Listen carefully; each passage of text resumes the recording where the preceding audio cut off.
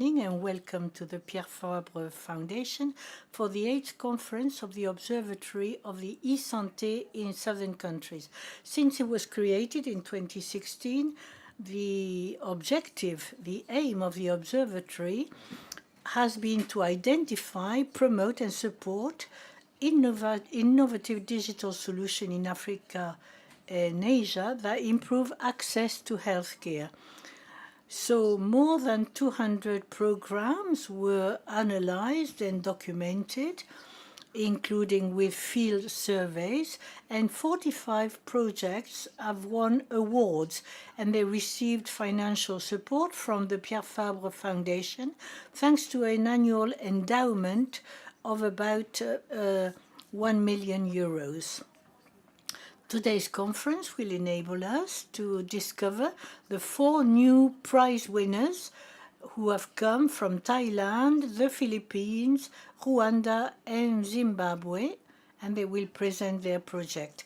The purpose of this conference is also to invite us to learn, to debate around a theme that crystallizes issues at the heart of digital health and global health. And this year, the theme is gender equity and the role of the digital world. An international panel of speakers coming from various countries will share their expertise and their best practices from the field. By gender, we mean the roles and representations which determine the behaviors, the activities, the expectations and opportunities of men and women in a given social-cultural context. So why this choice? Because gender is a determining factor for inequalities in health, both on its own and in association with other health-determining factors like socioeconomic status, the age, ethnicity, disability, environment, and so on.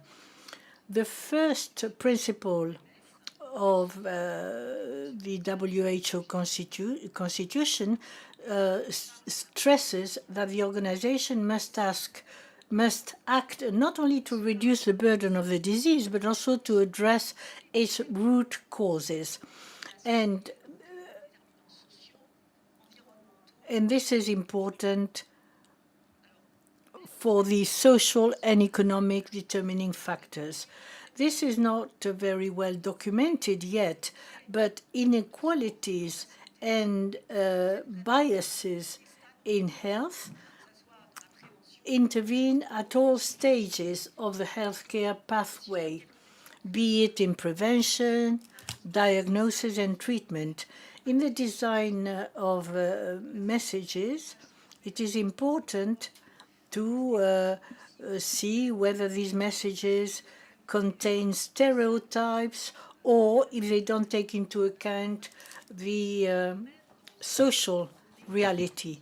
In the collection of medical data, we will be able to build the algorithms for diagnosis. And if the women are not sufficiently represented, the tool will not be adapted for half of the population. And this data, the day of tomorrow, will fuel AI solutions. And finally, also in terms of governance and follow-up, we know that women are underrepresented. In this framework, we are all going to focus on what we call sexual and reproductive health and maternal and civil and child health, because these are real challenges for countries which have limited resources. Let us remember the data concerning maternal mortality. At the end of 2020, the WHO estimates that there were 287,000 maternal deaths, and 95% of which occurred in low and middle-income countries in sub-Saharan Africa and Asia. So there is an enormous gap, and a lot of efforts must be deployed to improve access to health for these women. What about the digital systems in all this? It may be a solution, but it can also be a factor of exclusion. There is what we call the digital divide between the North and the South and between men and women. There are about 900 million women who do not have access to internet, and 2/3 of them live in low or middle income countries. So the main question is, how do we make sure that the digital solutions of today and tomorrow do not duplicate the existing barriers, but on the contrary, they enable us to fight against the barriers, they increase women's autonomy, and to combat health problems. So these issues we are going to debate upon today, and as we are at the time of Nobel Prize winners ceremonies, Einstein used to say, if I had 1 hour to save the world, I would take 55 minutes to define the problem and 5 minutes to find the solutions. So saving the world is not possible for us today, but we can contribute to the definition of the problems and to advance our cause. I wish you all an excellent conference, as participative as possible, and I thank you for your attention. Thank you very much. Béatrice Garrett, Director General of the Pierre Fabre Foundation, and I welcome you all to this e-health conference, which is being held here in Lavour. Some of you have come from very far away, Asia, Africa, and Europe. So thank you for taking the time to come here. And welcome to all those who follow us at a distance on social media in French or in English. You can choose the language of your choice. And we greet the digital campus of the Francophonie University Agency.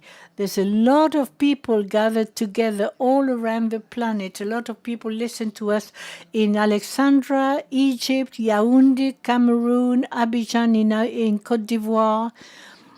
And special greetings to Tananarive in Madagascar, in Thailand, where students listen to us from the university. We will go to Lomé later on, to Lomé and Vassian in Laos, where all the teams are gathered together by the Pierre Fabre Foundation.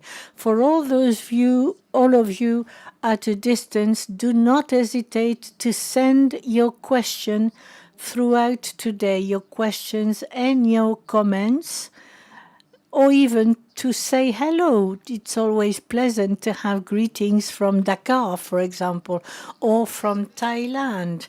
And you can bring your sunshine to us here as winter is coming. And this reminds us that we are an international community working together towards better access to health. This is the theme of today. How can e-health tools and digital systems can foster gender equity, more equity between men and women?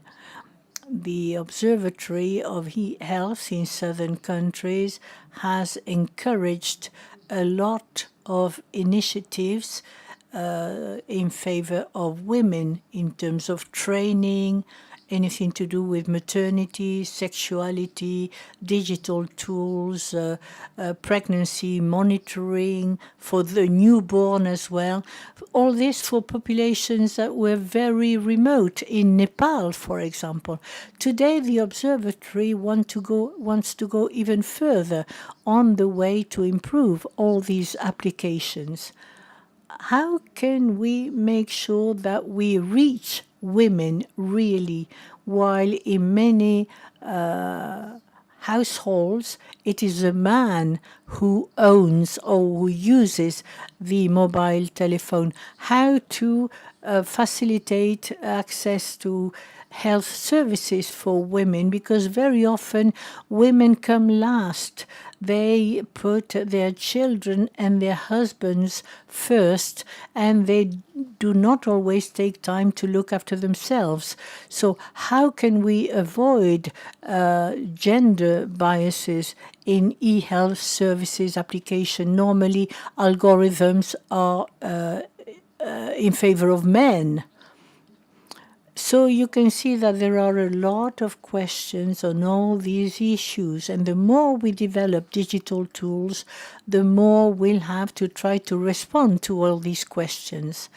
So to start today, Renu Khanna, co-director of the Society for Health Alternatives, is going to take the floor. She is member of the advisory committee of WHO, and today she is going to give us an update on equity and gender issues.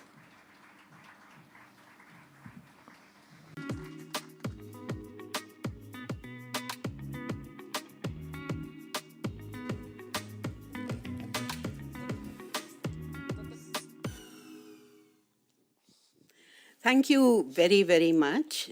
It's a real privilege for me to be here talking to you about gender and health. And it's a great opportunity for me to learn about digital health and gender equity in digital health with some of you who I recognize as global leaders in the area of gender and health. So I have 15 minutes, and I'm going to request you to warn me when my time is about to get up.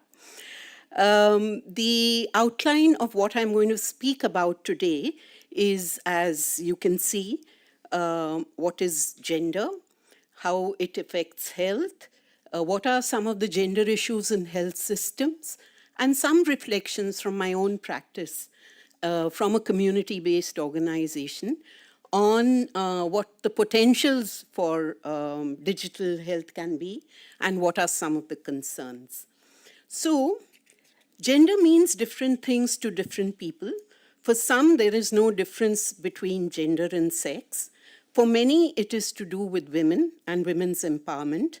And for others, it may be about gender identity, sexual orientation, or sexuality.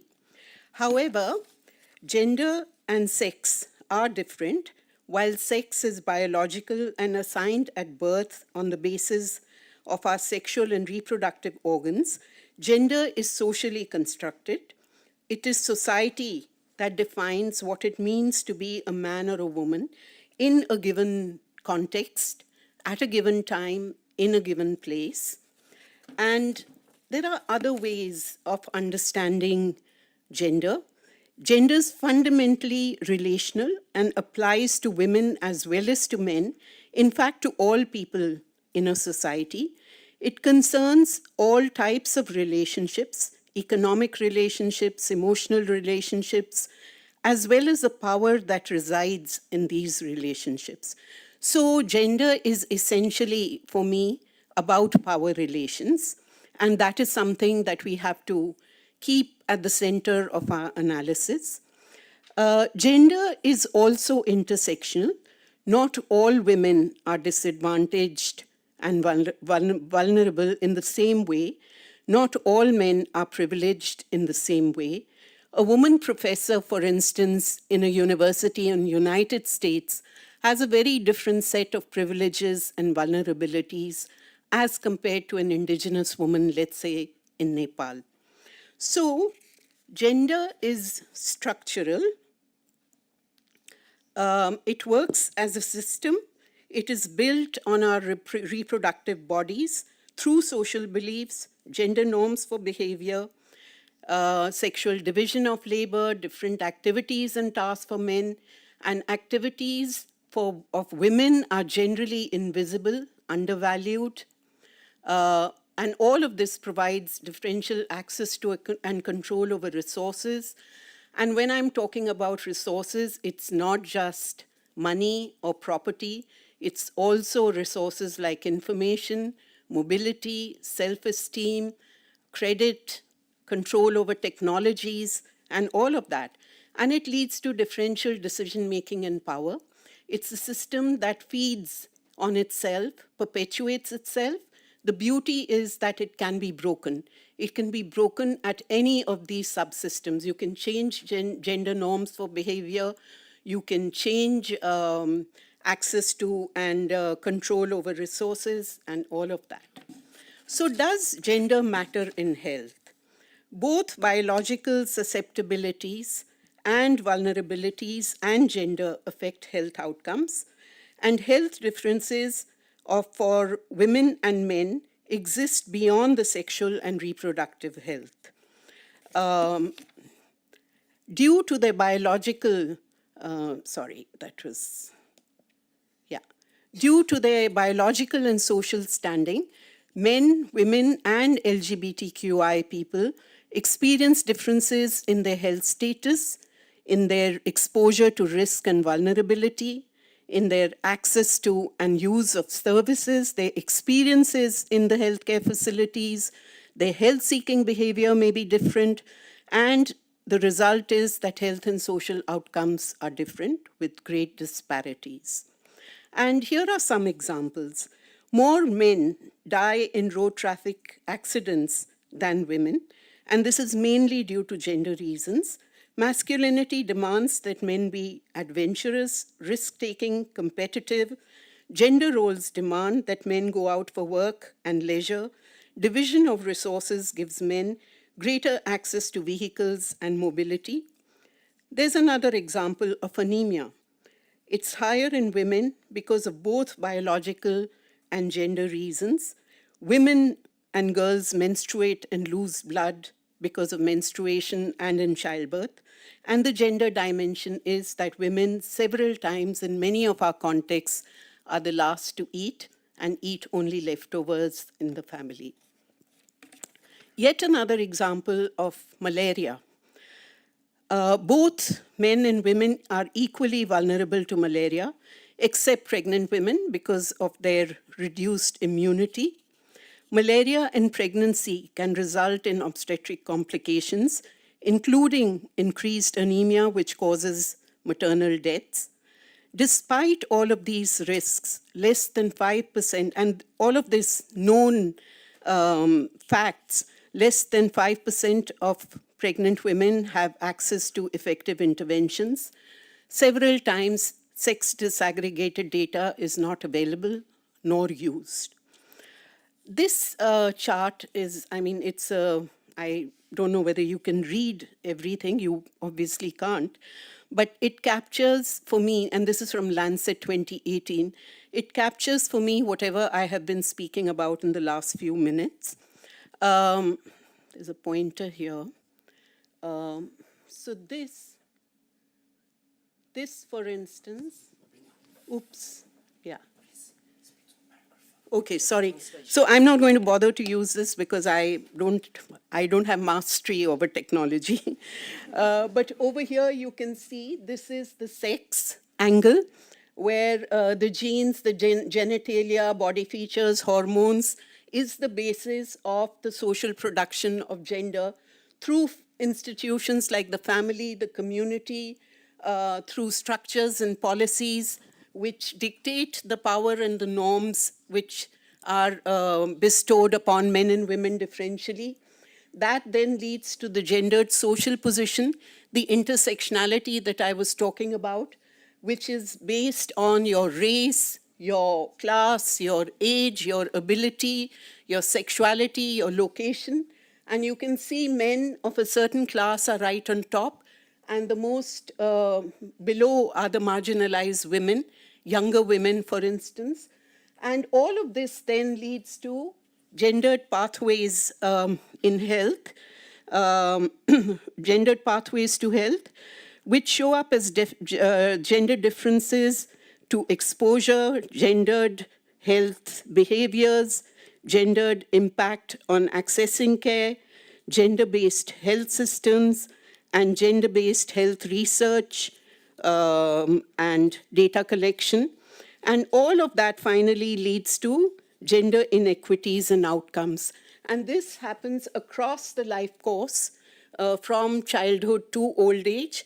And another concept that's captured here is the concept of cumulative burden of all of these deprivations, which result in the embodiment of all of these disadvantages. So what are the gender issues in health systems?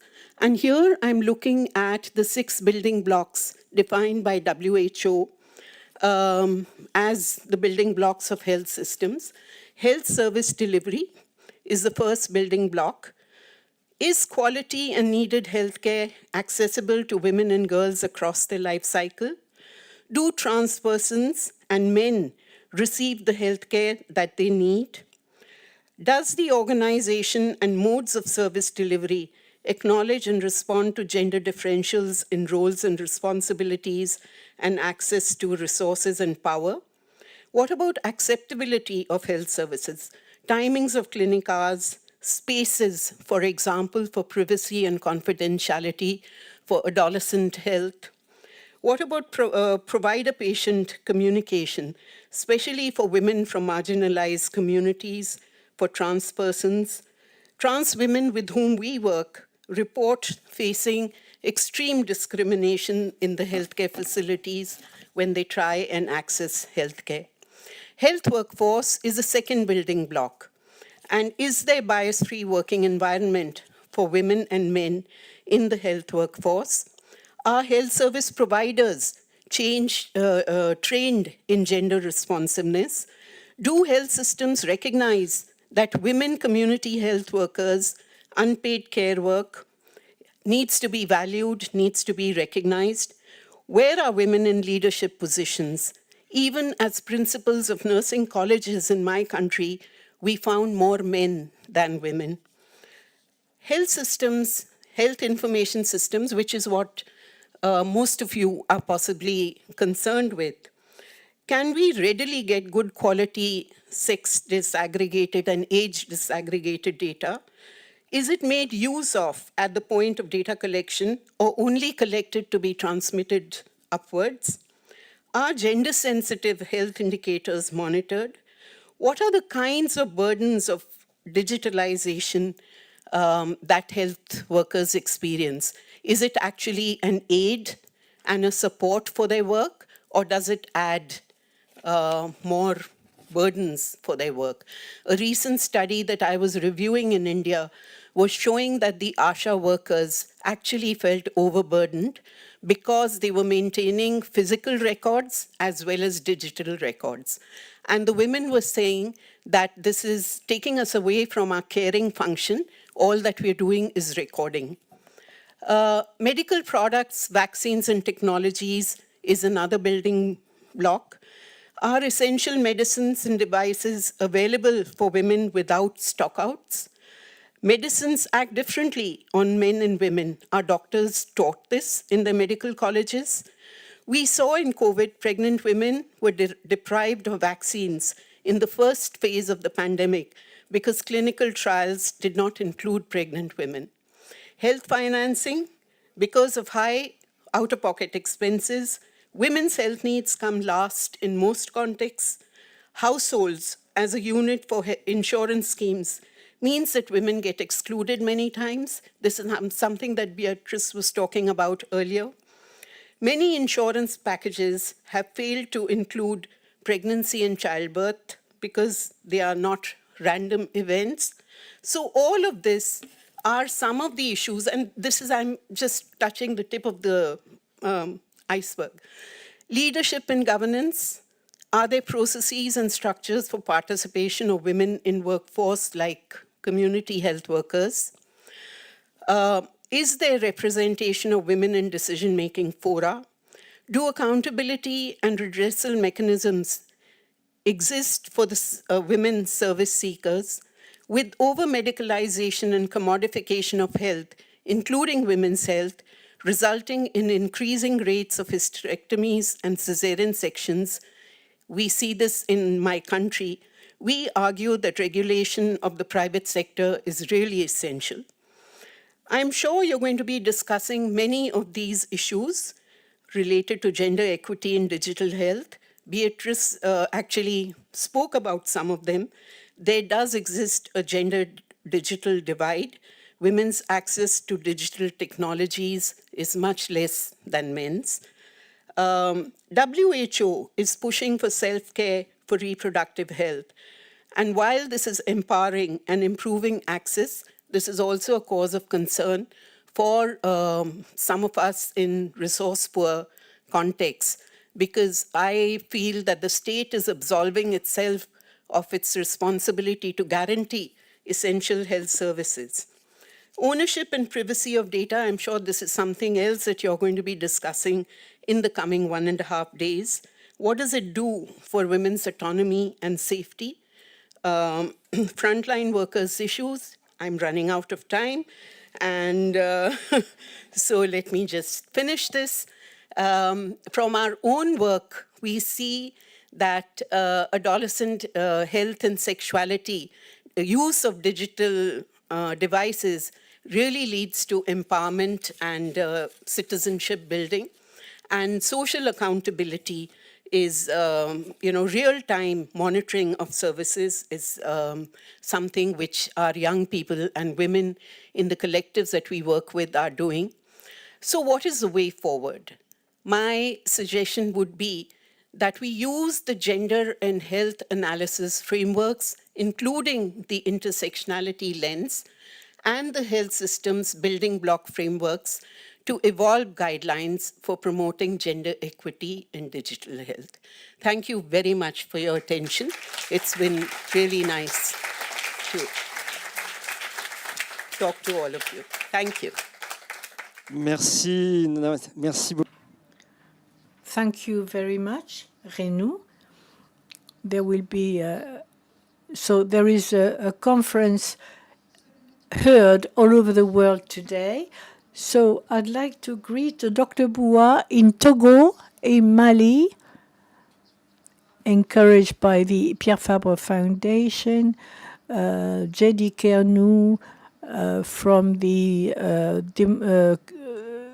RDC, Lomé in Togo, Guinea is saying hello to us as well, and also Paris, Eric in Paris sends us his best greetings, and to Beatrice Garrett, the director of Pierre Fabre Foundation.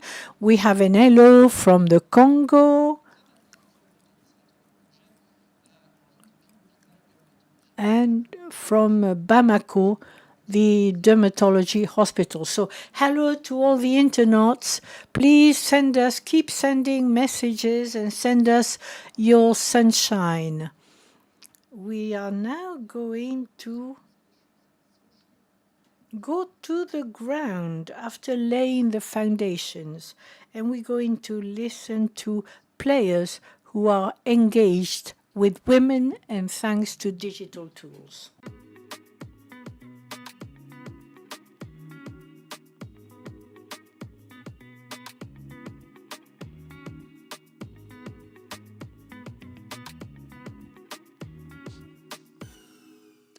Et pour cette première table ronde, vont me rejoindre. First roundtable, Misha Karwal, who is head of the Center for Innovation for Digital Health.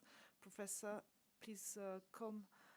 She's associate professor to the Health Medical School, Johns Hopkins in Baltimore. Please give her a big round of applause because she came from the United States to take part of the meeting of the e-health observatory, and then on the other side of the planet from Europe, Aparna Edge, who is joining us too. She's urogynecologist at the Hospital of Bombay, and she's still working there. She's working as a gynecologist. And then you have founded the NGO AMAD in India, who uses many digital tools to come and support pregnant women and newborn babies. We're going to come into detail into that in a few minutes. In duplex from Geneva, from the World Health Organization. We have Tages Tamrat. I think she can hear us. She's a scientific expert, and she's going to tell us about a technical brief on artificial intelligence for opportunities and links for health.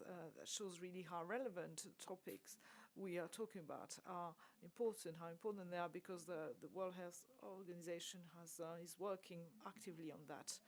And then Caroline Perrin, who speaks, she's a German speaker, but her French is remarkable. Caroline, you're the executive director of Genie for Digital Hub. What is this structure in Geneva? Can you tell us more about it, please? It was co-founded with the agency, but the work is supported on the 20 years of implementation within different contexts of health. Thank you. You can tell us how you work to try to find proof of efficacy and non-efficacy for health in women. Aparna, I'm going to speak to you first of all. With the ONG you have founded, you work in India with mothers and their young children, and 2 children are really dying. 2 children age of less than 5 years are dying every minute in India. Pregnant women can be not have the right follow-up in terms of health. Sometimes it's just a lack that hasn't been detected in a pregnant lady, so that the pregnancy doesn't go well, and you have social and medical workers who go at the women's places. I mean, it's very easy. We have images here, and it's good to see what it looks like in real life. Those social and medical workers, they have digital tools with them. They have also a telephone platform, and you have WhatsApp loops or information for women. So I won't say it's wonderful, but many other NGOs are proposing this kind of tools in their countries. But your difference is that your tools were designed for women. What does it mean concretely that they were designed specially for women, digital tools for women? Yeah, the way we work is that we have a very grounds-up approach. Community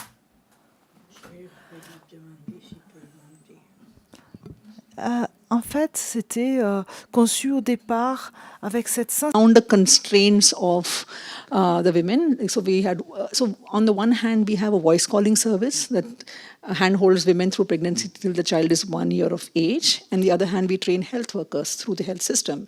And we're through the country. We have at least 50 million women. Now, the thing is that earlier we would kind of work around the constraints that women faced on the ground. But what we realized was that it is not just enough to give information.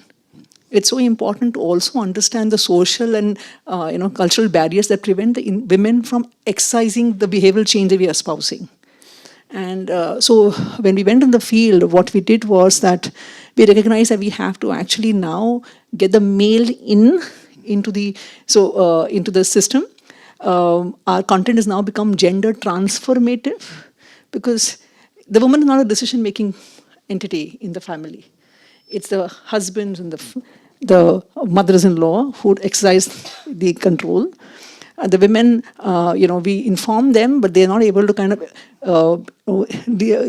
act on it, because at the time of decision-making, the husbands decide what will get done and not done, right? So now what has happened is that it's actually the women leaders in our team that understood that we have to make a gender transformative format that now the family, the husband and wife together are the ones who we address in our content.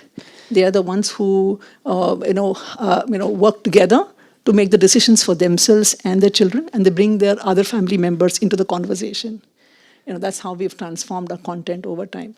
So the men don't get involved only when there is, a crisis. They are engaged from day one. They are involved in the continuum of care, and also that they ensure that they engage with the wives in shared decision making, that the husband and wife together, decide for themselves and involve others when required. So this came in only because of the fact that we had, a team involved women who understood the constraints in the field because they were facing the same constraints. The field force who were engaged in the content creation process came up with this understanding from the field, and that led to this change, which is gender transformative. And this has now been adopted by the government of India now. Yeah.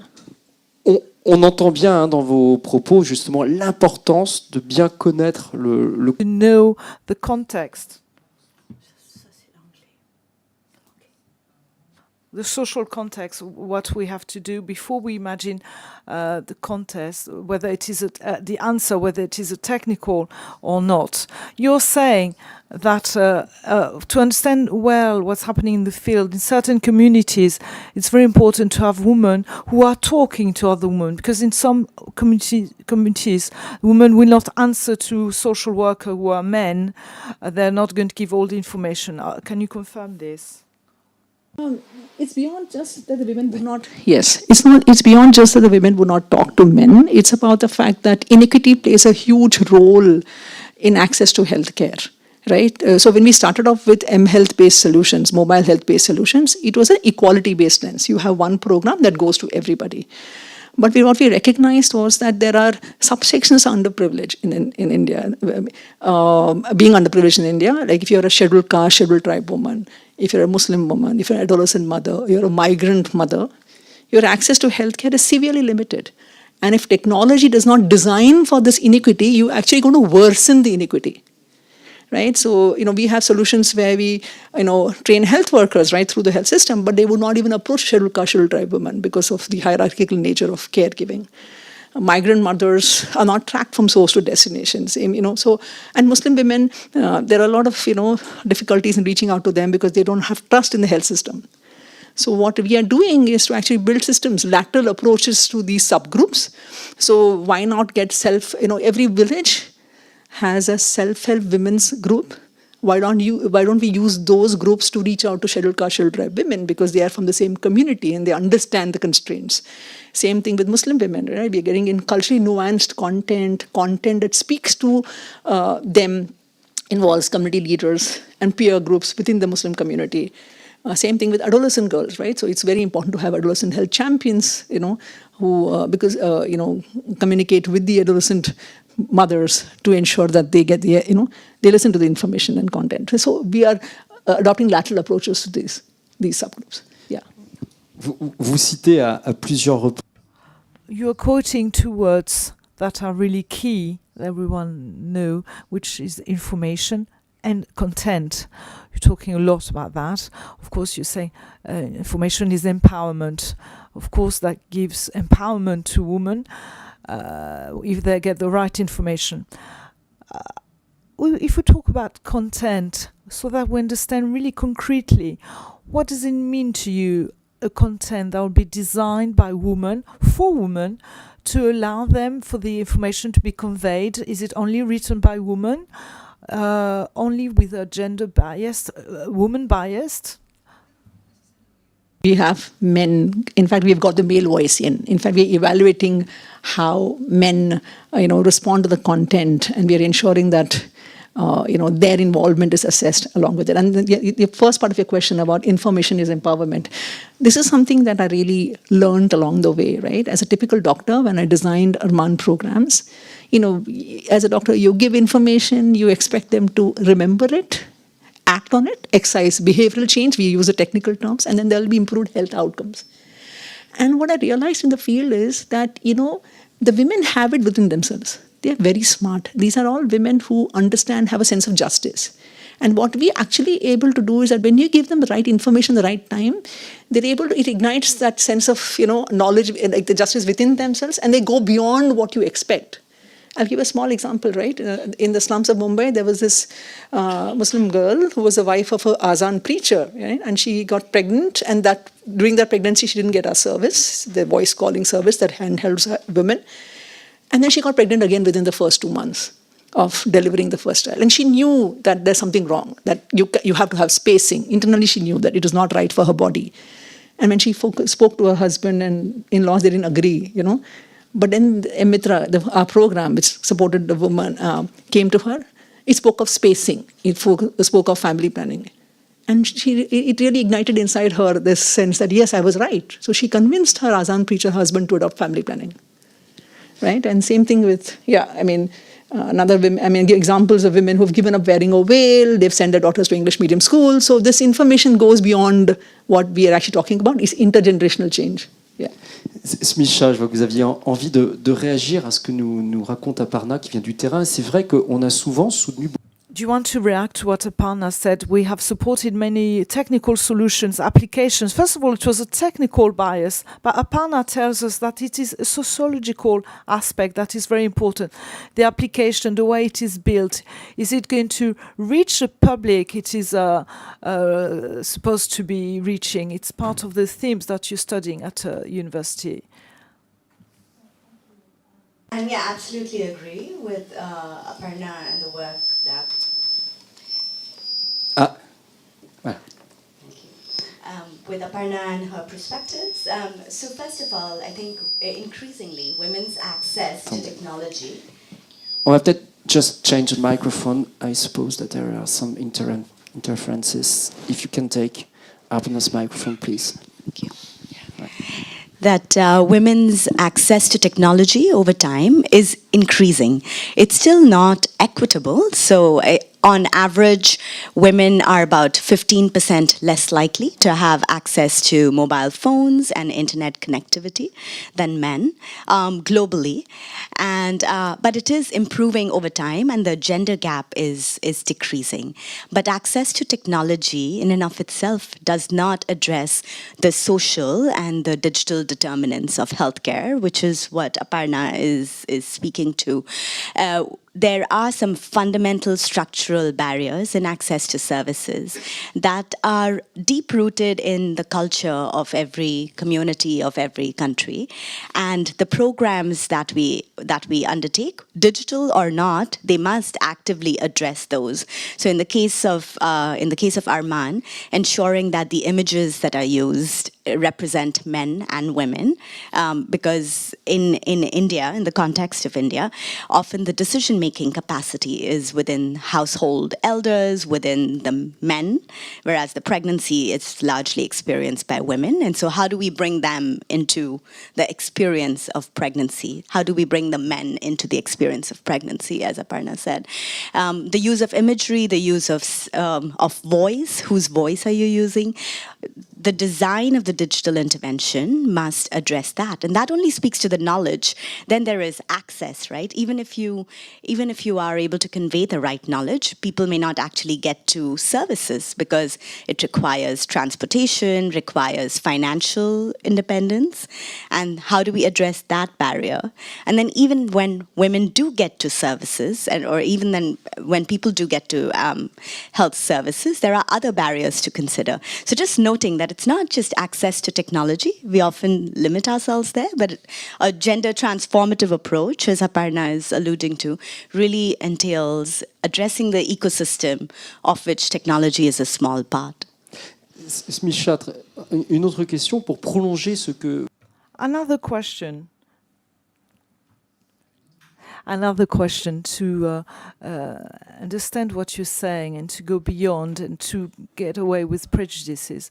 We thought that if we had applications on mobile phones, we would get directly to the end user, in your case, woman or young woman, and that we could talk about everything and address all messages and all news to these final end users and all medical results, as imagining they will all receive the information on their mobile phone and that it will be confidential.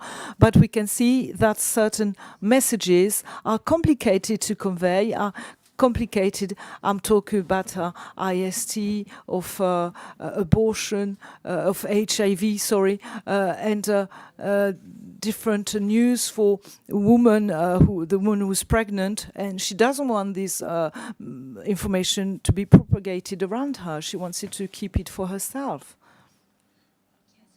absolutely. The issues of access and privacy and security must be considered in designing digital interventions.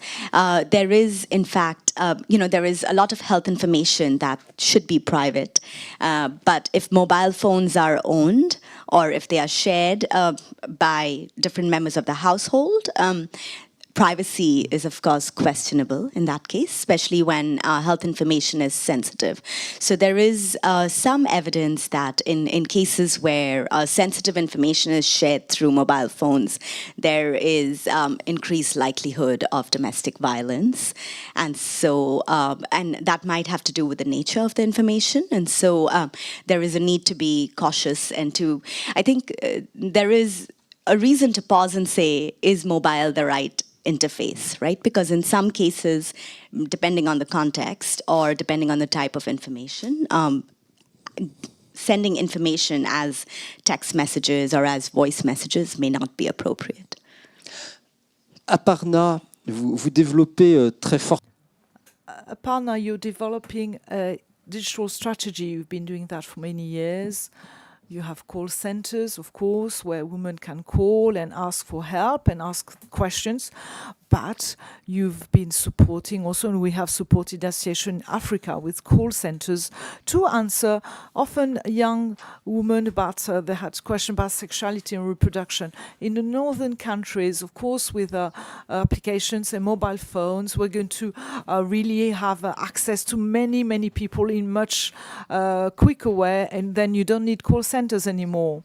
How do you think you could balance your strategy between the voice, the call center, and the digital?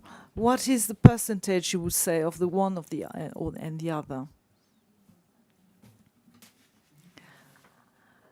Yes, what the question is, call centers might disappear because now you have applications directly sent and text messages sent directly on mobile phones.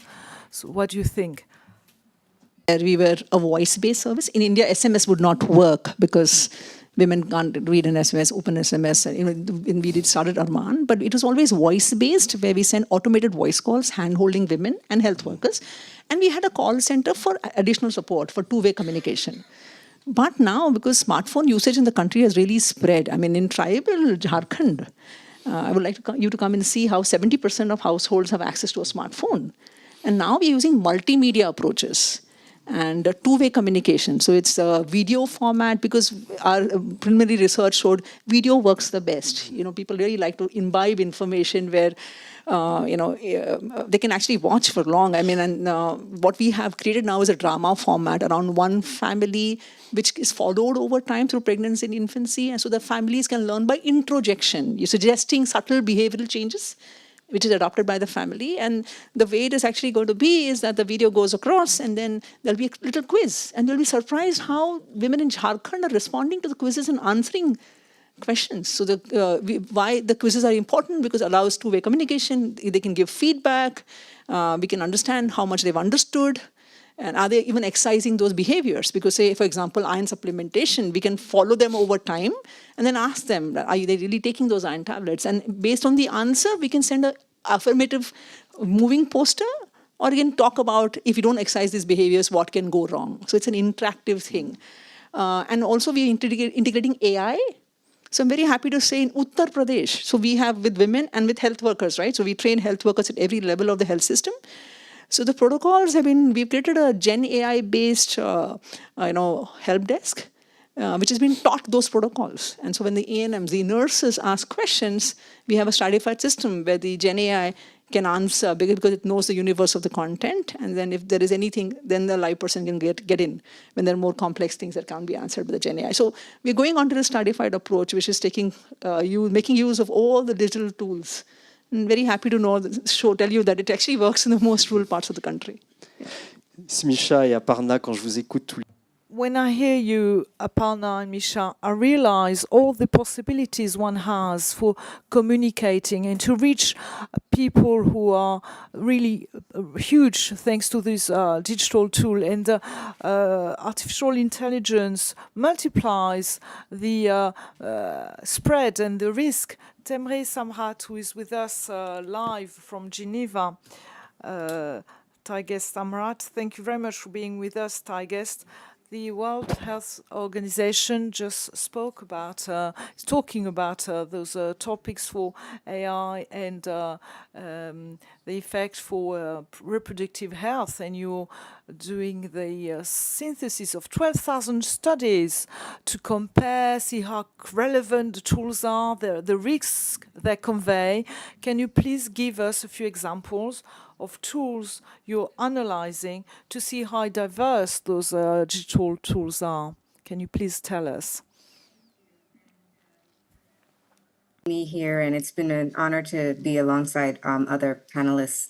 So AI, as I think all of us know, has been a big buzzword over the past few years, and it has huge implications in sexual and reproductive health and rights because partly, as was mentioned, it's a great way for people to access information. There's a lot of stigmatized issues or issues that people may not talk about publicly or easily access services on, such as family planning, STIs, even pregnancy care and other issues. So, we've been seeing a rise in chatbots, not necessarily AI specific, but more recently because of Gen AI, as was mentioned by one of the panelists, we've been seeing a huge increase in the development of chatbots so that individuals, particularly young adolescents, people that are seeking information can, have some perceived an anonymous way of being able to access information.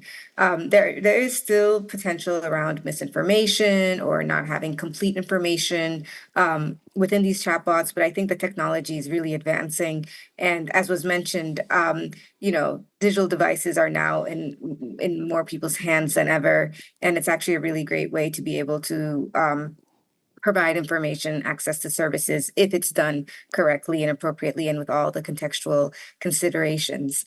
Another big area that we're also seeing is in being able to analyze ultrasound images. So this has been done, I think, a lot with telemedicine, being able to share images back to people that may have more skilled professions in being able to analyze ultrasound readings in maternal health. But I think now there's increasing experimentation.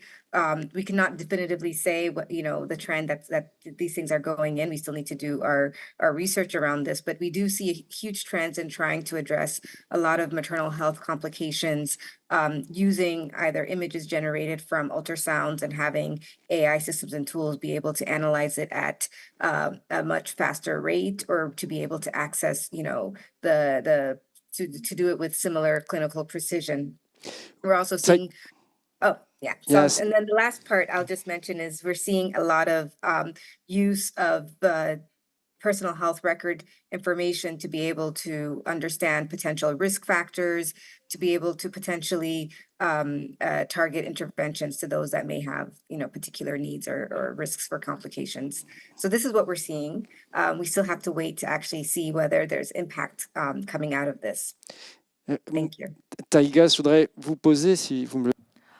Taiga, I want to ask you two questions. You spoke about chatbots, and they are very present in the study, in the technical brief you are sharing with us from the World Health Organization. And then it is a wonderful tool, the chatbots, to answer massively to mass questions, but be cautious because we have risk with the answers we send to young people. I'm a bit naive, but I thought, who is going to give fake answers and to say to chatbots to give fake answers for young population? Who would think about that? Can you please tell me more? Thank you. Yeah, so there's two ways. I mean, there's several ways this could happen. One is what we call misinformation, which is that maybe the chatbot could have hallucinations, which is, it thinks it's giving you the right information, but it may not provide the right information just unintentionally. So there's that aspect of misinformation where it's not, actively lying, but it may think it has the resources. And if it's particularly with generative AI, there are these things where it thinks it has retrieved the right information to respond, but it's not really correct. And you really have to make sure that you can decipher decipher what is true, what is correct and not. And so there is that risk for people that don't know enough. This happens to me even with ChatGPT. You can get something that doesn't actually correspond to what you were looking for. And that's what we kind of call hallucination as well as misinformation. On the other hand, there's also something that we call disinformation, and that is where there's intentional. So it's not just an error or a bias in how the information is coming out, but the disinformation is where it's intentional. So this could be because of areas like sexual and reproductive health, where there's also politics around abortion and other sensitive areas. There could be potentially an intention to want to dissuade people to say, oh, you know, this population shouldn't be using these types of methods, when, you know, and just intentionally putting that out there because of other beliefs that are there. And, you know, as was explained earlier, the social and cultural dynamics and ideologies that may be there. So we have to distinguish between the misinformation and disinformation, one being intentional and one being just unintentional. Maybe the system hasn't been advanced enough. But all this to say that in sexual and reproductive health, I mean, there is a lot of different thoughts. Should adolescents be using certain contraceptive methods? No, yes. And so there could be a way that the system is designed where it's kind of intentionally misleading the outputs that could come out of it. Ouais, As an passionnant. example. Ouais, passionnant ce que vous nous dites. It is fascinating what you're saying to us, but it is frightening to think that chatbox answers massively to thousands of young people and 100,000 and millions of young people. We don't know what the intentions are, ideas with a contraceptive method. They give disinformation and fake news, and they say that if certain contraceptive methods will make men sterile, for example. So what about safety of data that are collected from women? You're reminding states, NGOs, big actors and stakeholders to have the right intention. Not just the South countries, but also North countries. Data can be sold, and we have to be extremely careful because it could be really disastrous for women. It's you know, we shouldn't throw, as they say in English, the baby out with the bathwater. There's still a lot of great advantages to being able to potentially access information in this way. And if it's as well accompanied by other interventions that can really ensure that people are getting the services and it is being impactful. But there is, you know, particularly I think in the high income countries, maybe there is this risk of wanting to use the data to be able to sell it, to be able to commodify and, you know, maybe use it for other marketing purposes. It could be used to market pregnancy tests or other things like that. Or it could be shared with others and people not having the awareness of where their information is going. I think, you know, AI is largely powered by data. And so we need to really think about how do we also ensure that there's protection of that data.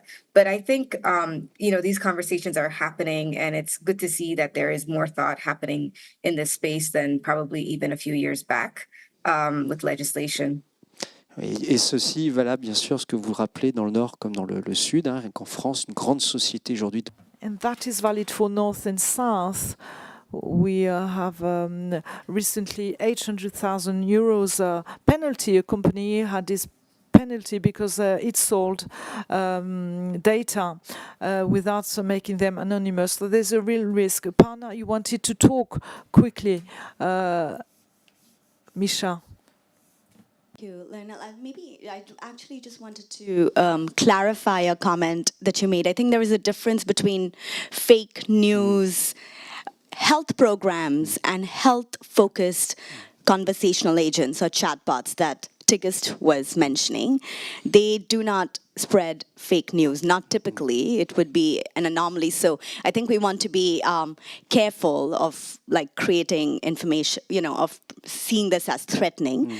Most health programs have some level of regulation where hallucinations are very much actively being thought about, and there is very much consideration for what the chatbot is responding with. In fact, most health-related chatbots are not AI-based. They are, in fact, they understand the input based on the use of AI, because what it has the potential to do is change the power dynamics, right? Parna started with saying that as a doctor, I'm told what to tell the patient, right? And the doctor decides what the patient learns. A chatbot helps reverse that power dynamic, where the patient can ask freely in the privacy of their space what they would like to know, right? What they would like to know. They can ask in their normal language. The chatbot can understand that because of AI. In most cases, the responses are not AI-based. They are vetted, like in the case of Arman, right? They come from a library of responses, and so they are not just telling you you'll go sterile or some, such information like that. They are vetted and they are appropriate responses. So just want to be careful about how we are presenting this. Yeah, effectivement, il est d'autant plus important de bien classifier.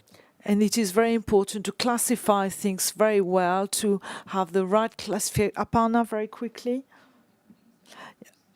For example, in our Gen AI chatbot support, the universe of the content is very clearly defined by us. We created the protocols, and the chatbot takes the content only from that universe. And it's verified information completely, so it's not misinformation, and the hallucination is not there because of the fact that the universe is defined. And then obviously, it does have a library of answers. It also can create its new answer, but then it's verified by a live person sitting behind, right? So there are all these checks and balances in place. Yeah.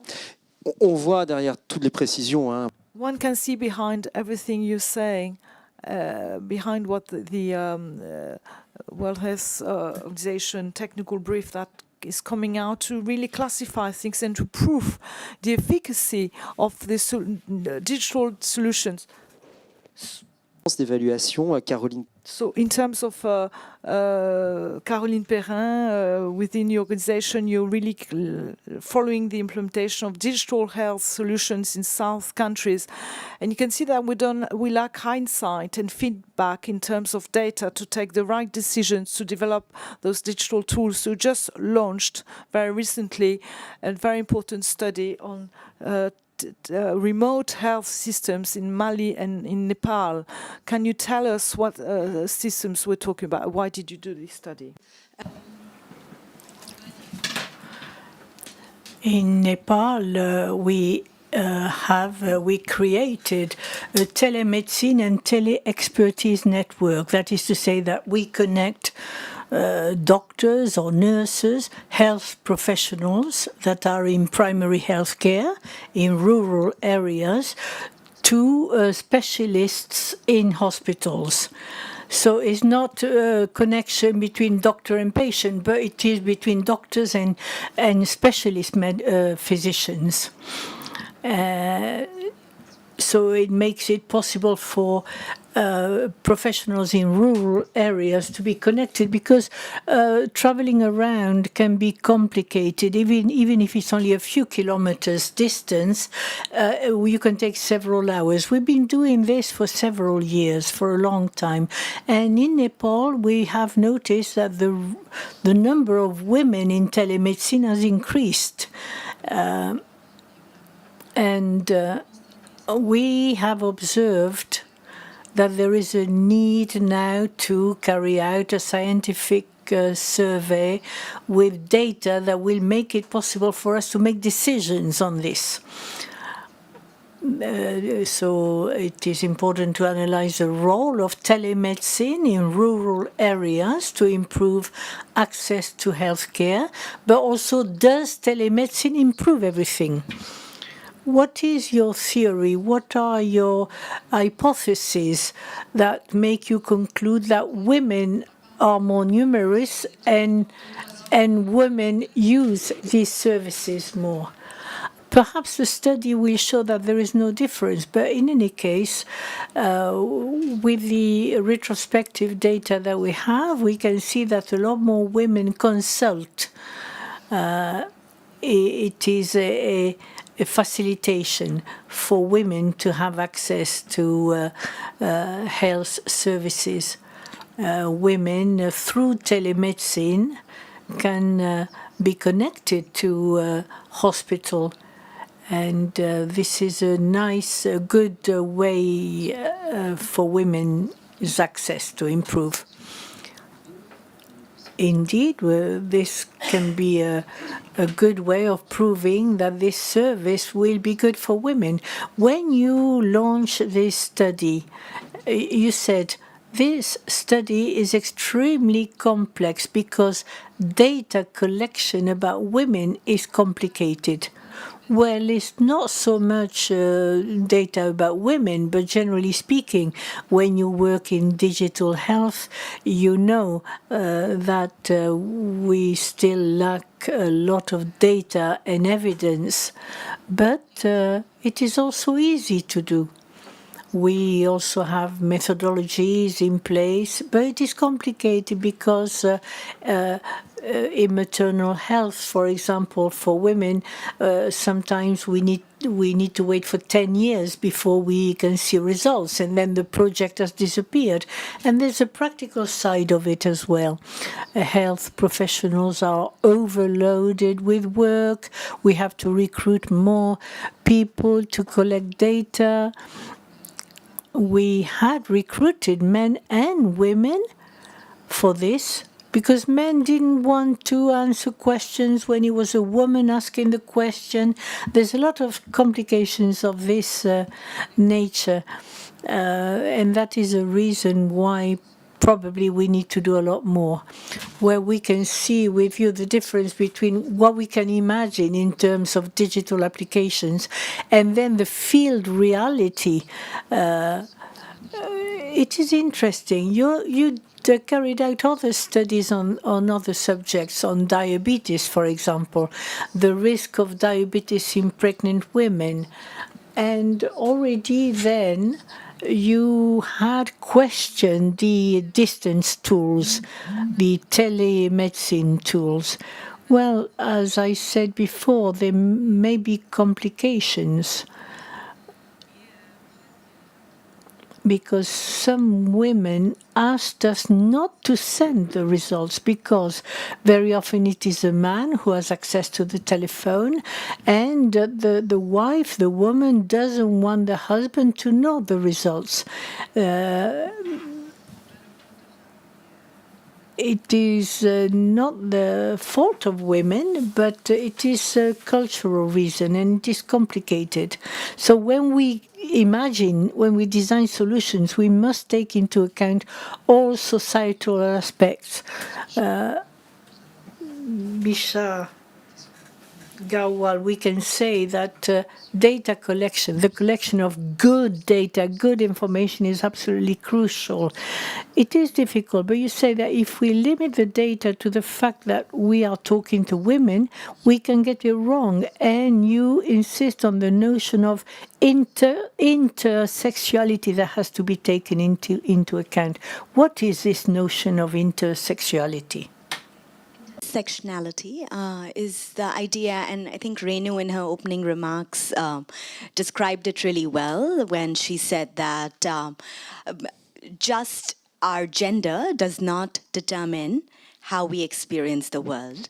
As a US-based professor, the gender dynamics that I experience are very different than who I was. I'm not disempowered, right? But when I was in India as a social worker, it was a very different gender dynamic and environment that I experienced. So it's not just our gender, but a combination of a multiple factors that really determine it. So when we are gathering data, often in the digital space, it remains about women's access to phones. But a upper caste woman in Renu's example versus a different caste woman who are considered lower on the spectrum in the Indian society, their access, their financial capacity, their literacy, everything all of those factors determine how they experience the healthcare sector. And so as we're thinking about data, continuing to gather information about digital literacy, socioeconomic status, educational attainment are all important dimensions which even within the same gender affect people differently. And that's the intersectionality. Aparna, vous souhaitez compléter? What was the question? Yeah, vous vouliez Would you like to complete what Ms. Misha has just said? But one more thing I want to talk about data collection from the gender perspective, and this is something I've learned as an Urban founder. You know, when you have child health, we used to look at child health data overall. We didn't stratify based on data. You mentioned it. And I was so ashamed of it, right? Later on, we realized that more girl children suffer from chronic undernutrition than male children. In our programs, we are now tracking that. Unless you track that data, you're not able to go and improve your data, right? So we're tracking how the girl child does with respect to the male child. We look at the nuances or determinants of their lack of access to care. And that has helped us improve our program tremendously. But it didn't start off like that, you know, and it's a learning process for us also. The gender plays such a big role in. And also, like I said, earlier, when talk of based gender data collection, we would only speak to the woman earlier. When we were doing our evaluation, it was only women we were asking questions on behavioral change. And now we realize that we have to speak to the husbands and the family members to understand the reasons for lack of adoption of behaviors. Aparna, ma toute dernière question, mais je voudrais qu'on reste un tout petit... My very last question, Aparna, for you. What about men in all this? What do we become? What is of us? Men, do we have to leave the room? Do we have to become invisible? Or do we still have a role to play? Role to play because of the fact they are the ones who actually hold the decision-making key. So one thing is, earlier, the way we are transforming our programs is that earlier, they were the ones who were just coming. They were disinterested partners. Maternity or child health was a woman's domain. It is not a male business. But then they would come in when decision-making was required, when there was a crisis, like heroes. But the thing that has to change, and that's what our content is moving towards, is that it's a husband and wife together who are pregnant. Is the child is both of theirs, and also they have to be engaged in the continuum of care from day one. Right. So, and second thing is that the husbands have to also understand that the wives have to be partners, equal partners, the shared decision making. So the content, the way we have got a kind of device is that by introjection, they learn how to involve the wives in that shared decision making process. So it's a husband and wife together who decide for themselves and their children, and then involve the family members as and when required. So then the primacy of the woman and not the mother-in-law, becomes, Yeah, and third thing that we're doing, it's also a patriarchy thing, right? A lot of the women have imbibed those patriarchal gender norms. So the mothers-in-law, the way they behave, and media always stigmatizes those women, right? If you look at Indian media, the mothers-in-law are stigmatized, right? It's very horrible, right? It's the way they talk about the very bad mother-in-law. But then what we've done in our content is to have an informed mother-in-law who's involved, and who actually helps the husband and wife in their decision-making process in a very positive manner. So women will learn by introjection. And mothers-in-law would like to be like that mother-in-law. Et si j'ai bien compris, So if I understand well, this perspective, associating men a little more in this gender transformative process, it is something that you've seen for a few years in your country? It is a novelty? A novelty, and I'm very happy to say that we run Government of India programs. And just last 2 weeks ago, we got the permission for this content to go through the country. And in a patriarchal country like India, to have Government of India programs speak this language is a very big deal. It's been so heartening. It's at the basis of all, that we need to do in the gender work. Right? There's a long way to go, but it's great that the Government of India has accepted it. Yeah. Merci à toutes les quatre. Thank you very much to you all. Stay with us. I think they deserve a round of applause. We can see that it is important to go on the ground and to to do the last mile to understand how digital tools can be developed. If you have any comment, any question, please prepare them, send us to them in writing if you are at a distance, or if you're in the room, we'll pass a mic around so that you can ask all your questions to our guests. I suggest we go to the other end of the world, to those who are listening to us from very far away in Laos. Chan. Chan is a coordinator in Laos for the Pierre Fabre Foundation. I hope you can hear us. Chan, can you receive us? What time is it for you? And what's the weather like? Make us dream. What time is it and what is your weather like? We can see you, Chan, but we cannot hear you.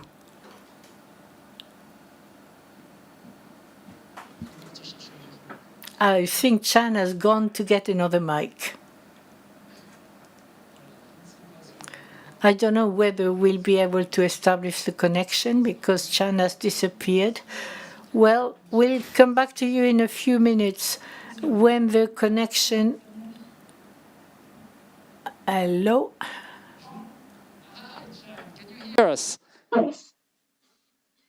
Bon, on vous retrouve d'ici.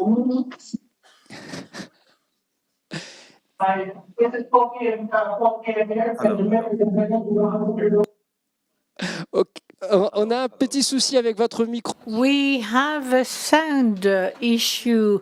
We'll come back to you in a few minutes to see if you have any questions to ask our guest speakers this morning. Madam, who would like to ask a question from the room? Are there any questions for our guests? Jai. Parna, very heartening to know that Government of India has accepted your Arman program. So what it takes for you to actually scale this up pan-India?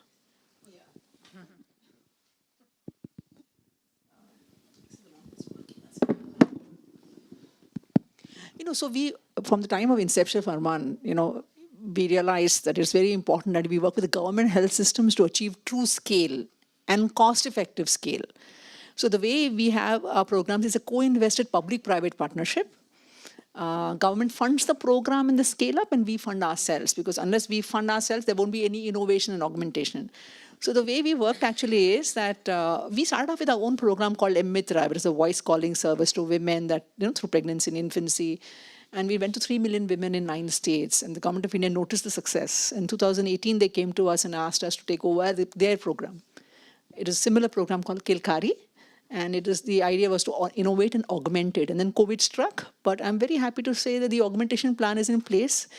And now we are going, so the thing is, in the digital space, you have to keep pace with the changing norms of technology use of the women and families themselves, right? So, India has become, the spread of smartphone is significant, right? It really allows two-way communication and multimedia approaches. So we've got the permission to go ahead and do that. And now we are going to have increased emphasis on high-risk factors in women and children and equity encumbrance. So if you've got a high-risk factor or equity encumbered, I spoke about the 5 subdivisions like scheduled caste, scheduled tribe, Muslim women, adolescent mothers. And we are hoping to have increased targeted approaches, lateral approaches, two-way communication, hand-holding for that inequity or risk factor.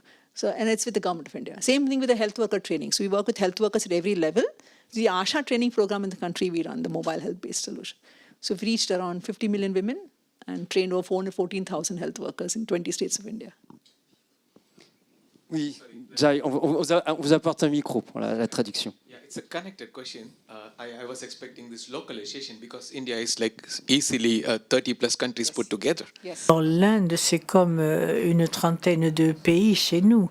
Et donc, il vous faut, et plusieurs langues également, donc il vous faut vous adresser aux patients dans leur langue. Right? It's not only the language, so even different languages, and in fact, many dialects.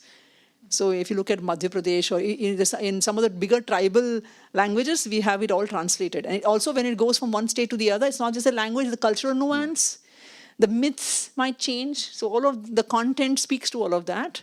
And like I said, for Muslim women, we also have culturally nuanced, content that speaks to their cultural influences, etc. So it's very tailored to the ground. Je prolonge votre question déjà jusqu'à Genève. I asked your question to Geneva, the question of the language, the model of language, the ability to translate from one language to another, but while taking into account the cultural specificity. You take this into account in WHO, don't you? And I think it's something we need to do more of. But I know particularly there's been some thinking around large language models, of which bots are that chatbots use, and there's some specificities that may not be easily translatable, and particularly in areas of like reproductive health, talking about body parts, etc. And the way you communicate it, there's a lot of cultural nuances that vary beyond even just the direct language translation, which is something that we're trying to understand a little bit better, just understanding that in AI, the machine may not be able to readily understand those nuances, and there needs to be some work to be able to make those linkages. And there's been some great work happening in Kenya with Jacaranda Health and others, where they're really trying to go a little bit deeper into making these translations for languages such as Hausa, Swahili, Zulu, etc., where the direct translations may not be always appropriate, and you need to get to that additional level of contextualization, or what they call transliteration. Thank you. Quelque part, vous me rassurez dans ce que vous dites, Taga, ça veut dire que l'humain a encore quelque chose à jouer dans cette histoire-là. D'autres questions, d'autres remarques? Monsieur, messieurs, on vous apporte des micros. Could you introduce yourself when you ask a question, please? Hear me? I'm speaking in English because my question was to Aparna. Yeah. I was definitely, through the discussions, I was thinking about the role of the mother-in-laws and how impactful they could be. At the end of your talk, you mentioned the question of the mother-in-laws, but I was rather thinking about the psychological mechanism behind the behavior of mother-in-law. Are you assessing it? How could you explain, or how they explain themselves, like 20 years before or 30 years before, they were like suffering some of the problem issues we are pointing, and later on, becoming mother-in-law, they are actually acting against women, against wives. This is more or less for me the question. What is the rationale? You'll be very surprised. I would like you to come to our field, really, what happens is women are voiceless. The mothers-in-law have really suffered a lot, as you said, and when you get their voice in, you ask them the questions, right? I mean, when we go into evaluation, we really actually talk to them also to understand in our preliminary research, and then even the evaluation later on to see how the program is working, their voice is taken in. And when that happens and they feel heard, there's a transformation. Secondly, it's a power dynamics at play, and that power dynamics is at play not just because of they think that way. It is a gendered thing inbuilt in them from years of patriarchy, right? It's that whole patriarchy. You might think that women work against other women. It's not that way. It's just been so imbibed and enforced by society. And when you discuss that, and you have the nuanced content discussing that, if you look at the content, it marries tradition with small modern touches. So if you look at the mother-in-law character, it has a lot of research has gone into developing the mother-in-law character, who is somebody who is modern yet in touch with her, traditional choices, but also recognizes that she needs to change with time. So hopefully by introjection, those behaviors, Yeah. La question universelle de la belle. This is a universal question about the mother-in-law in all the countries of the world. Another two questions in the room? Madam? Thank you so much. My name is Nelly. Nyasia from Kenya, and thank you to the presenters. My question, I don't know who this will go to. I worry when we think about digitalization, I worry about adolescent girls and young women. Yes. We are already talking about mother-in-laws, they are not married. We are talking about language, and I know, for example, in Kenya and across Africa, we have a language called slang. I don't know if we have such across other countries. This is a language that has been broken down that is both in Swahili and English, and thinking again about the health-seeking behaviors of adolescent girls and young women, and I talk this with a gender lens. They will be looking for this information in the middle of the night. How do we make this information digitally available for them? And also this information,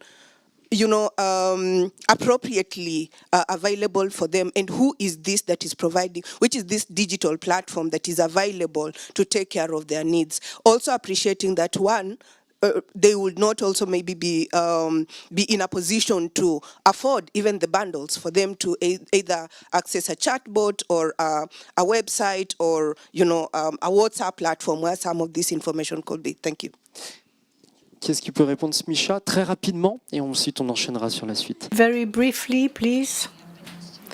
Very complex question, very briefly. So, but I think the access to internet connectivity and digital data, even amongst adolescent girls, is actually rapidly increasing. But you're right, it's not equal in all parts, especially not in rural parts of most countries. In urban parts, there is high accessibility, and there is a rapidly changing. There's a rapidly changing way in which people access information. Where in the older generation, people still need to see a face-to-face doctor. The younger generation is much more comfortable with digital services. I think there was a survey conducted of young people that suggested that over 65% of them, and this was in 6 sub-Saharan African countries, that said that 65% of them access mobile health services. And so a lot more research actually is needed to understand how we can make that information accessible to young people. And then, as I've previously mentioned, ways of like chatbot and online services, there's need for privacy, but it's also offering a really good advantage because there is some level of secrecy, which face-to-face services don't often have. And there's reduction of stigma in an online environment, which again, the face-to-face services don't really have. So a changing trend. Merci à tous nos intervenants de cette première table ronde. Thank you to all the speakers of this first panel. There's still a lot more questions, but we'll answer them later on. I'll let you go back to your seats. We have a very busy day ahead of us. We are going to continue now with another major subject, which is artificial intelligence.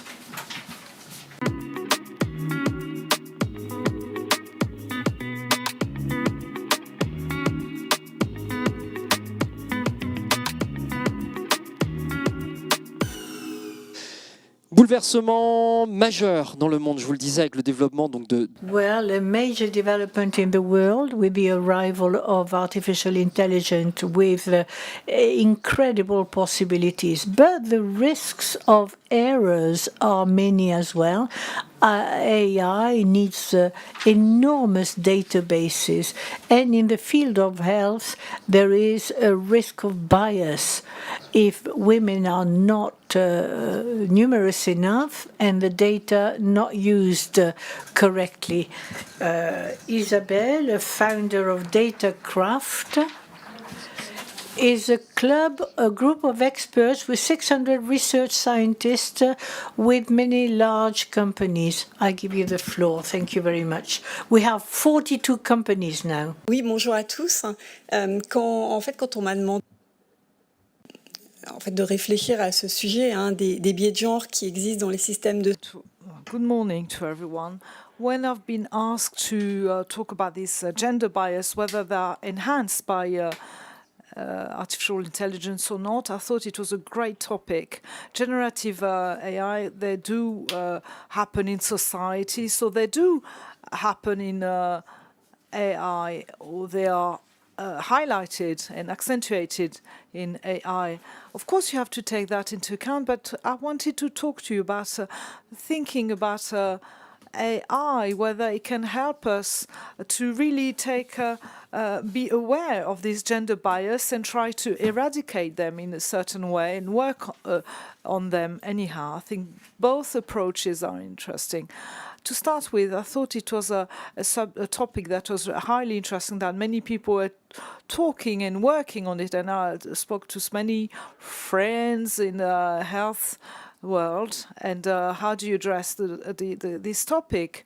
And health medical centers, I thought, oh, your subject is really great, but, well, we know it's a topic, but we're not tackling it. We haven't questioned ourselves about AI solutions that we're starting to use very, very modestly in most healthcare centers, but we didn't think about it in that way.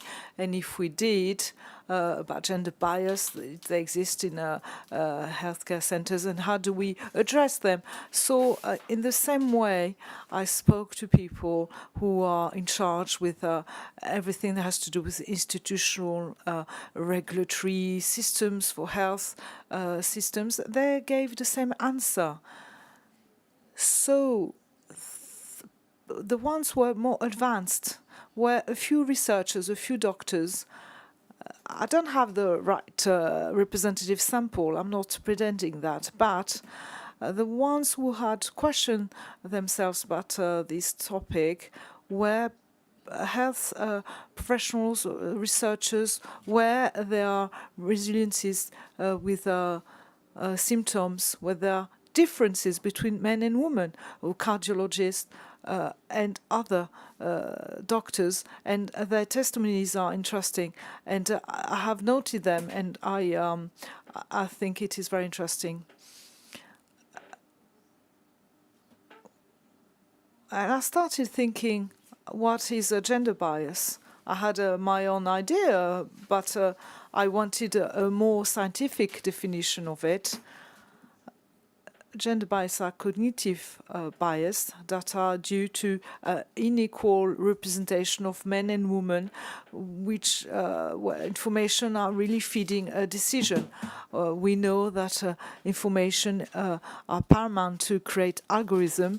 Of course, we understand there's a real issue here, and those prejudices, preconceived ideas are unconscious, and they have been building a long time on the basis of education, of cultural environment, but also through lived experiences.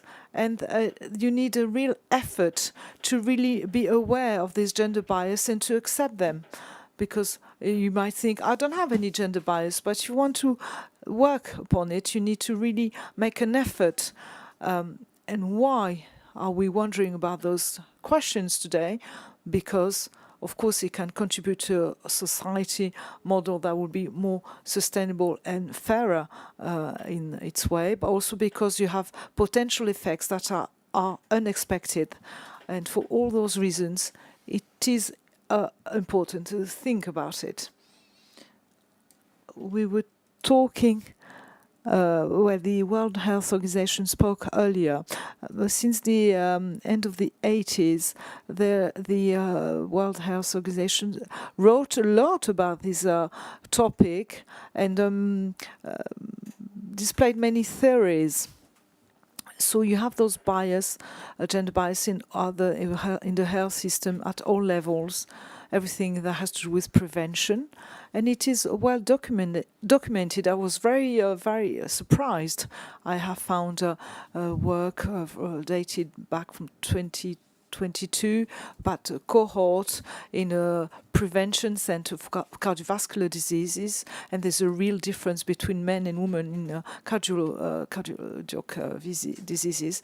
diseases, and there was an underrepresentation of women in the cohort, and really it is something that is quite usual, even if we see that many efforts have been done since the end of the 90s to try to balance this those differences, but everything has to do with cohort. Well, the study group, and it applies to gender bias, but for all kind of bias, you can see that the representation of the group is not well balanced.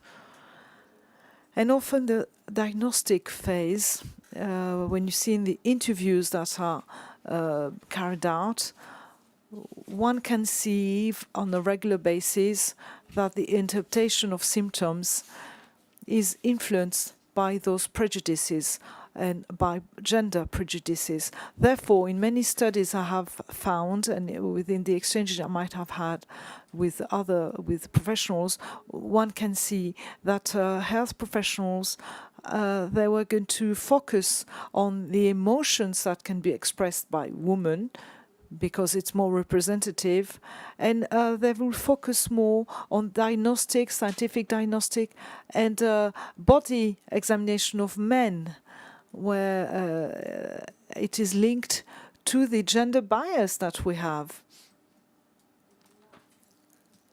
What we know is that there are a few diseases that have that will express themselves very differently between men and women.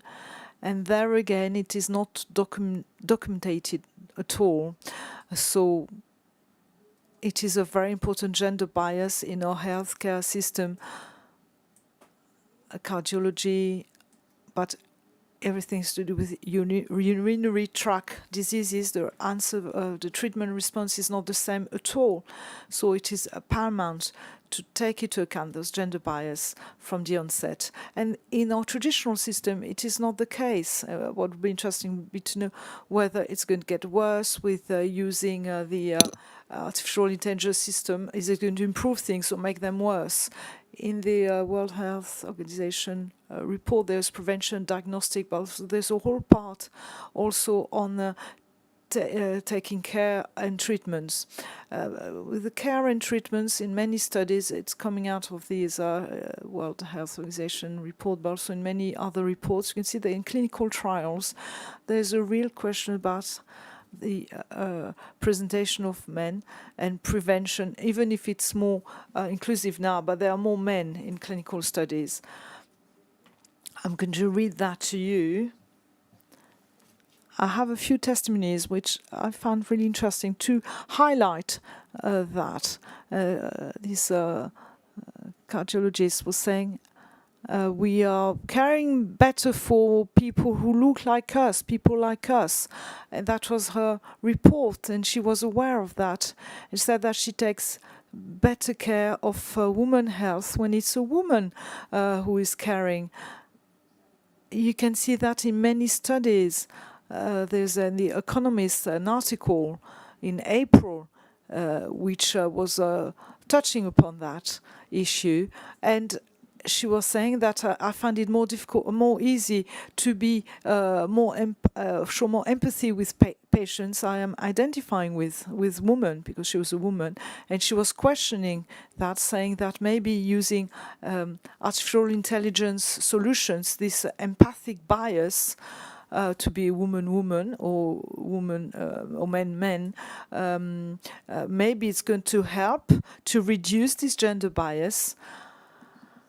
Of course, that's a reflection we have. The artificial intelligence doesn't have a sex or not. It was conceived, designed by human beings, so maybe it has its own bias too, and more empathy for certain patients. That is another question.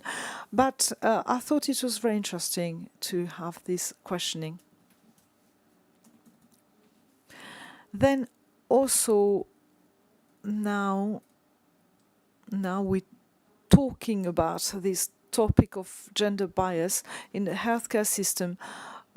The question now is what is different? The artificial intelligence. What is the intake, and what are the changes coming from artificial intelligence? The first thing that came to my mind a few years ago, I don't know if you remember, in 2017, the NHS, the healthcare system in Great Britain, worked with a startup that was called Babylon Health, and they designed an application that allowed English citizens to have the first advice, kind of diagnostic, according to the symptoms they were describing. It was an advice saying maybe it's an emergency, you should go and see a doctor, etc., the GP. So it was based on artificial intelligence that was proposing answers according to the symptoms. And there was a big scandal because it was tested by a woman. She was in her 60s and she was smoking, and she described symptoms of being oppressed and being breathless. And the application said, so it was either that she was depressed or she was in anxiety and panic attack. And a man had the same symptoms exactly with the same medical record, and he was told it was probably a cardiac problem, and he was orientated differently. And they stopped using this application, and it questioned the whole use of artificial intelligence, saying it was not reliable, without thinking that maybe a human GP might have had the same gender bias. Maybe it is a topic for me, and I feel really it gives me trust, because when you use AI, contrary to when you have a GP, you talk, you're a human being, you trust, but you do trust the GP or the doctor. When you use a artificial intelligence solution for such very important decisions such as health, you don't really trust the system. We work always very regularly on AI projects, and we don't trust really what is the trust. Maybe he was fed with the wrong data, and what is going to come out of it is not going to be reliable. As we always say, when garbage in, garbage out, well, that is it. You don't get the right data. So this lack of trust in technical solutions and in AI, it's actually something that is a chance that we have to grasp. It's something, an opportunity, I would say. Often we go and see a GP and we want to ask second, third advice, but we don't think about his educational system. Did he or she learn the right things? We wonder whether he or she is competent. But when you don't question everything. When you use an AI solution, you question many, many things, and you try to have something perfect. But you wonder about things that, for example, you wonder about the bias of a health professional. With AI, you do wonder. You do ask questions, and therefore, it is a question and a factor of hope to have solutions from the AI. Another point is UNESCO report I was quoting. I think it is very interesting.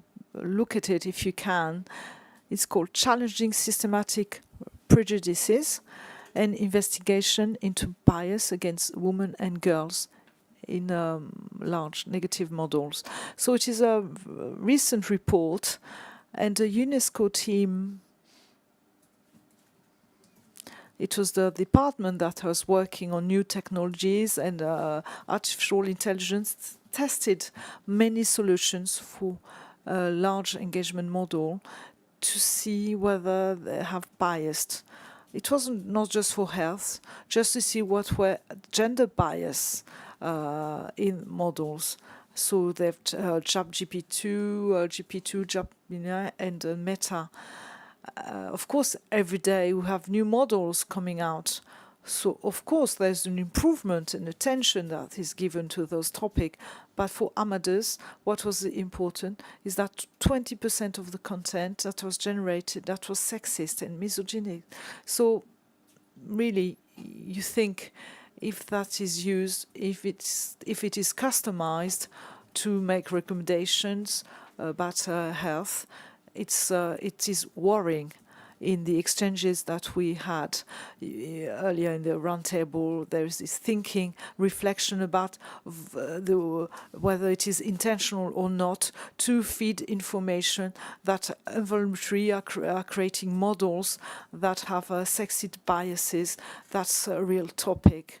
And this very recent analysis shows that, yes, it can happen, and we can question it.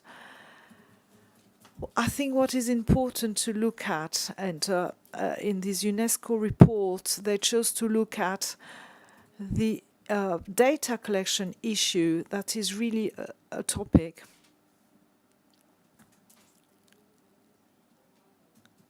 I wanted to time my speech, but it didn't work. Well, as I was saying, what is important in this report is that there's a real focus on data, because one knows that often the AI bias is linked to the data that rehearse the model, so they are biased themselves. And if they are not corrected, they're going to stay in the loop, and it's going to highlight those biases. It depends how the model is built. So what I was saying in my introductory remarks, we don't have that many data that are tagged and associated to a real sex, whether it's a woman or a man. When you have the tag to be able to differentiate whether it's a man or woman, well, we don't have that many. So you can't question yourself about this gender bias. It wasn't really thought as a huge issue. In certain study group, there is not such a big representation of women. Well, then we think that the data are not good quality data to really launch the model. So we have been highlighted a lot, the personalized medicine.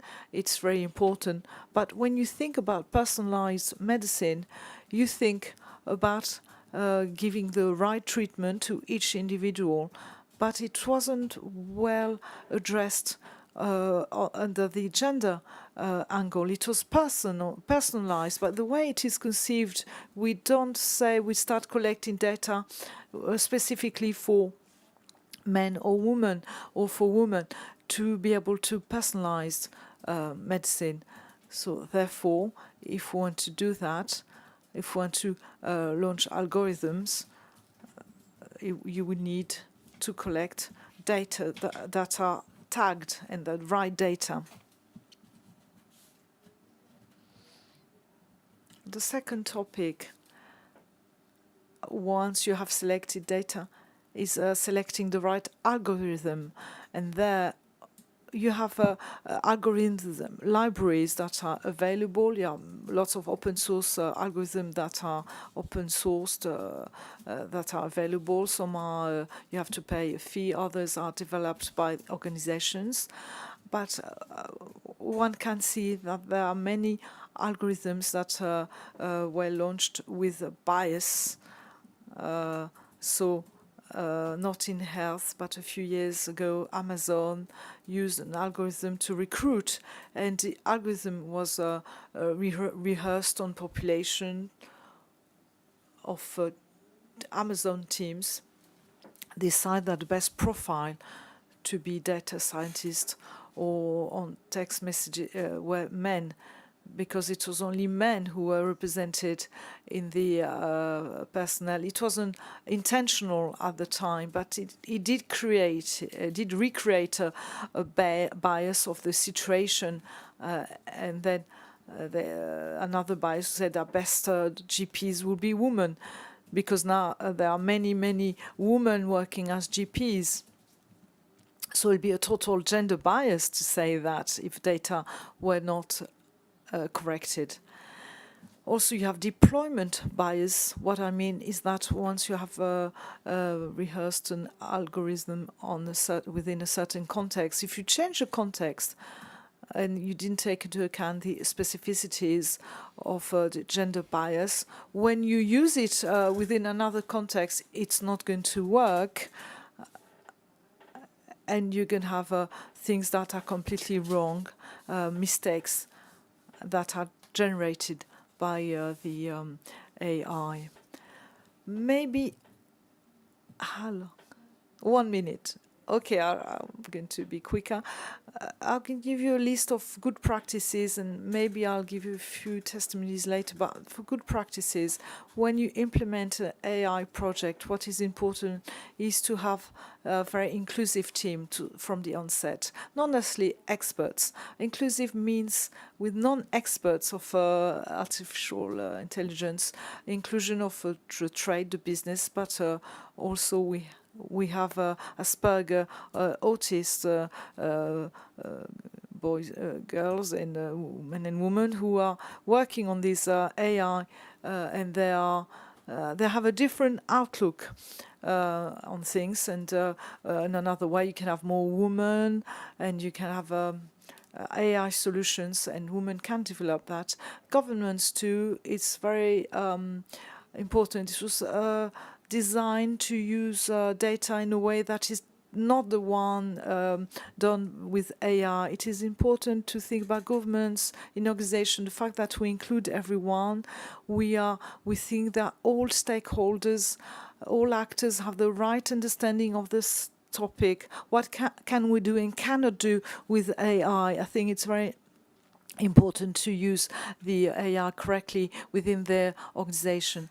In France, trade unions are now thinking about that, saying that we're going to give tools to workers' representatives so that they have the right analysis. So in the health system, it is the same. We need to have all stakeholders that are associated to that. Well, I don't have much time. 20 seconds.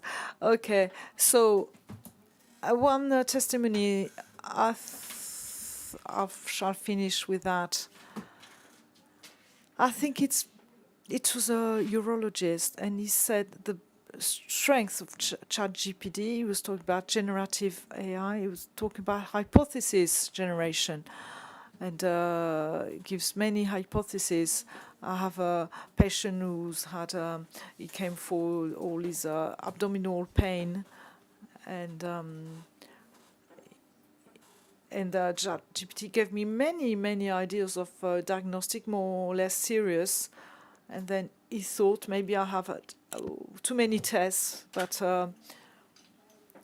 and then when you don't have the expertise, it is quite reassuring. And this patient had an abdominal transplant, and therefore the partner can be interesting. This AI can help.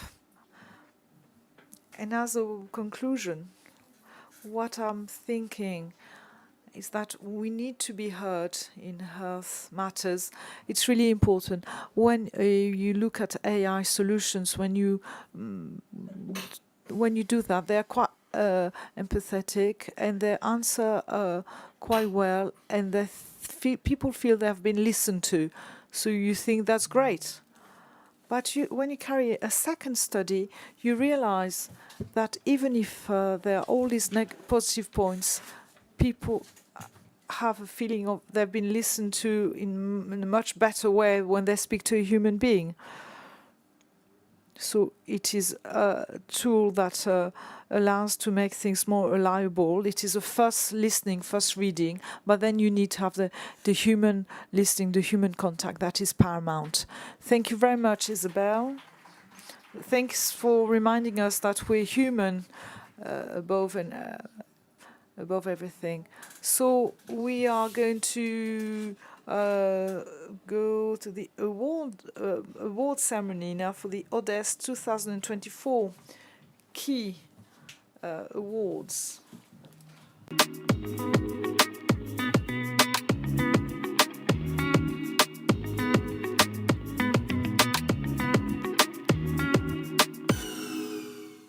Et premier lauréat cette année, il nous mène aux Philippines. C'est Atipan Plus, un programme qui permet aux populations les plus éloignées de systèmes de soins de bénéficier de téléconsultations via smartphone ou tablette. Et grâce et surtout, entre autres, à l'implication de coordinateurs de soins directement issus des communautés. Et on le découvre en images.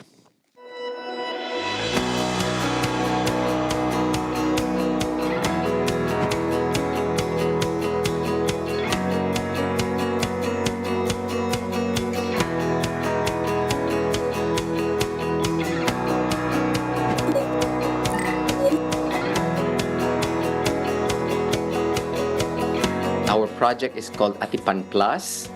Atipan is a native word. It means to take care of. The project is actually a telehealth program to remote, indigenous, and rural low-income communities in the central part of the Philippines called the Western Visayas region.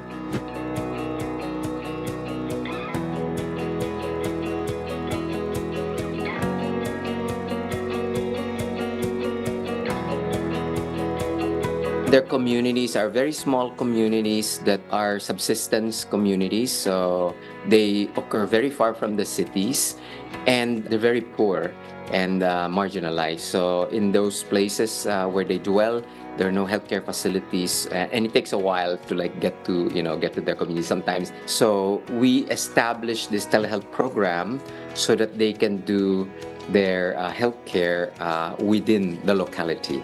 Healthcare is very easy to access now, and they don't have to travel long distances to get healthcare.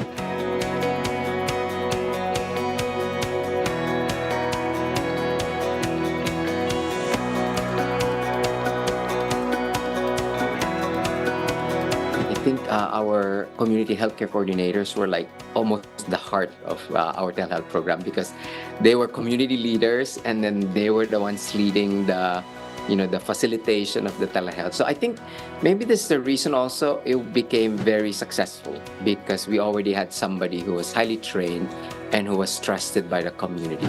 By around the end of our first funding, we attained a very high number of telehealth consultations, and I think this was mainly due to the healthcare coordinators.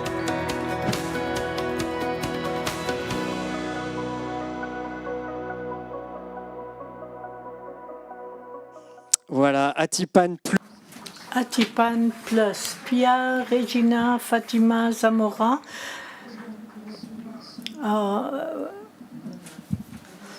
En même temps, voilà, Pia, toute première question. First question. What is it like to have come from the Philippines, all the way from there? Now, what is it like to have... Can you hear? Can you hear? Yes? Can you hear? Can you hear the translation? Yeah? Okay. Pia, for us, the Philippines is the other end of the planet. So what is it like for you to have come to Lavore, Toulouse, Pierre Fabre to receive this prize? What is it like for you? Most, it's validating, both for the Center for Informatics and at the same time also our partner communities. It gives us the idea that we are in the right direction in terms of digital health and who to give access to. Une des clés du succès One of the keys of the success of this project is based on health coordinators who come directly from the communities. Why did you make that choice, and how do you choose and train these coordinators?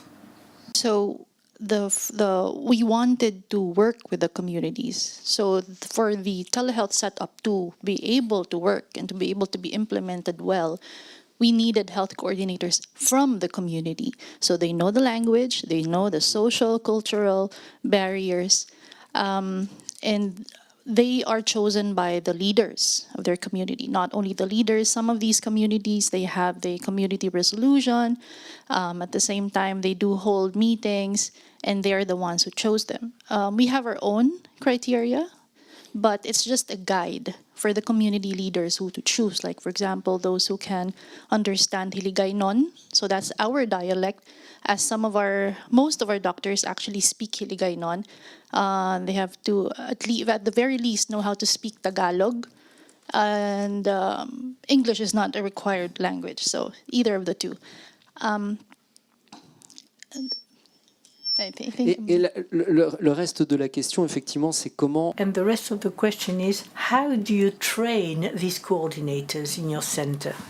So we actually bring them, all of them, because it's a lot easier and cheaper, to bring them all to the city where the center is located. So they are trained in health data ethics, as they will also be a part of the team who will be seeing a little bit of the health data. At the same time, also training on how to use the ONIEM Tele, so that's our database platform, and also the use of the gadgets. And other than that, although we have IP, Indigenous Peoples communities, we also have rural low-income communities. So in those areas, we also do cultural sensitivity. And alongside the training for health coordinators, we also have the training for the doctors. Toute dernière question, Pierre-Régina, est-ce que vous avez... Last question. Have you been able to measure the impact of your program on the health of those communities that you serve? So this is, like, we only touched the tip of the iceberg, honestly. It's only been 2 years. But first, we have been able to provide healthcare access together with the communities. So it didn't actually start as a co-maker setup, but it did along the way because we wanted to engage them. Because in order to be sustainable, the communities need to be they need to be a part of it. And then at the same time, so that's one. And then, sorry, can you please repeat? Non, la question était celle...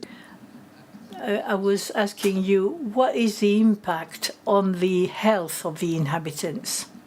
So, one, again, the communities were able to provide healthcare access.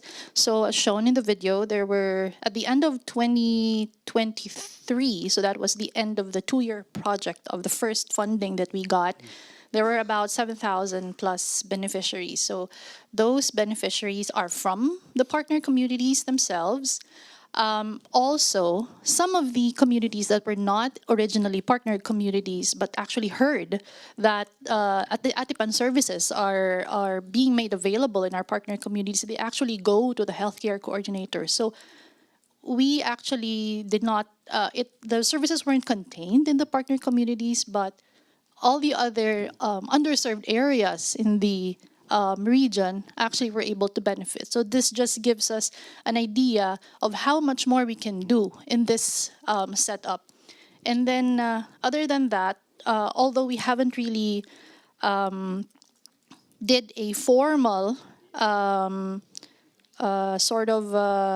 a formal study on this, but we did get testimonies. So especially for Indigenous people. So the Indigenous peoples community, particularly for the Ati, they are usually being discriminated. So they're quote unquote, they are dirty, we don't want to be seen by the doctor because they might say this and that. So that actually adds to them not being able to access healthcare, even though some healthcare services are near their community. Sometimes they do not want to go there because of such discrimination. So with telehealth, they are able to consult with a doctor and at the same time also be able to do it in a rather comfortable manner within their community. So I believe that's the three. So that's first, that's healthcare access. Lastly, the data. data. So in the last 2 years, we had the data already. We have the top 15 conditions, the medications, so we can use that for resource planning. Et on voit, comme avec vous, les questions de data, de sociologie. Data, sociology, evolution of society through technology, all this is linked together. Thank you for this project. Dr. Bunscheid is going to give this prize. Please come up.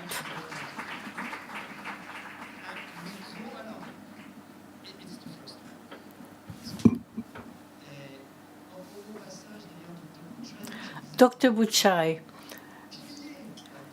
you're a pillar, a long-time partner.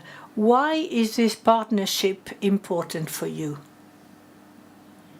The partnership with the foundation, right? Yes. Yeah, I think this project is a very good example of the mission of the foundation that would like to get people who are not have opportunity to get the healthcare, to be able to do that. And these projects, I think this project is demonstrate that we can use the digital technology to implement the way that we can equalize the opportunity to access the healthcare. This project implement in the indigenous people citizen, which has a very less opportunity to do that. So to me, I think this project is had been demonstrated both sides. One side is the mission of the foundation and also our network that would like to use the technology, the digital health technology, to benefit the health system and healthcare. So it is like Dr. Pierre said, you can see that, like you summarize, it's not just the technology, it's sociology and the people and also the good heart of the doctor in that community that would like to reach out to the opportunity people to get more healthcare services. So, and she said, this is just the tip of the iceberg, which means that they work very well with the people, the provider, and the people working very closely. That's why the middle people, like the coordinator, is very important, and they use the strategy that to get the people in that community. I already talking with Dr. Pierre about how you choose them, but the way that they go to interview and then come up with the consensus, and this is, I think, the perfect for you to get this kind of the award. Merci. Bon, je vais vous laisser remettre ce prix. Venez. I'll let you give this prize. Please come to the front so that we can take photographs with the whole team.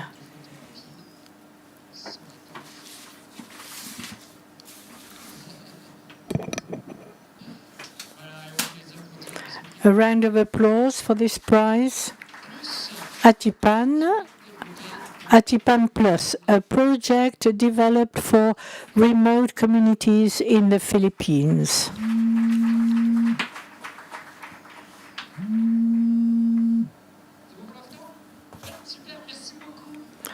Thank you very much. Please stay with us. I propose we go to Thailand now for the second prize winner. Estrat is the name of the project. He health in 3 hospitals using blockchain technology to guarantee the confidentiality of patient data.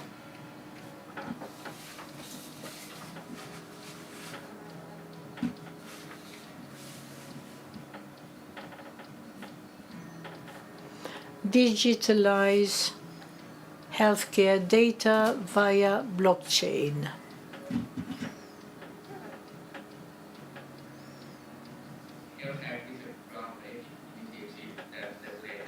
And technology to create a secure patient control personal health record system in Thailand. A Web3 healthcare infrastructure that integrates all stakeholders in the healthcare ecosystem, including hospital, healthcare providers, patients, and healthcare technology platforms into a single platform.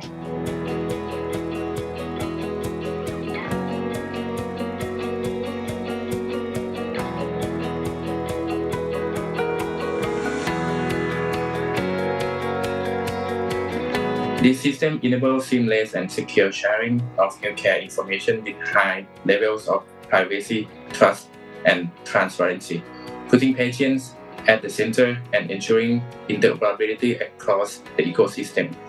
And this innovation solution addresses the fragmented nature of healthcare data, not only in Thailand, but globally.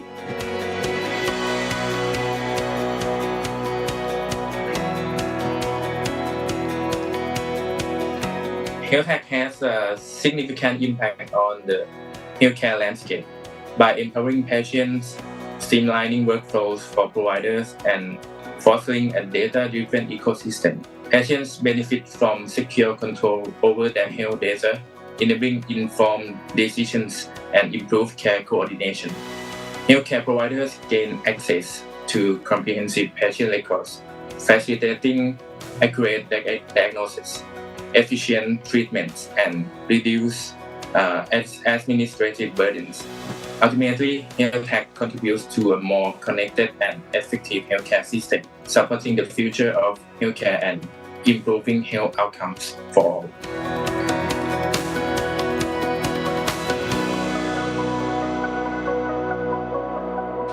Voilà, le projet Elstag. Pour recevoir ce prix, on accueille le docteur Deshowat Promda qui est venu de Thaïlande. Promda from Thailand, welcome.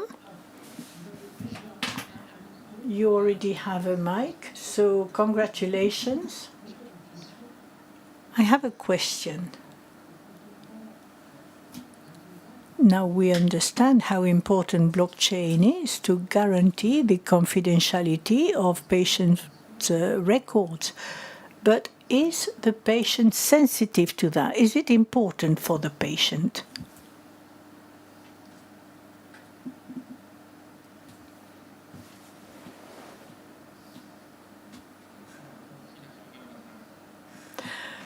You want me to ask you again? Yeah. Yes, I was just asking you, that may seem stupid for you, but does that has any effect, this blockchain, about the patient? Does he really care about that when he goes to the hospital? Oh yeah, that's right. Actually, patient doesn't care about the technology. What we build is we try to make this kind of deep technology access to our patient, even though they are ages or they can use smartphone by creating just one tag that can connect with the blockchain network. Yes, we just use the blockchain technology to create a secure and interoperable healthcare systems. That's why we choose this technology, because it's highly secure, and also we can control the privacy inside of the smart contract. Yes, but patient doesn't have to know the technology behind. Yes. Mais vous indiquez, ça c'est très important, que le patient peut avoir accès. You said that the patient can have access to this data. What can the patient do with this data that he has access to? Did you hear, sir? No. I can ask you, you said in that video that each patient can have any access to the data. What could I do concretely with those data, for instance, and do patients really use this opportunity to have this access to the data? Yes. Actually, right now we only pilot for the medical data. So patient have they can control their access to the data from the different hospital. and also can give the white list to the healthcare provider to access their medical records with their own consent. Okay. Yeah. Et toute dernière question, cette fois-ci du point de vue hôpital. Last question, from the point of view of a hospital, what is the advantage for a hospital, as it is a competitive advantage relative to other hospitals? As a physician, I experience firsthand the challenges caused by fragmented healthcare data, and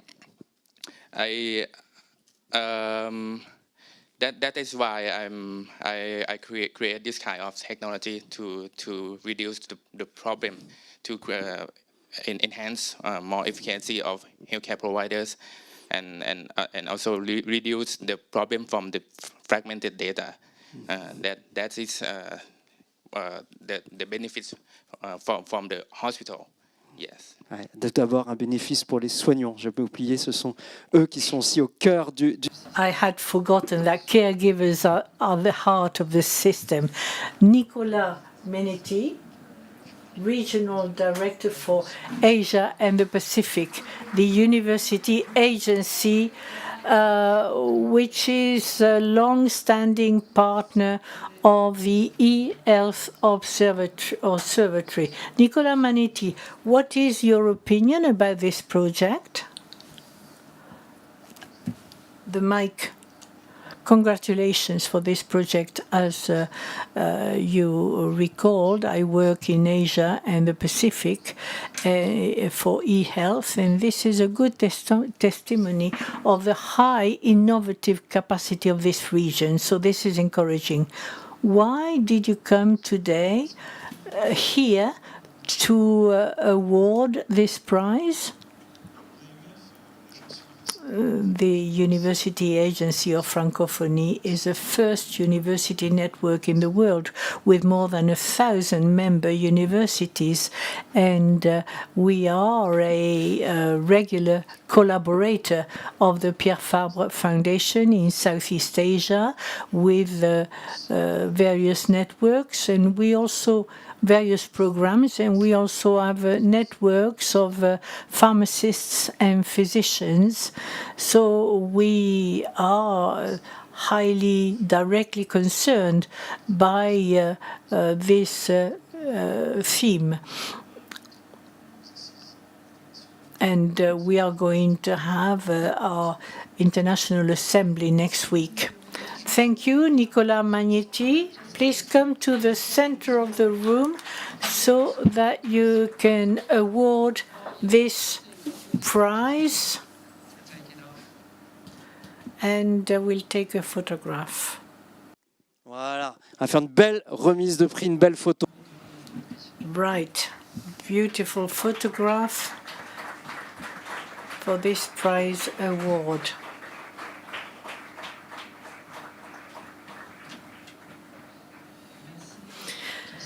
Thank you very much. We come into the end of the morning. I presume you have some questions to ask our prize winners.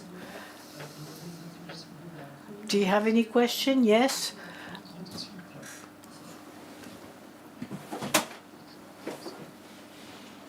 Good morning. A question for Elstag. What are the means you have to authentify the patients? Authentication means. We are going to repeat the translation. It identifies the patients. I don't know which technology do you use or what kind of applications. To identification. Yes. For the patients. Right now, we use just the KYC technology to identify the patients in front of right they are arrived within the hospital. Yes, not. Okay. No, just speak in your microphone. Okay, That's because of the translation. Okay. Yes. just normal KYC, yes, to identify the people right in front of when they're alive in the hospital. Yes. D'autres questions, d'autres remarques dans la salle? More questions or more comments in the room? None? Okay. Yes, madam there.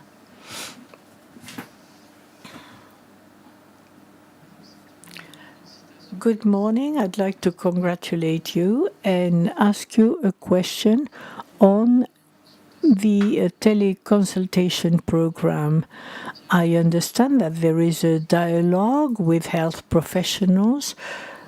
What are the clinical elements that you can do, that you can take, like taking your blood pressure, listen to the heart? Do you have the necessary devices to do that? On the other hand, beyond consultation, what is the organization of the patient's management for access to medicines, for example, and for the durability of your program, the sustainability of your program? Great, thank you. So we start off with the healthcare coordinator. So as I said earlier, we already have the gadgets, the phones, the tablets, but at the same time, they also act as the ones who take the vital signs at the very least. So you have your heart rate, blood pressure, respiratory rate, your pulse oximetry. So they do all that. They are also trained to do that. And then at the same time, during the teleconsultation, they also man the tablets and the phones. So they also know how to work on the database platform. And right after the teleconsult, we have actually medications and a little bit of funding, if we have, for direct dispensing to patients. And at the same time, we also have funding should there be like CBC, complete blood count, your general chemistry, blood chemistry. So we can do all that. Now, of course, we cannot do, we don't have the funding for that part of the teleconsult. So we also link up with some of the local government units. So there are local government units who we actually have a memorandum of understanding or agreement wherein with the teleconsult details, we provide them. The patients can actually go directly to them and get the medicine. At the same time, there's also another local government unit wherein there is funding available really for the entire jurisdiction of that unit, wherein the teleconsult patients can also avail of that one. At the same time, now for the sustainability of the project, so one really is the continuity of care. So telehealth cannot do everything. So at the very least, what we can do is have the most basic medications and then the most basic blood test available. At the same time, also maybe address conditions at the very start of the spectrum, not the ones that are on the worst part of the spectrum. So those, the acute cases that need emergency care, we immediately refer them to the nearest emergency room or the nearest hospital. So that is, I think that's the next part of our work, is to establish that continuity of care, the referral network that these patients need to be actually integrated in the first place for them to, just complete the entire thing. Question au fond de la salle, Caroline. A question at the back of the room. For Kia. This question is asked from Vincennes. When you developed the solution, how did you take into account the specificities of ethnic minorities? Did you take a social approach as well in order to understand them better?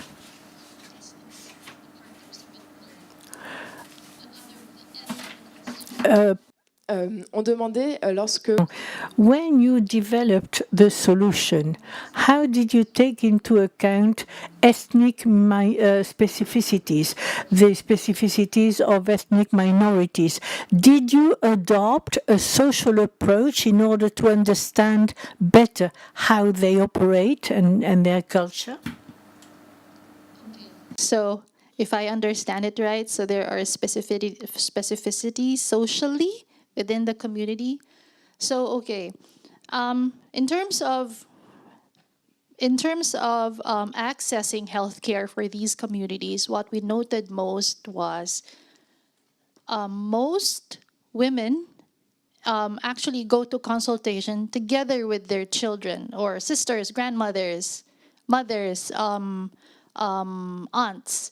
So they would usually, their conditions, especially if it's benign, actually get addressed when they actually bring someone along. So they don't really go directly even to a teleconsult with a benign condition.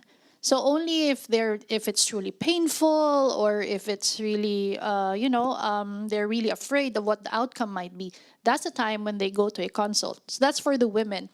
For the men, they work during the day, and most of the time, actually, they are the ones who actually have the conditions that are in the worst spectrum already when they come to us because, like I said, they had to work. So a particular case would be an infected wound. So it went on for like 2 weeks, and that's when he started to consult. But by that time, a teleconsult is not enough. It needed to be cleaned already at the emergency room. But he still didn't want to go to an emergency care. So after a thorough advice, we gave him an antibiotic, but at the same time we said, if it does not, if things don't go well in like 3 days, you have no choice, you have to go. So that's one of, like, in terms of accessing healthcare. Another would be the Ati community, they have their own cultural setup. For example, they have their own beliefs. So they usually come to us when they have exhausted all those beliefs already. And that's okay with us, actually. So. Toute dernière question de Madame. One last question, Madame.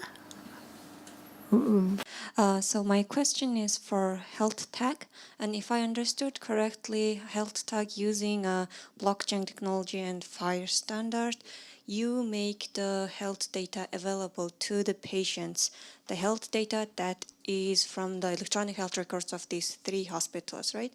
And what kind of health data is it? And then did you face any kind of constraints in terms of the legal regulation about what kind of data could be shared or not? Did you have to have like approval from the government? And also, did you face any kind of restraints, resistance from the physicians, for example? Sometimes they don't want to health data available to the patients, right? It's in a way, it could be like a monitoring quality evaluation. So did you face that kind of, any kind of restraints or constraints? Yes, first of all, for the regulation part, yes, we face a lot of problem that have to be solved from the regulation part, such as the GDPR or PDPA, the privacy regulation in Thailand.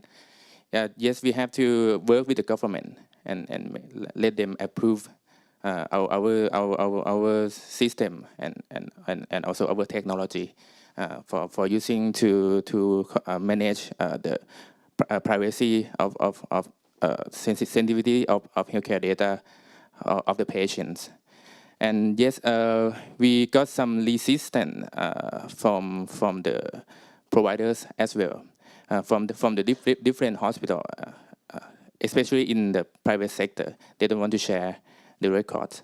That's like in the public hospital. That is why we start in the university hospital and start in one of the biggest hospital network in biggest medical school and oldest medical school network in Thailand called Siriraj Hospital. They have 3 different hospitals, but in the same network. So that is why they wanted to share the record across the border. But in the private sector, we still got a lot of resistance from sharing the record, because they don't need to they don't need everyone to see the electronic records. Yes. Merci docteur pour ces précisions. On peut applaudir une fois de plus nos deux premiers lauréats de... Thank you very much. Now we are coming to the end of the first part of this award winning ceremony. Thank you for all those of you from all over the world who've been listening to us. We'll have a break now, and we will carry on this afternoon to talk about the digital systems as empowerment enablers. For those of you who are on LinkedIn, you'll have to reconnect this afternoon, because we'll have a new live this afternoon. You'll have to reconnect. And for those of you in this room, if you have taken a headset for the translation, do not forget to leave it behind, to leave it here on the table before you go. And we'll meet again at 14:15 Paris time. See you later.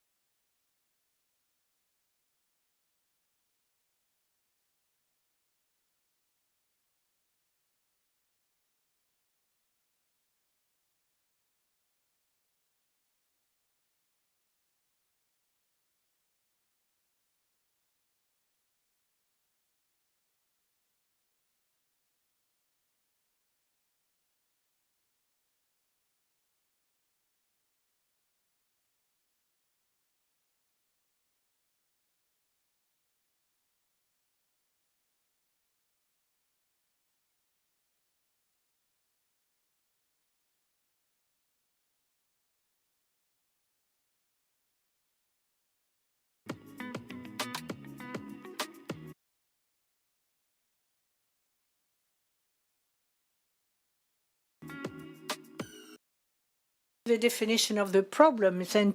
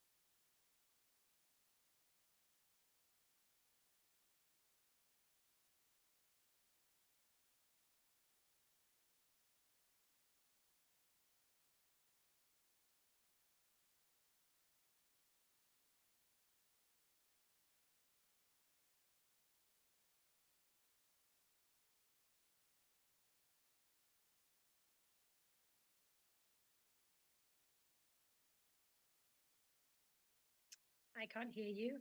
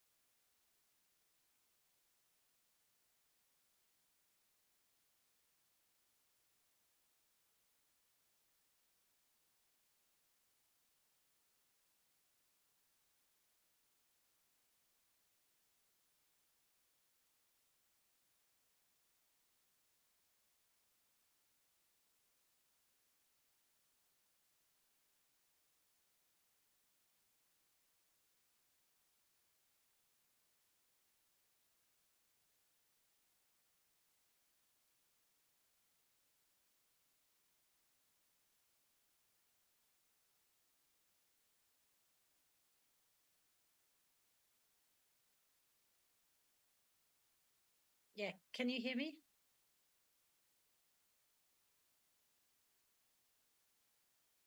Can you hear me? I think probably not.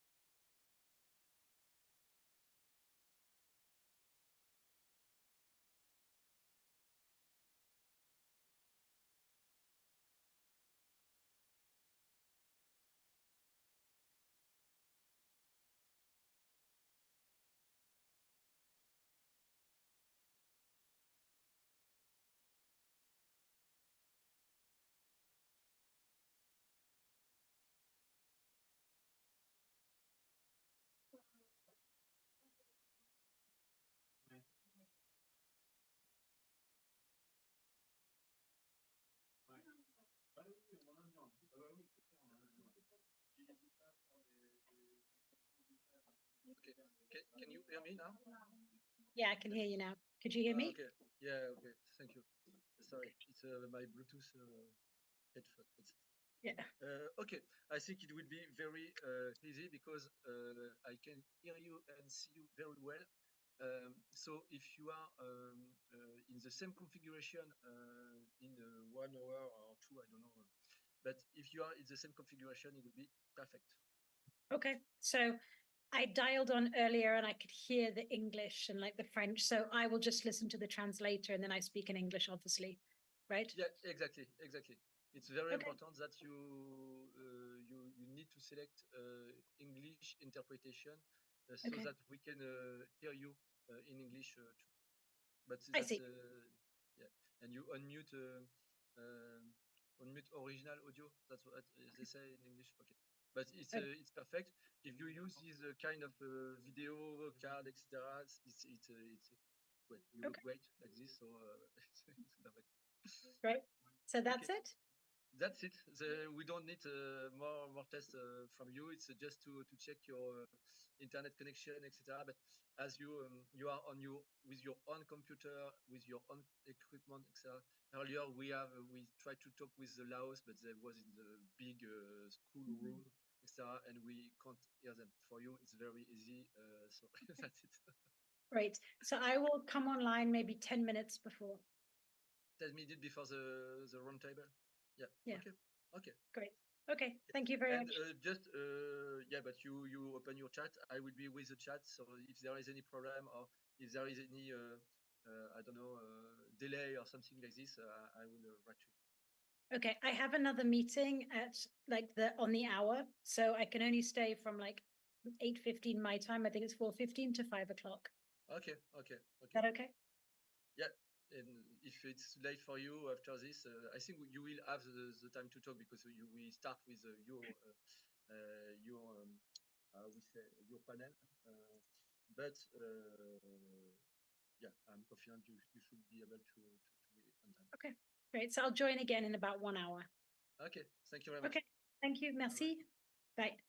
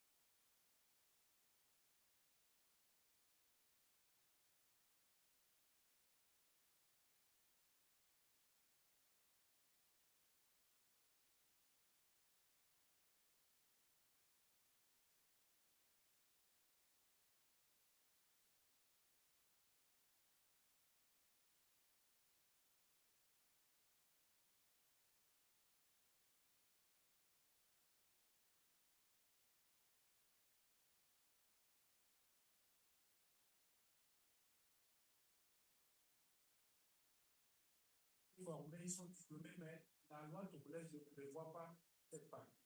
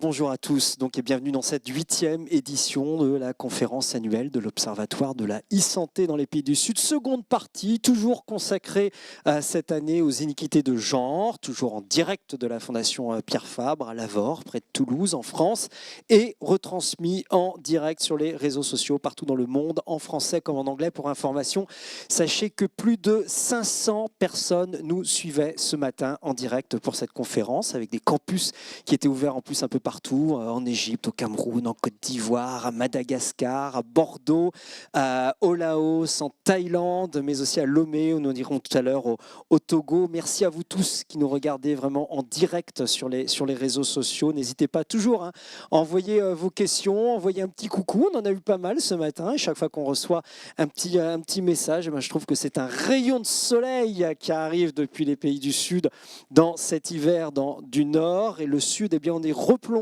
de plein pied pour poursuivre tout de suite nos réflexions sur l'usage des outils digitaux pour réduire les iniquités de genre. Comment est-ce que le digital peut être un levier, alors on disait d'empowerment pour faire de l'anglicisme, d'empouvoirment, dit-on aujourd'hui officiellement, ou en pouvoir d'agir, voilà, en français. Comment est-ce que le digital peut aider en la matière? Comment ces outils peuvent-ils embarquer des communautés, donner plus d'autonomie, de pouvoir aux femmes? Eh bien, pour y répondre, vont me rejoindre tout de suite Nelly Muniassa, qui est directrice exécutive du Reproductive Health Network Kenya, le réseau de santé reproductive au Kenya. Nelly, hop, voilà, venez me rejoindre ici, on peut l'applaudir. Elle qui vient du Kenya pour participer à cette conférence aujourd'hui. Asiatou Kamanyang de l'ONG Speak Up Africa au Sénégal, voilà, qu'on peut applaudir également. C'est une ONG qui prend la parole. On verra avec vous sur des grands thèmes de société. Vous créez des liens entre les acteurs politiques, associatifs ou autres. Et vous allez nous parler d'ici quelques minutes de votre tout nouveau programme de mentorat, notamment pour les femmes africaines dans le domaine de la santé numérique. Nusura Miyonga, voilà, va nous rejoindre également. Vous venez aussi de loin, puisque vous avez fait le déplacement de la Tanzanie. Vous êtes chef de projet dans l'ONG Her Initiative. C'est une ONG qui est montée par des femmes au service des femmes et des jeunes filles pour leur donner plus d'autonomie avec le soutien, entre autres, des outils digitaux. Et puis enfin, en duplex. To give them more autonomy. And then in duplex with Malaysia too, Alexandra Talasio Duri, Chaudhuri, you've been working, Thais Chaudhuri, been working for a very long time in Bangladesh. You're an expert on sex equality and digital gap at UNICEF. So Nelly, so we have these NGOs coming from Africa, Nelly Munziana, Alexandra Thais Chaudhuri, Duplex Asiatou Kamanyang and Nusura Myonga. So if you should be able to make your own choices in terms of reproduction in social environment that is quite poor or rural. So before we use digital tools, before telling us why you should do so, why is it so important for you to give information? It's important to give information. Why is it so important to inform people in Kenya? But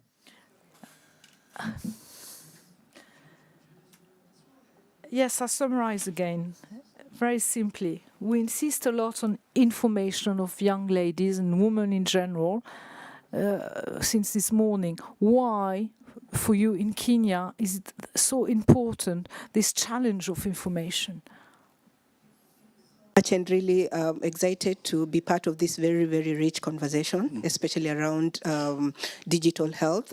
I work for an organization that works to reduce sexual reproductive maternal morbidities and mortalities, and more importantly, among adolescent girls and young women. And why is information important? For the longest time, access to information has been a greatest problem because of social myths myths and misconceptions where ordinarily adolescent girls and young women are not allowed to access information around sexual health. And this is because the men have the power and they believe that, for example, if a woman is to get married, a young girl is to get married, then this means that it's the man that should be providing this information. A lot of this information has also been there's a whole issue around this information being from the North and being a white agenda, and therefore not being contextualized to our context, where we see young girls getting pregnant at a very early age because they do not have the information in terms of where to access services, for example, contraceptives if they need, if they are pregnant, where to access safe motherhood services. And then also the issue around disinformation, a lot of disinformation in this era of digital platforms. There is where, for example, manufacturers want to market their products, so therefore they'll be giving the wrong information or information only limited to the benefits of their products, which might not be very important. And the whole issue also around opposition. I don't know if in countries where you come from, in the Global South, we are experiencing a lot of anti-gender groups that, are trying to impose on us what they're calling family value-based approaches to SRHR, where they're forcing, they are preaching the gospel of abstinence, and that is something that doesn't happen in Africa. Poverty indicators are very high. Young girls find themselves getting married because they're coming from homes that are young, child-headed, or they're living with grandmothers who are bedridden and they're not able to afford $1 a day. At the end of the day, they end up engaging in transactional sex, and so really abstinence then becomes a problem because they have to engage in whatever business for them to earn a living. I'll stop there. On va voir d'ailleurs quelques images du Kenya. C'est toujours important de se projeter. We're going to see some images from Kenya. It's very important to see. You can see that in this NGO for training. We've had lots of taboo issues and topics within the women's community. Can you tell us taboo subjects and stigma that there can be around those subjects too? And that video particular is a documentary that we did recently of a facility that we opened in one of the very, very rural areas and hard to reach areas. And this is a pastoralist community who majorly their role is to take care of their cows. In this community, young girls as young as the age of 9, 10, 11, 12 are forced into what we call female genital cutting. And this is some sort of transitioning from childhood to adulthood. So what are we saying? We see a lot of child marriage. And this is also because of the social norms. Then they get married at 12, 13 years old. And then the husband continues to get more wives, because again, traditionally a woman is supposed to be used to earn the homestead cows. So when you're married off at the age of 12, 13, then you're exchanged you're exchanged for cows. And we also see, of course, polygamy becoming a norm where it is allowed, and we see young girls becoming, you're young, but you have several co-wives. And this also predisposes them to HIV because, again, young girls do not have, or the adolescent girls and young women do not have the power or the agency to negotiate for safe sex. What does this transmit to? To an increase in HIV transmission. And all this is connected to the social norms around the community, our culture where men still have the power, where young girls are sold off so that the boy can be taken to school and given, education, because then they're considered as, they're considered as being very powerful and being the heads of the home. Then that means that every positive thing then has to be attributed to them. Ouais, et pour compléter ce que vous disiez, notamment au niveau de And to complete what you were saying about the need to inform, we often forget it is a taboo subject, but Africa is really the continent where the epidemic is propagating, and the first victims are often women. It's women who are victims of HIV. So we could see in the images you are doing lots of viral videos of information about sexuality, but also to fight against disinformation. What kind of video are you have you produced? For what kind of false information that was broadcasted on the social networks? We use various forms of addressing the myths and misconception that comes with this information.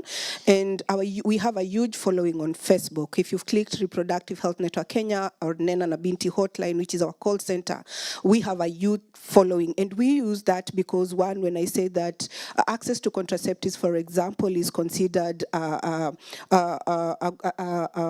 northern agenda and not an African agenda. And so we want to show,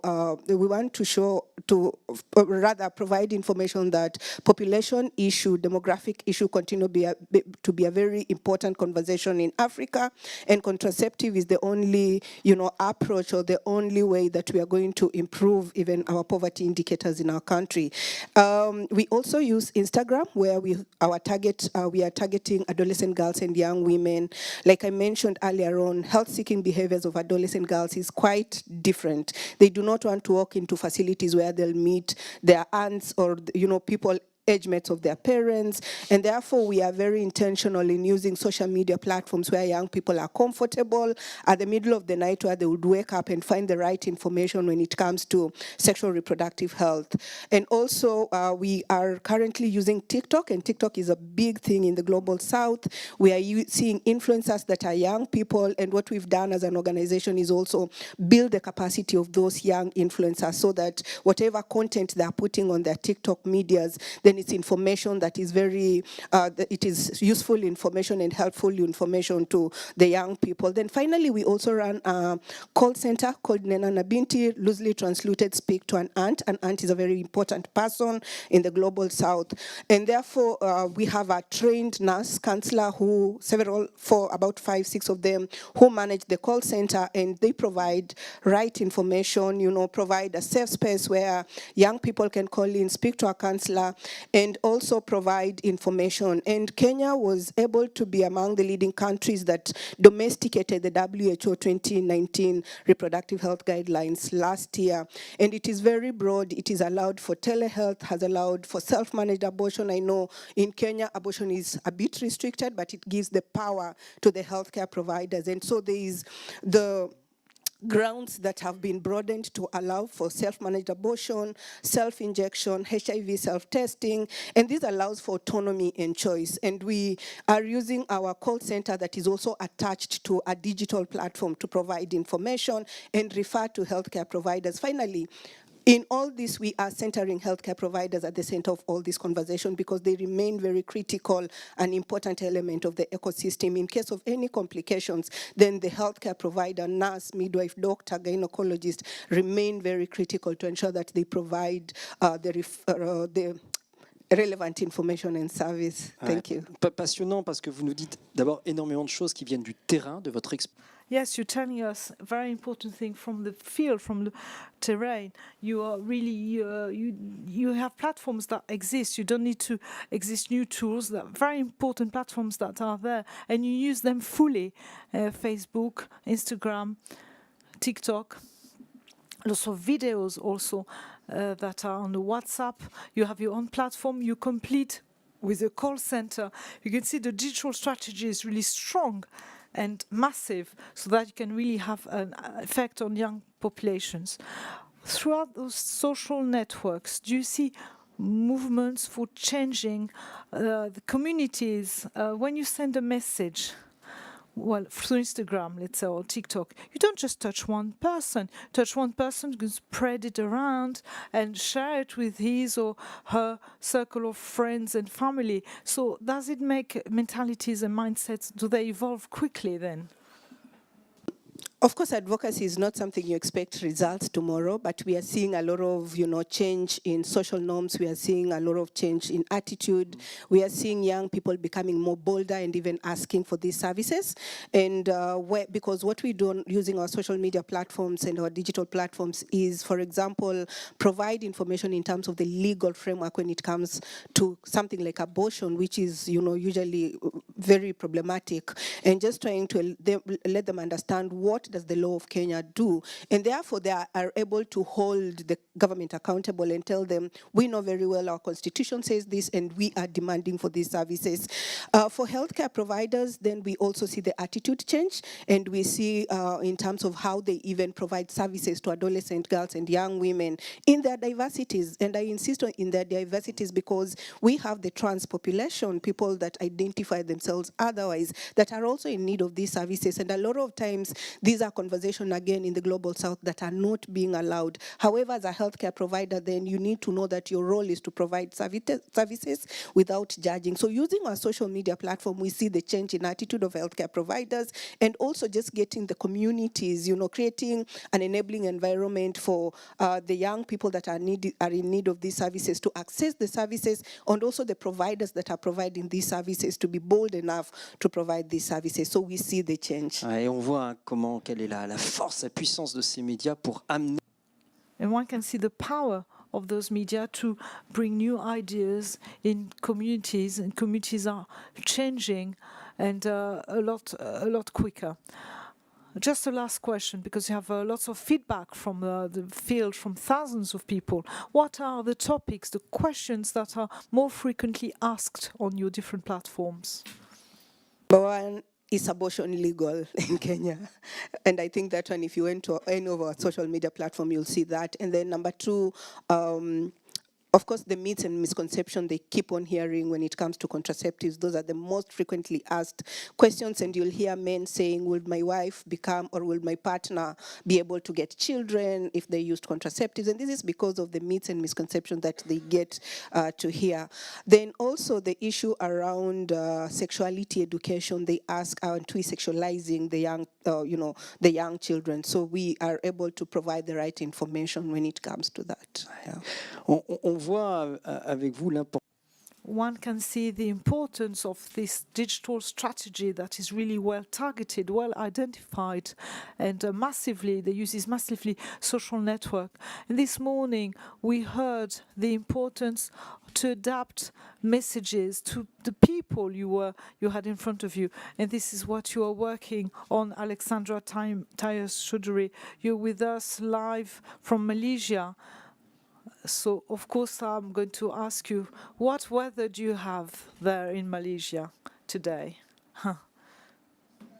Very hot, although it's a very big thunderstorm at the Ça fait toujours rêver, je suis désolé. It makes us dream. We're going to speak with you, Alexandra. We'll talk about an application that you worked on, that is called OT. It is an application that is developed by UNICEF for young women towards all the questions that they might wonder about their menstruation. First question, why did you use a digital tool, an application on that topic? Fantastic question. Echoing what my panelists said earlier, we knew that girls had lots of questions about menstruation and puberty and sexual and reproductive health, and they're increasingly going online to find this information, but there's a lot of disinformation out there. A lot of this kind of information or the questions they have, they're quite private. Girls wanted something where they could ask them discreetly and they could get answers very quickly in the tools they used every day. So we spent, many months working with girls, co-creating with girls, primarily in Asia, which is where we first developed the tool, although it's spread across 14 countries across sub-Saharan Africa and Asia. But in Asia, we spent months talking to girls about how they get their information, how they wanted their information, and also trying to understand if there was a role for digital. And based on what girls told us and based on what they came up when they designed, that's how we came up with this digital tool.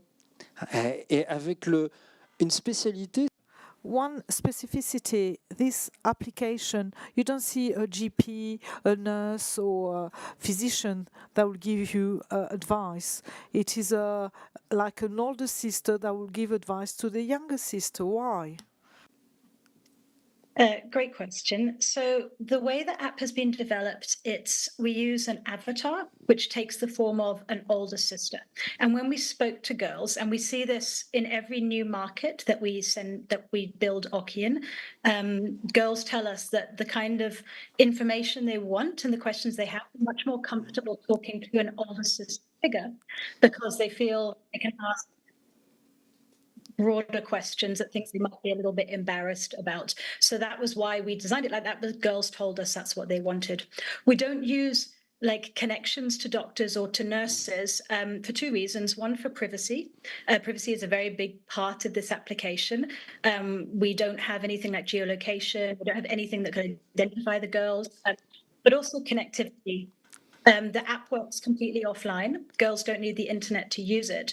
The moment you link to a doctor or nurse or a service, then you need the internet. And talking about digital health and gender, there's a very big gender digital divide for women and girls. Women and girls have much less access to internet and mobile phones broadly, but much more prevalent in parts of South Asia and say like West Africa. And so that's one of the reasons why we've built the app that way.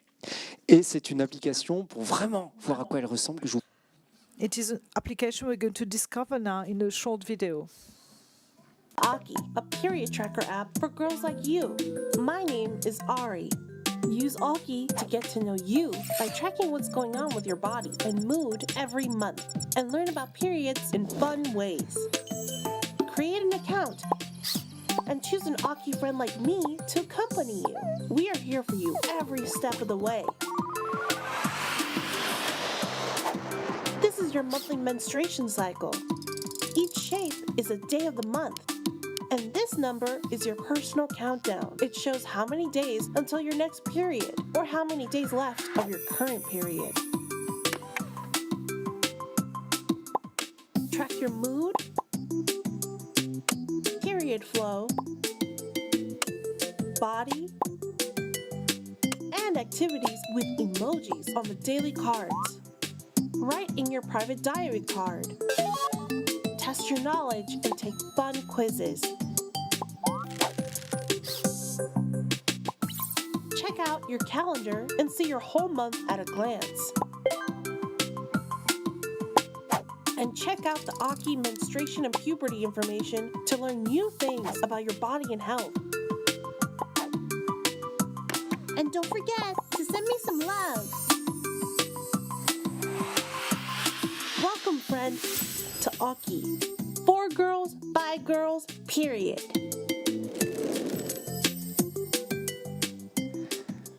Voilà, c'était important. It was very important. We can really give them a big round of applause because it is a wonderful application. And it was nice to see because it's such a huge change. It's not just a medical information. It's designed by young girls. We are in aesthetics with young girls, with avatars that each one is going to choose according to her skin color. It is an adapted language. It is like a video game, a environment with applications, with everything that young people do today. This application was developed by UNICEF. It is open sourced. So does it mean that anyone can adapt it to anywhere, to anything in any country? Yeah, what you saw there on the video is the global English version, but in the 14 countries where Oki is live, it's in each language that the girls choose. So Oki South Africa is in 7 different languages. Oki Kenya is in 2 languages. Oki Ukraine is in 3 languages. And as you said, girls, they design it in each country and then they choose the avatars. They've designed the avatars to them. So Oki is open source, which means that the code and the content and the brand was developed by UNICEF. But what we do is we give a license to one organization in each country who then takes on the responsibility, the franchise, if you like, to build Oki and be responsible for it and take ownership. So UNICEF were the beginners, but really it's now in the hands of other organizations across the countries. Alexandra, Alexandra, beyond your contribution to Oki, you have also co-drafted a report for UNICEF. It says, what do we know about a digital gap on gender? We're not going to have that much time, but in a few words, what do we know about this digital gap? The answer is very little. We know that there's a digital gender gap for women over the age of 18. We know quite a lot from people like the ITU, the GSMA, and mobile operators. But for girls under the age of 18, we don't know that much. And this is actually a problem because this is a new generation. We need to start looking downstream as these girls grow up and they want access to information. They want access to services in a digital economy. If we don't know what technology they have and they don't have, and why not? My previous panelists mentioned social norms. That's a massive issue. We cannot design digital health platforms to reach girls. So that is a very big issue. I think we need to address the evidence gap. Et toujours. And again, keeping in mind the challenge, because we don't know that much of those young girls who are less than 18, to have access to a mobile phone or to internet. That is a real challenge and is not that obvious. And in social norms, it is not accepted everywhere. We should remember that.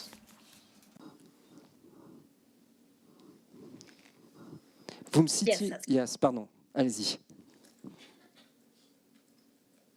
Yes, go ahead. No, I was just agreeing with you, Lionel. Vous me citiez effectivement beaucoup d'exemples en préparant cette conférence. Yes, you were quoting many examples of countries, but often the father, the brother, the husband doesn't allow a young lady to look at a screen on her own. And if you don't take that point, we can't really go forward with the digital help. Digital tool. That's right. Worked a lot in Bangladesh. I think Bangladesh is a very good example of very strong gender norms about adolescents and adolescent girls in particular, and kind of a lot of fears of the negative side of digital rather than the positive sides for adolescent girls. So fears that, daughters might be approached by strangers on social media, fears that they might be doing things that are seen as like wrong in society. And so this often keeps girls offline from gatekeepers, so to speak, parents, mothers-in-law, other members of the community. Asiatou, depuis Dakar, quel regard sur cette application que l'on vient? Asiatou, what is your outlook? What is your opinion about this application from Dakar?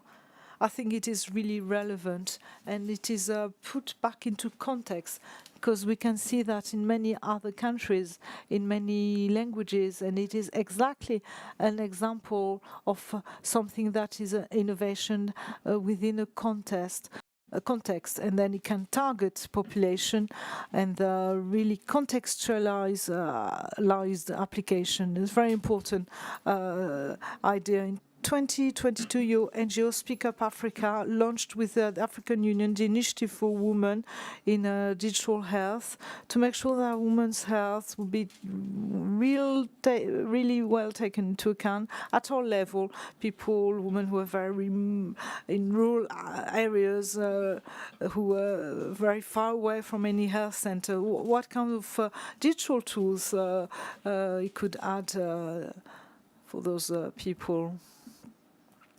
The initiative is called A8, African Women in Digital Health. And the initiative is to bridge the gap between the gender gap. And really the initiative aims at promoting the whole participation of women and leadership of women within e-health. And this initiative highlights new ideas, entrepreneurs in the digital world who create innovations that are extremely relevant for the needs of their own community. Therefore, those innovation people are creating digital solutions based on what they went through and what they had observed in their community, and they position themselves as activists and within their community, bringing the solution to the girls. It is a huge point of view because it's Pick Up Africa. You say you need to boost women, entrepreneur women. They need to take ownership of this and find and propose solutions themselves, so that you've just created a mentorship program for entrepreneur women in e-health sector. What is it about? Well, it's a whole new program that was launched in July of this year, and it is a program it is a capacity building program, because here capacity building is a big pillar. So it is a capacity building program, as I was saying, and the aim is to identify mentors, women who are leaders in e-health, in digital health, and 5 have been identified. It was a bid for, it was a call for tender for young women who are innovating and who want to have access to leading jobs, so that they send their own CV, and they're very inspiring personalities, women who have succeeded. But very concretely, what are you going to propose to them? How is it to work? On what time schedule? Well, at the end of the month, we're going to have a boot camp in Kigali for 3 days. And the mentors and the mentees are going to meet, so to do capacity building around strategic communication, because even if we know that communication is really paramount for innovation, to explain what you do, many women do not have the trust or the tool to be able to present their innovation, to attract investors and partners, but also to boost an interest from different communities that will use this digital solution. We'll have 3 modules: strategic communication, leadership, marketing too, and product development, because for MedTech, for health technologies and medical technologies, there are a few hurdles according to countries. You have countries where you need licenses, you need tests, etc. So you need to have them concretely to know what you should do before you can really launch yourself and before you can commercialize this. And you're saying it is important to have women who are innovating and proposing new solutions, because innovation for you, it's better perceived by a woman if it is designed and conceived by a woman. Absolutely. When Alexandra she's going to talk about it, but you have many topics in sub-Saharan Africa that are really taboo. Everything that is health, sexual health, and menstrual hygiene, and reproductive health. And maternity. They are women topics, and when innovation comes from a woman who would better understand challenges that come from those issues, the consumer, the users of this innovation, they are in confidence because they feel that this lady comes from our community, she understands our challenges, and on top of that, innovation is going to really address those specific points that are identified as real needs. So you're really moving the lines, you are boosting women to go forward, empowering them, you're giving them the tools through the mentorship to go further in their innovation. You can feel this energy. Can you see also all the ministry, the Directorate of Health Services, they're often hospitals, they're often men. Do you think they're going to move with you? In a conversation I was having with a lady earlier, I was telling her that nowadays things are changing, because we are really aware now of the need to have women in these leadership jobs. And we're trying to work with African governments to be able to integrate gender perspective in public policies. It means that you can boost investment for women entrepreneurship, for digital tools and digital businesses, so that they can create the solutions for women and for the women by women, because financing in sub-Saharan Africa, and only 3% of financial help goes towards women startups. So there's lots of way to progress. Initiative en Tanzanie. In Tanzania, your organization does a lot for women. In one or two sentences, can you summarize what you are doing? Could you summarize what you are doing in one or two sentences? Because we know you are doing a lot. For the opportunity. So we are her initiative.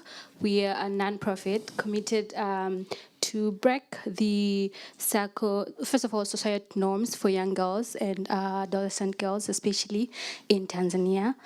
We have different interventions to make sure this, the norms are broken down. We have combining two ways, both economic empowerment and digital integration, together with to make sure these young women get access to sexual and reproductive health education. So we are doing a lot of different things, but in summary, that's what we do. Et vous aussi, vous avez... And you too, you launched a mentoring program called Going Beyond, mainly for young girls. Could you tell us a bit more about this program? So one of the programs that we currently have in our organization is called the Going Beyond program. This is a program for young entrepreneurs, 70% of it being young women. The biggest goal is to help these young entrepreneurs using a peer-to-peer model to reach a greater market, to move their businesses from the traditional businesses to now digital businesses, because we believe there's so much opportunities in there. We're not telling them to move away from traditional. We're telling them there's also an opportunity for you to touch that market too. So that's in general what we do. We use peer facilitators. So we bring a group of young girls and boys, 70% of it being young women. So we provide them with the education, with the resources, with the help from the Mastercard Foundation and Digital Opportunity Trust. We empower these, we call them youth leaders. These are facilitators now. And then after we've taught them, they go now to their communities and meet more young women and men, share the information from us that they got during the training of trainers. So yes. Et justement, parce que c'est aussi... Well, this is the theme of this e-health seminar, to develop this program and the information to young girls in Tanzania. What are the digital tools that you use and how do you use them? So we also have, as one of our intervention, this happened after COVID. So we we opened first Swahili e-learning platform. It's called Panda Digital. So when you go to Chrome or any browser, you search Panda Digital, you get access to it. Unfortunately, it's in Swahili because it was designed for young women in Tanzania.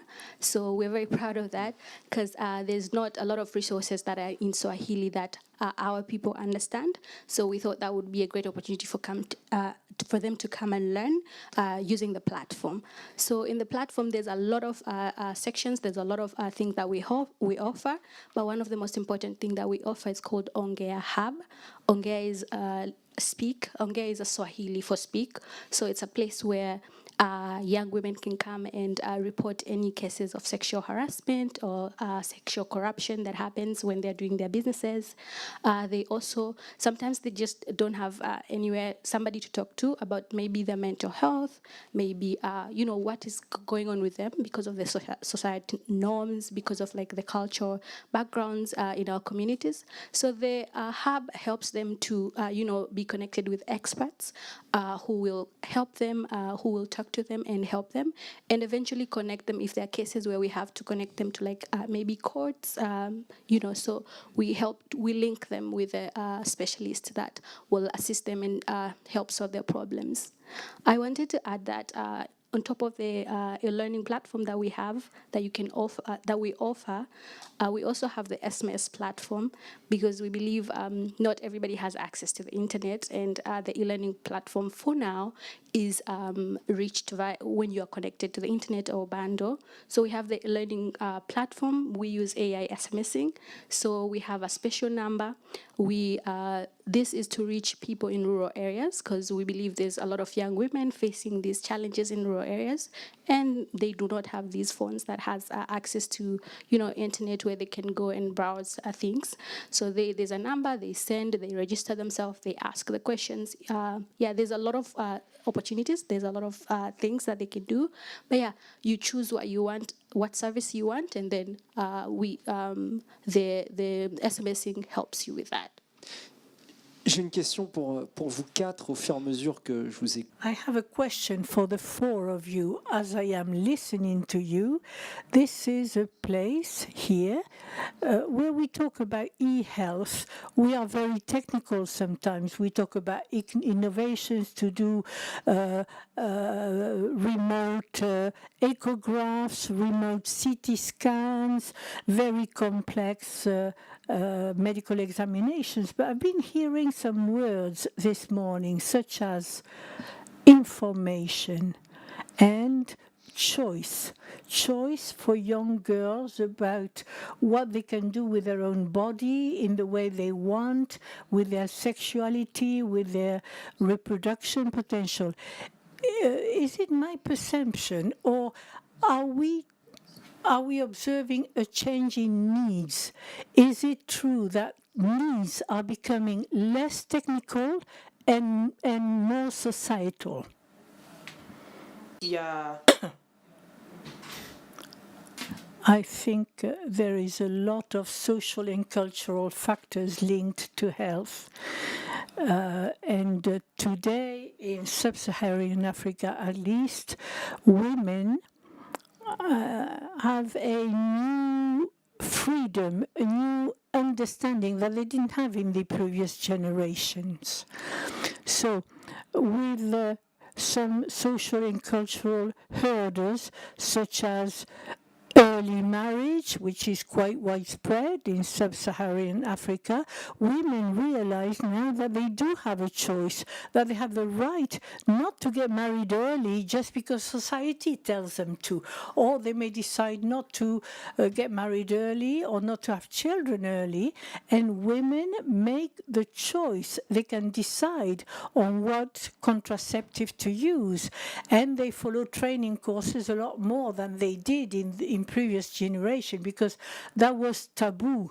There was no information around these subjects. So the fact that they have more choice now, and the fact that they are more aware of their freedoms, gives the possibility to women of making health choices. I turn to Alexandra. You are in Asia. We've talked about the example of sub-Saharan Africa. In Asia, do you have the same challenges? Is there this strong need for information and choice for the girls about what they are going to do with their bodies?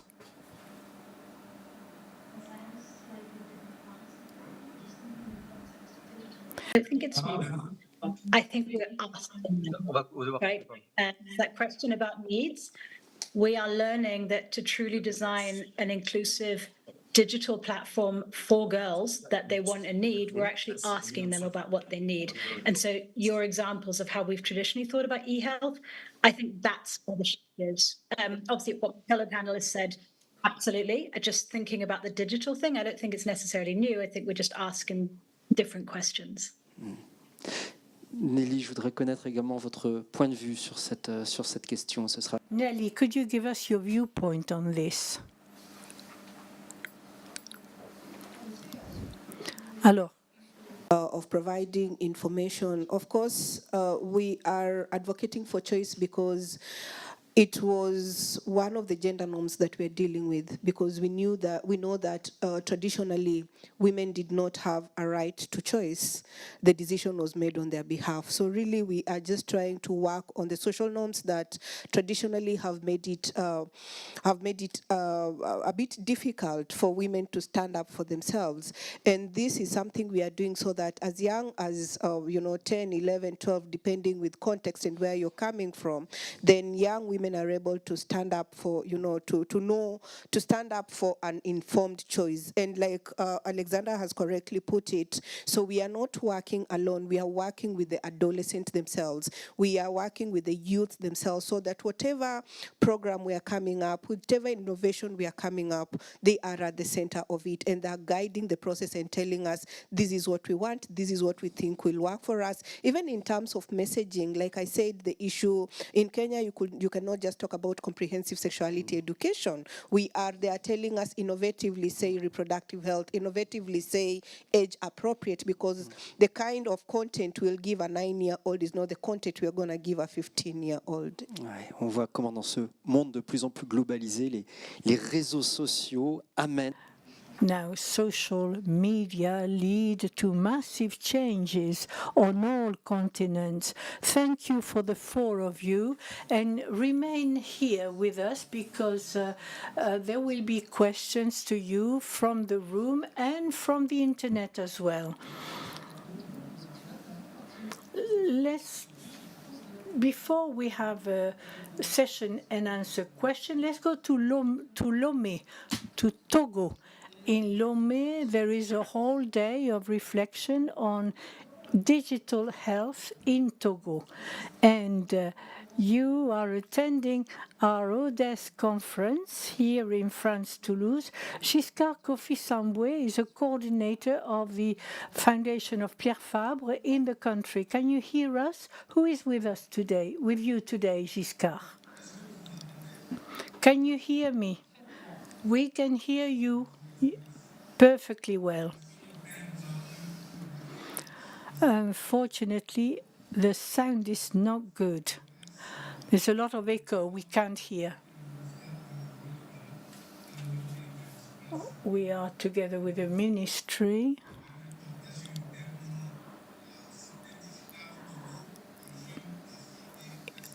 With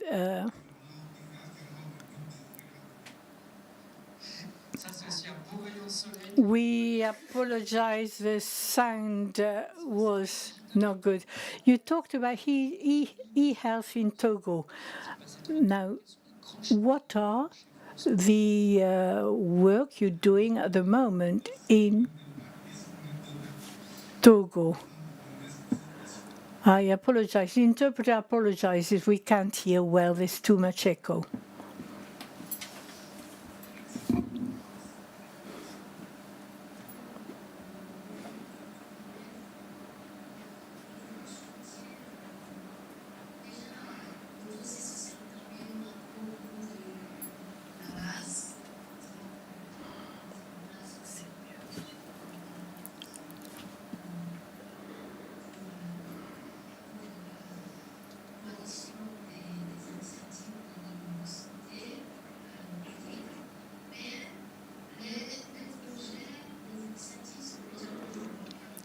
Interpretation is impossible because of too much echo in the room. This is unintelligible.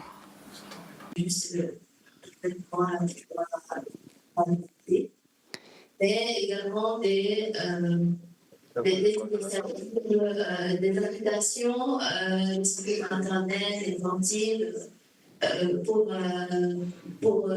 bâtir des informations sur comment gérer le conflit menstruel, sur les questions de santé sexuelle reproductive, mais pas seulement cela, mais aussi des initiatives qui viennent du ministère de l'économie numérique en matière de la cybersécurité, de la digitalisation, des schémas directeurs pour l'élaboration du plan stratégique national de santé numérique. Voilà, et aujourd'hui, on la pose de la première pierre pour la construction du Centre national de santé digitale KEYNOTE. The moderator is probably going to summarize for you, as we cannot interpret this. Sorry. Thank you for this. One last question for you in Lomé. Can you see yourself in what has been said in this panel? Can you recognize what you are doing? And do you have a question for our guest speakers?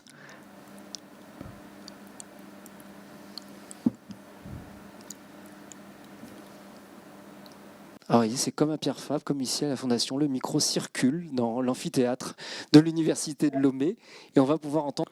They're circulating the mic in the amphitheater of the University of Lomé. Let us see if we can hear the question.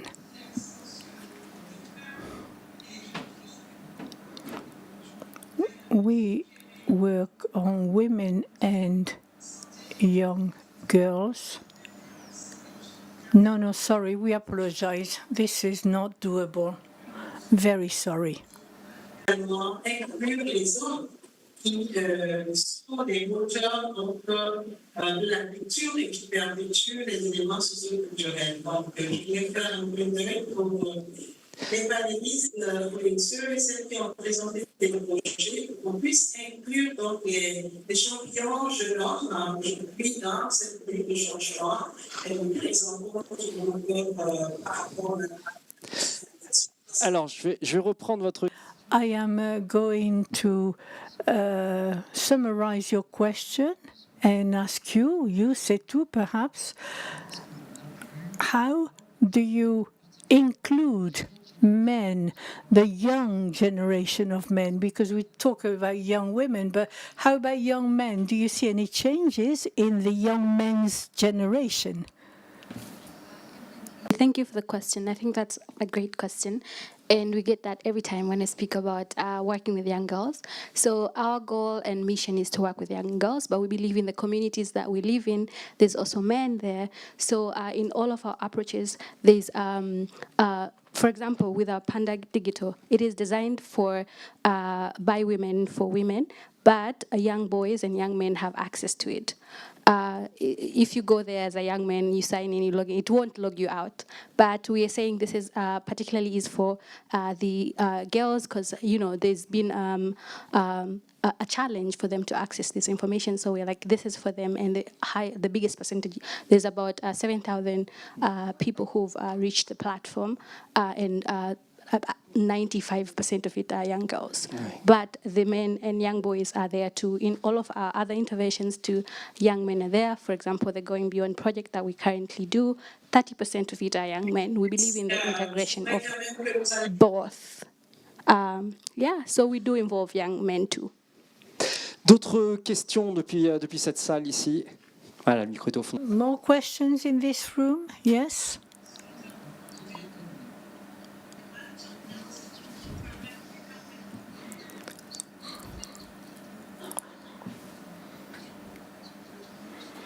Have you found a solution for these to continue existing? Because maintaining active application costs a lot of money.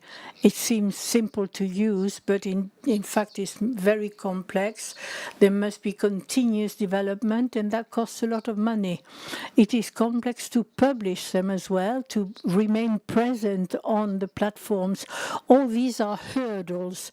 Have you got in mind a solution? Because these are not NGOs we're talking about. We're talking about very small structures, very small initiatives, and how can they be supported? This is a very good question.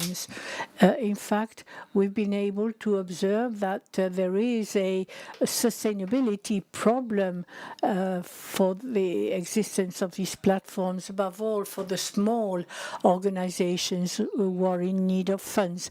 And we are promoting now collaboration and strategic partnership to ensure durability. So these women entrepreneurs, we put them in contact with renowned investors who can help them maintain encourage durability, but it is not sufficient. We also work with governments so that these women entrepreneurs can take part in the working group that they have at ministry level to make sure that there's always a link between the innovation that is created and that responds to a specific need at the ministry. And thanks to this, these women entrepreneurs always know about new funds and new opportunities that are available in their sectors. And there are communication channels that are always opened between the Ministry of Health or digital and these women entrepreneurs. Yes, applications are created, they cost a lot of money to develop, but then every month you have to pay for licenses, maintenance work, and there's always a lot of costs involved. This is a question for all of you, and it's about the intersectionality between gender and disability and neurodiversity. But first, I love the approach of nothing about us without us. Like all of you are taking that approach, which is hugely commendable. How have you thought about those women or adolescents that are marginalised due to disability, cognitive impairment, or neurodiversity? Qui est-ce qui peut répondre? Nelly?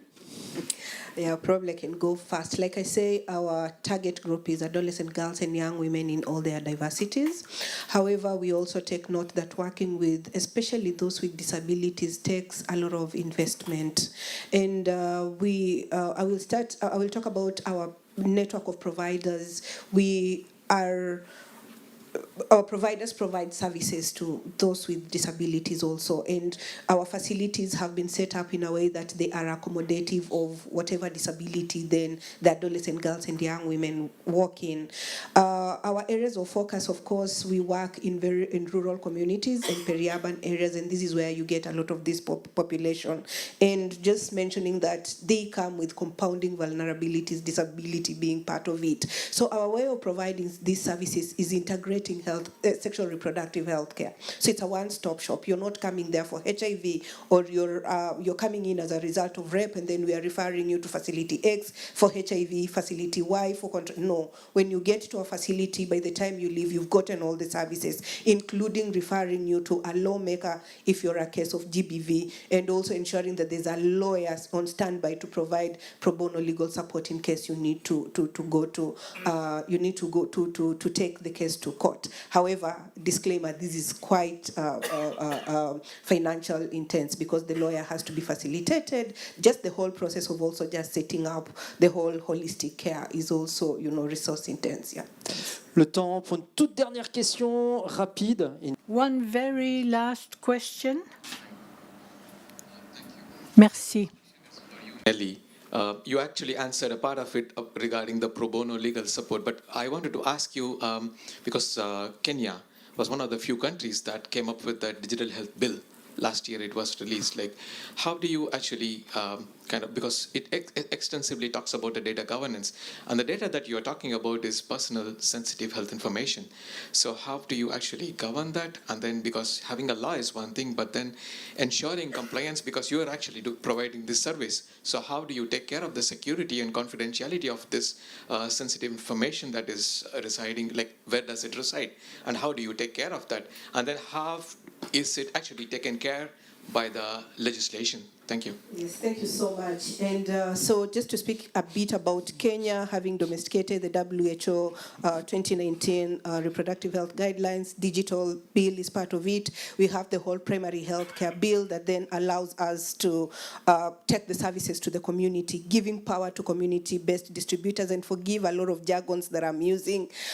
So the community health promoters are very critical in ensuring that primary health care starts right at the household, and that's where telemedicine and digital health is all anchored to.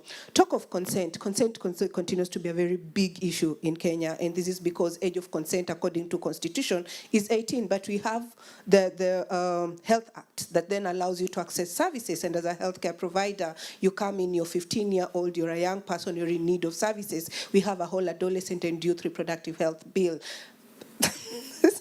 Yeah, that I know is being revised, but the government is very clear that even young people, as they come in and they need services, then you as a healthcare provider, you have to make that decision to make sure that you're providing services.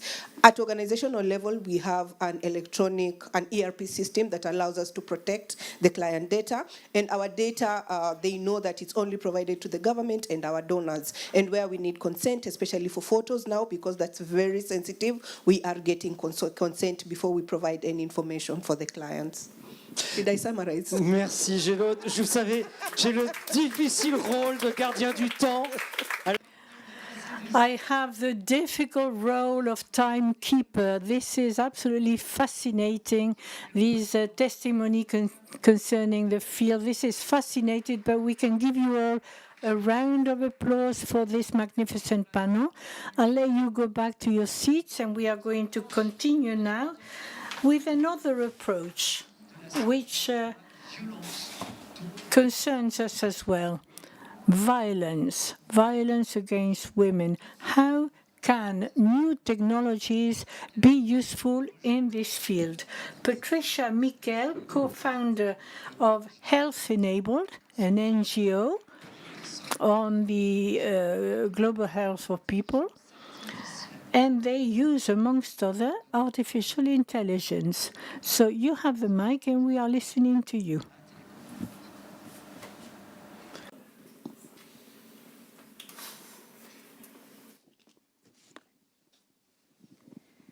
Thank you.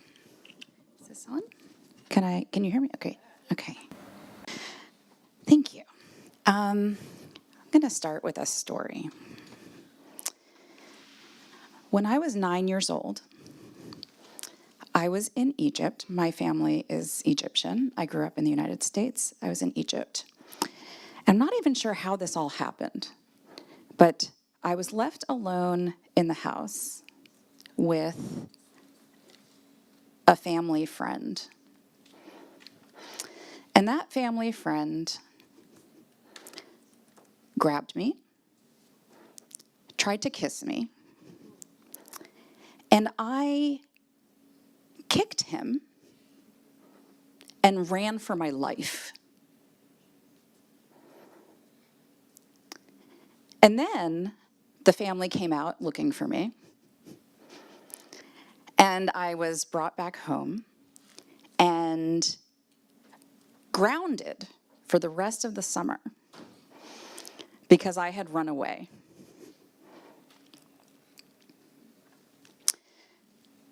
So today I'm going to talk a little bit about the use of technology for prevention and response to sexual and gender-based violence. It is not a topic that I particularly enjoy speaking about, but it is a subject that really needs a whole lot more attention than anybody is actually giving it.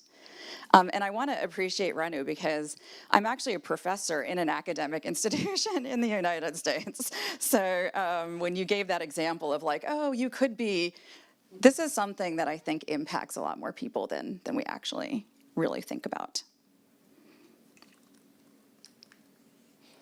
So just really quickly, the organization that I work for works at the intersection of whole person health. We believe that we all need to be looking at health, whether it's mental health, emotional health, physical health, in a holistic way, much more so than we currently do.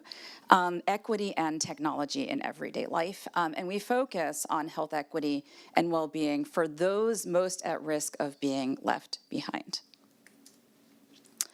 We also have an initiative called the Global Digital Health Monitor, where we measure and monitor the state of digital health.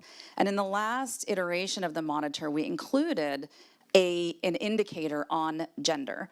And what we find is that in most countries, gender is inadequately represented in national digital health strategies, in national governing bodies, and at the same time, women's mobile phone ownership is a really good indicator alongside health outcomes of improved access to health services and health information. We're also seeing that there are new risks that are coming with technology that impact women and girls disproportionately, including technology-facilitated violence. So I'm not going to ask by show of hands how many people here have either experienced or know somebody who has experienced sexual and gender-based violence, but just to say that 1 in 3 women worldwide have experienced some form of physical and or sexual violence in their lifetime. 6% of women report experiencing non-partner sexual violence. So I really appreciated the presentation before where they were talking about access to different types of services, particularly in the case of rape. And that this has remained consistent over time. During the COVID-19 pandemic, we saw a significant increase and spike in domestic violence because people were stuck at home. Tension was high, very challenging. In terms of technology-facilitated violence, we're seeing that new forms of violence are emerging, including when you were talking about getting permissions for photos that are being taken, there's a lot of deep fakes that are being generated. Young women's faces put on bodies. They can't undo that. And so there's a whole realm of things that are happening that, need to be more discussed and addressed in through this work. And it's not just physical. So there's physical impacts that happen as a result of this, but the impacts are much larger than that. And, there are mental and emotional challenges that last beyond the initial violence. There is the social impact, the stigma, the discrimination that comes from this.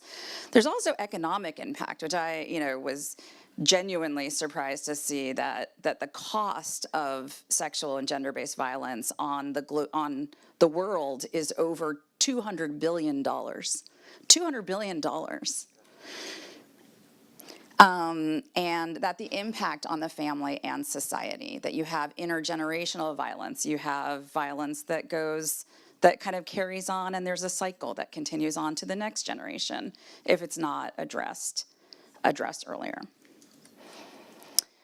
So years ago, I was engaged in a previous life. I was the executive director of the M-Health Alliance, and we commissioned a piece of work with CARE on addressing gender and women's empowerment in mobile health. And in this piece of work, I remember my colleagues at CARE raising the importance of including gender-based violence within this framework. And I was just like, oh, like why would we do that? I wasn't even thinking about gender-based violence as part of conversations around gender. And she very, quickly, explained to me, and I was really grateful for Ranu's conversation this morning around power dynamics. That a lot of times the issue of sexual and gender-based violence is a power dynamic conversation, that there's a lot of fear among women and safety concerns among women that have to be accounted for when you're looking at gender within the context of the use of mobile technology in health. There have been situations in which health workers are afraid to go out into communities with tablets because they're afraid that somebody is going to, hurt them to steal the tablet. And so we have to really broaden our viewpoint on some of these things to take these things into into account. Sexual and gender-based violence encompasses a whole range of things. And one of the ones that I wanted to call out is that now we have more conflict in the world than any point in time. And there's a lot of gender-based violence happening in a lot of these conflict settings, which is horrifying. We heard earlier, mention of early marriage.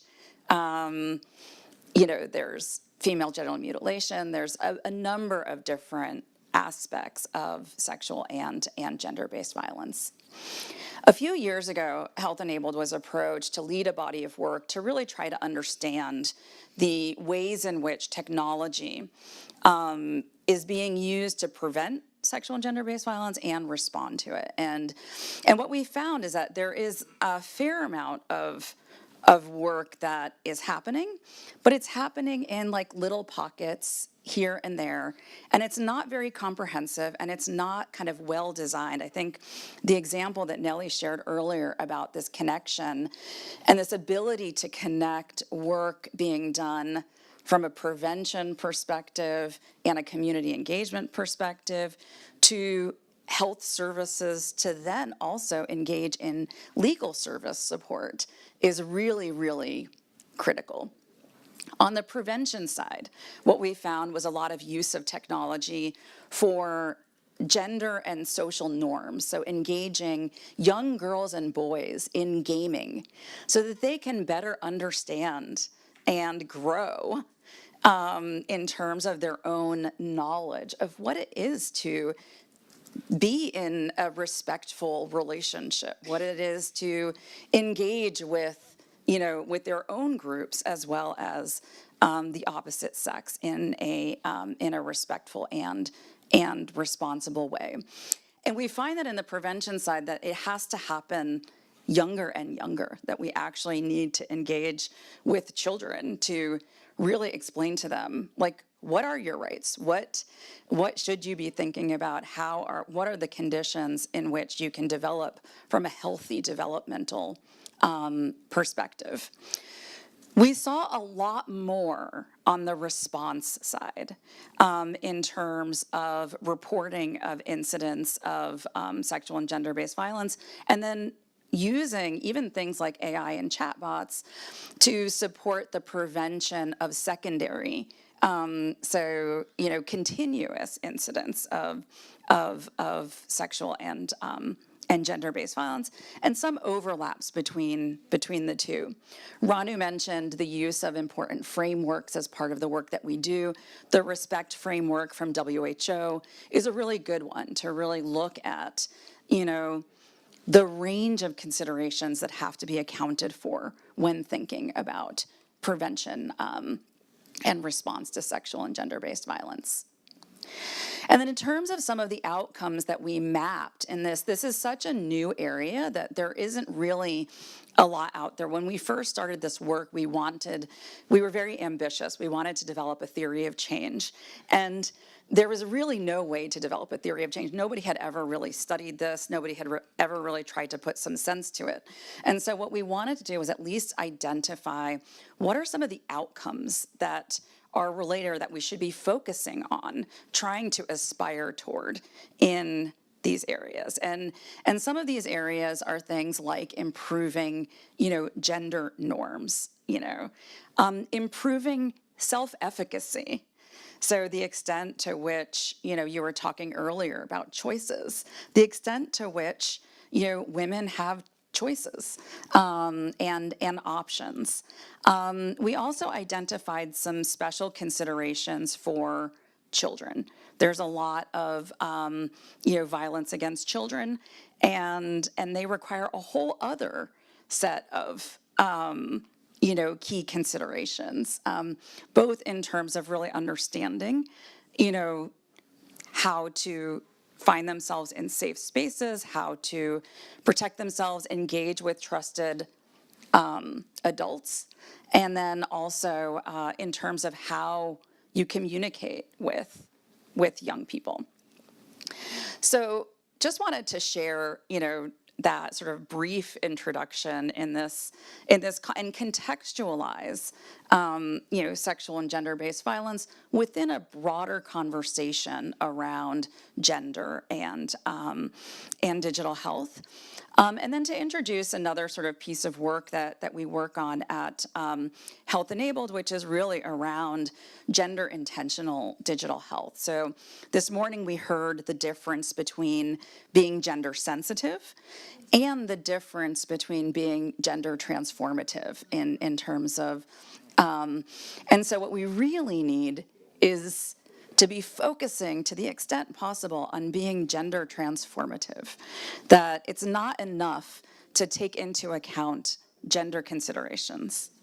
You actually really have to understand the context, you have to understand the culture, the social considerations, and really aim toward transformation. We do a lot of research at Health Enabled, and a lot of our research is gender sensitive research. And what we found is that when you take a gender intentional approach, that the impact is here. When you take a regular approach, your impact is here. And so what we're finding is that even, in looking at gender, and then when you look at gender, be sure to also, take an intersectional approach where you're looking at all the considerations around an individual, but then the impact can be a lot stronger. And we found that you need 3 keys to doing this. You have to analyze the situation. You have to analyze the situation. You can't just include a gender activity in your program without analyzing the situation. Then you have to really design with the intention of overcoming those situations that you find in your analysis and being more gender transformative. And then you also have to monitor and evaluate. You have to, because that which is measured gets done. If you're not measuring and monitoring, it is not going to happen. And so I will end there. Thank you.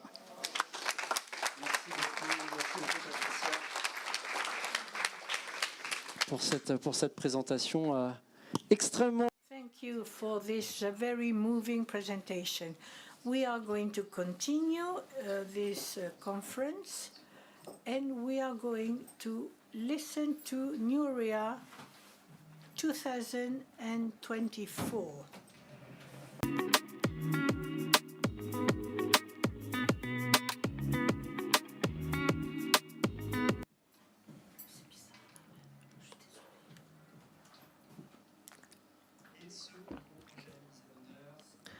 This new project is NEO3, developed in Zimbabwe and Malawi to fight against infant mortality and decision-making support tools.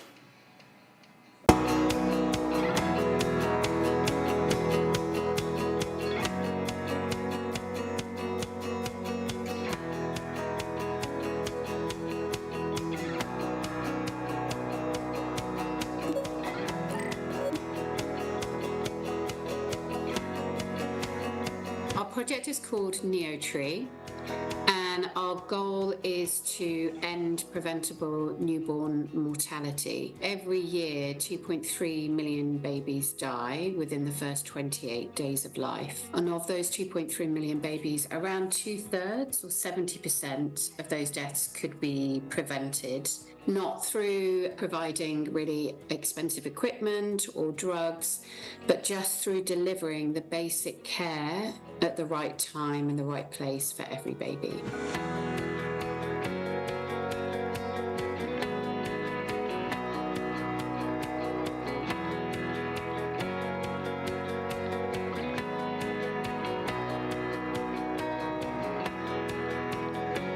It's a digital tool and it aims to deliver evidence-based care to every baby at the bedside and also collect data, so information about each baby, about why they've been admitted to hospital and what treatment they've received, and also to guide the nurses and doctors at the bedside to make the right clinical decisions.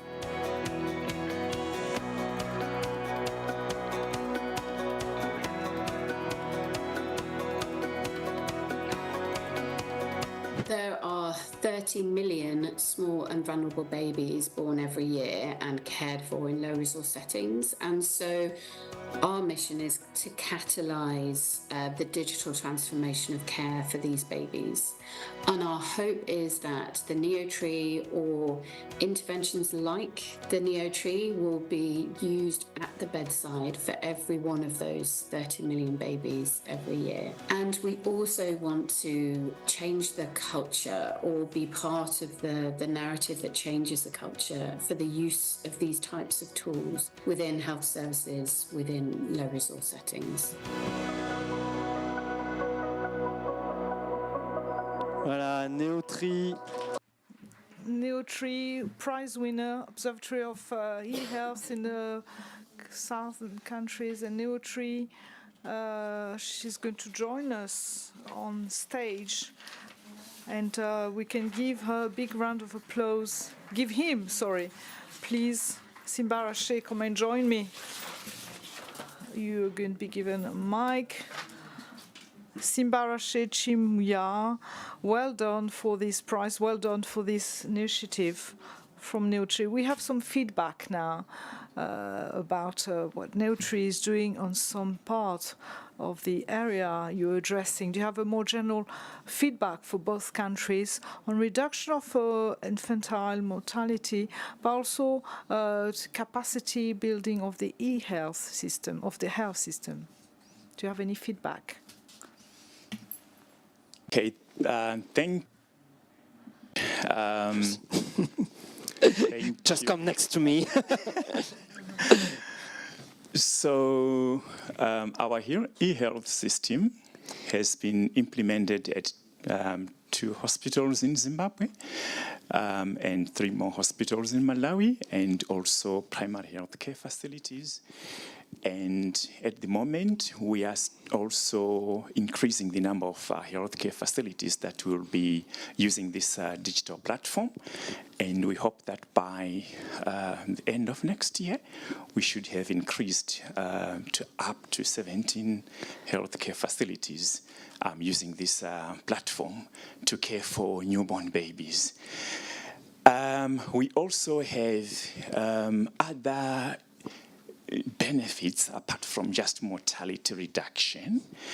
I think things to do with rational prescribing, minimizing unnecessary antibiotic use in newborn babies where they're not quite indicated, because the platform is going to guide the healthcare practitioner on the bedside to choose the right decision where antibiotics are needed or they are not.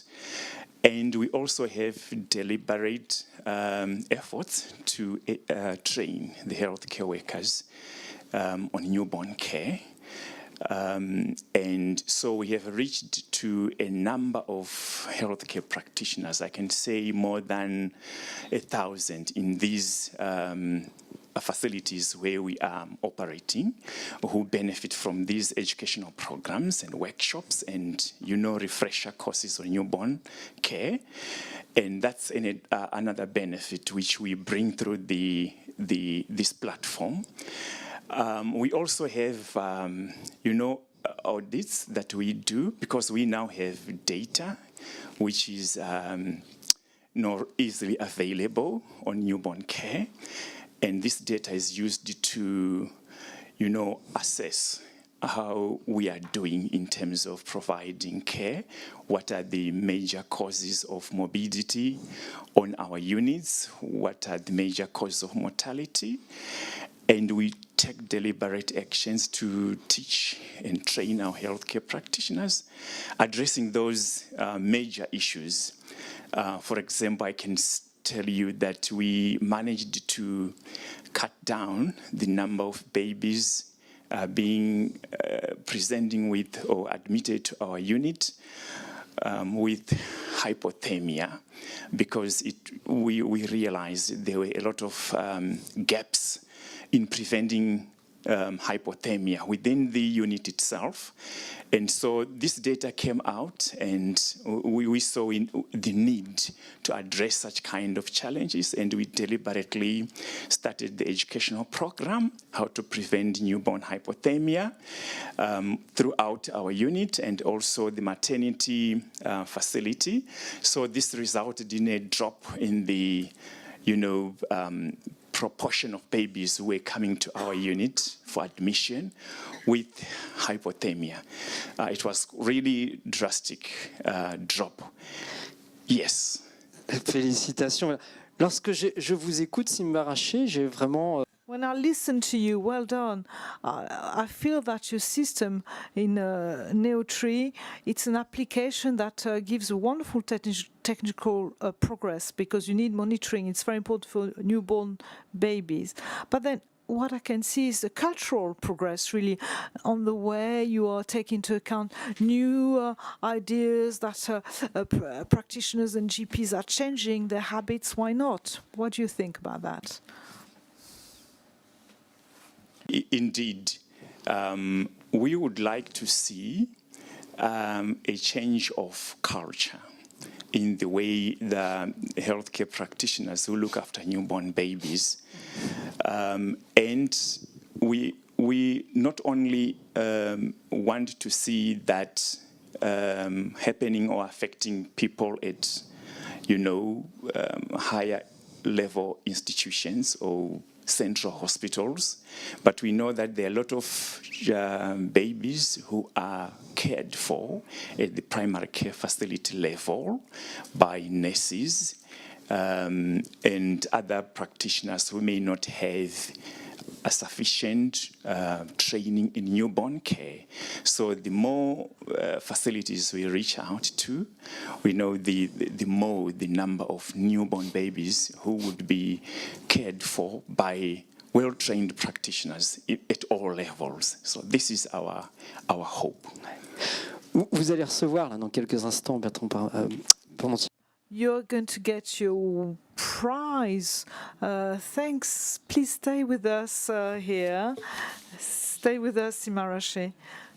Thank you. Stay, because we're going to give you your prize. My last question. Pierre Fabre Foundation is giving you this award. It's not just a nice award on the desk. There's a whole support from the foundation to develop your project further. What are you expecting today from the teams of the foundation, Pierre Fabre Foundation? What are your expectations from the team? Very much. Firstly, I must say we are really honored and really proud as a research project to be visible and be seen by such institutions like Pierre Fabre Foundation. I think we would like to be connected. We know there are a lot of other institutions out there who are doing various things, and it's an opportunity for networking and sharing notes and learning from others what other people are doing, which I think a foundation like yours is able to bring us together and make this networking. So I think going forward, it's one of the ways to really survive in this world with the support of other groups as well. I think there is a lot to learn, and I have a lot to learn from the groups that are here, which are doing fantastic work elsewhere. And I think we are going to, sharing notes, and there are a lot of things that I can adopt into our work as well. And I hope they also, a lot that they can adapt from our work into their work as well. So this is the beauty of having Pierre Faber Foundation bringing us together here. Thank you so much. Quel très très beau message, hein, rassemblé sur... It is a wonderful message, gathering, sharing good practices and going forward with the same aim. Bertrand Parmentier from the expert group from the e-health, so we can give you the award immediately. Bertrand, please take a mic. Why did you choose from the expert group these Neotree? Why did you choose them? First of all, it's a platform that is open sourced, so really it's a big merit. Then it was really, we were very happy and we love this project because there's a learning, spreading good practices and collection of data that was shared so that medicine could go forward with a dynamic that is centered on the patient. The second point was the speed of the scaling up.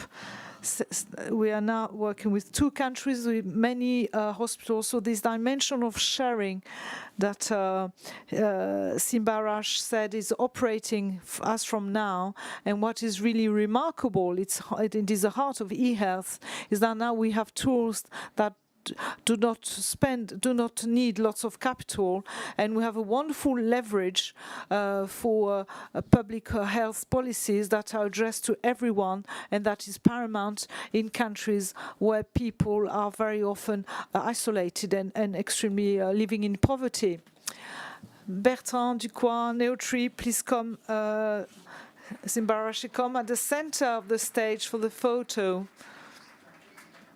It is a price with 40,000 euros subsidy, and we hope it will help you scaling up more and carry on having all the successes that you have with Neotree. And thank you very much for sharing all your experience, because it is the aim of ODES is to do some network so that we can have feedback on e-health. Thank you very much and well done again. Congratulations.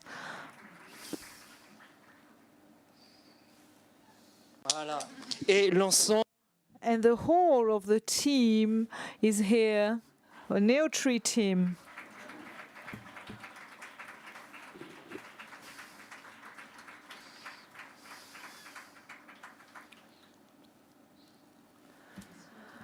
Thank you very much. Last award winner from this 2004 year. It's e-HESA in Rwanda. It's a digital platform for collecting patient data. Up to now, they were collected on paper, and here we have digitalized this data collection, so the analysis is much more precise, and we gain lots of time for the health practitioner. We can see that in the image.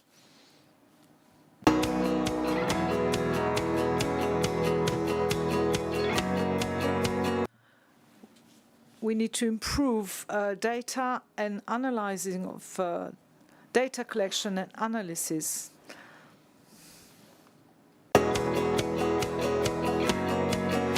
e-HESA, it's an innovation of TIP Global Health. e-HESA, its Kinyarwanda name means Brighten Future. It's a point of care. Subtitles on the screens for translation. Thank you. Care to support community health workers, nurses, to move to the journey of paper to digitalization.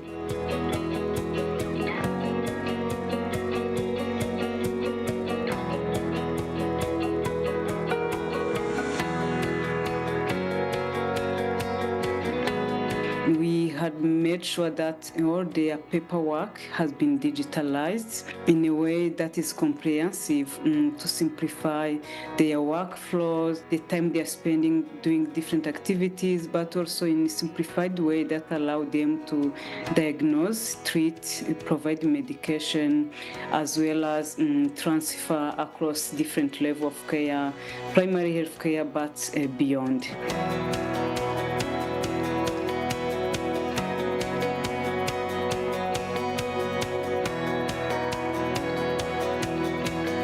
after collecting those informations, analyzing them was also another big challenge, especially for healthcare workers. So when you do this on paper-based, it can take months and months, but when you digitalize this in a way that is simplifying the flows, access to data in real time,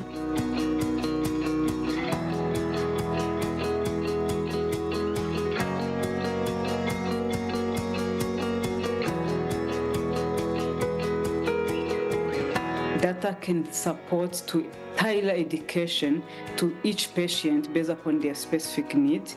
And on the other hand, that also as decision makers, not only for community health posts or health facility, to Ministry of Health as well, that we can use to do our regular decision, but in real time.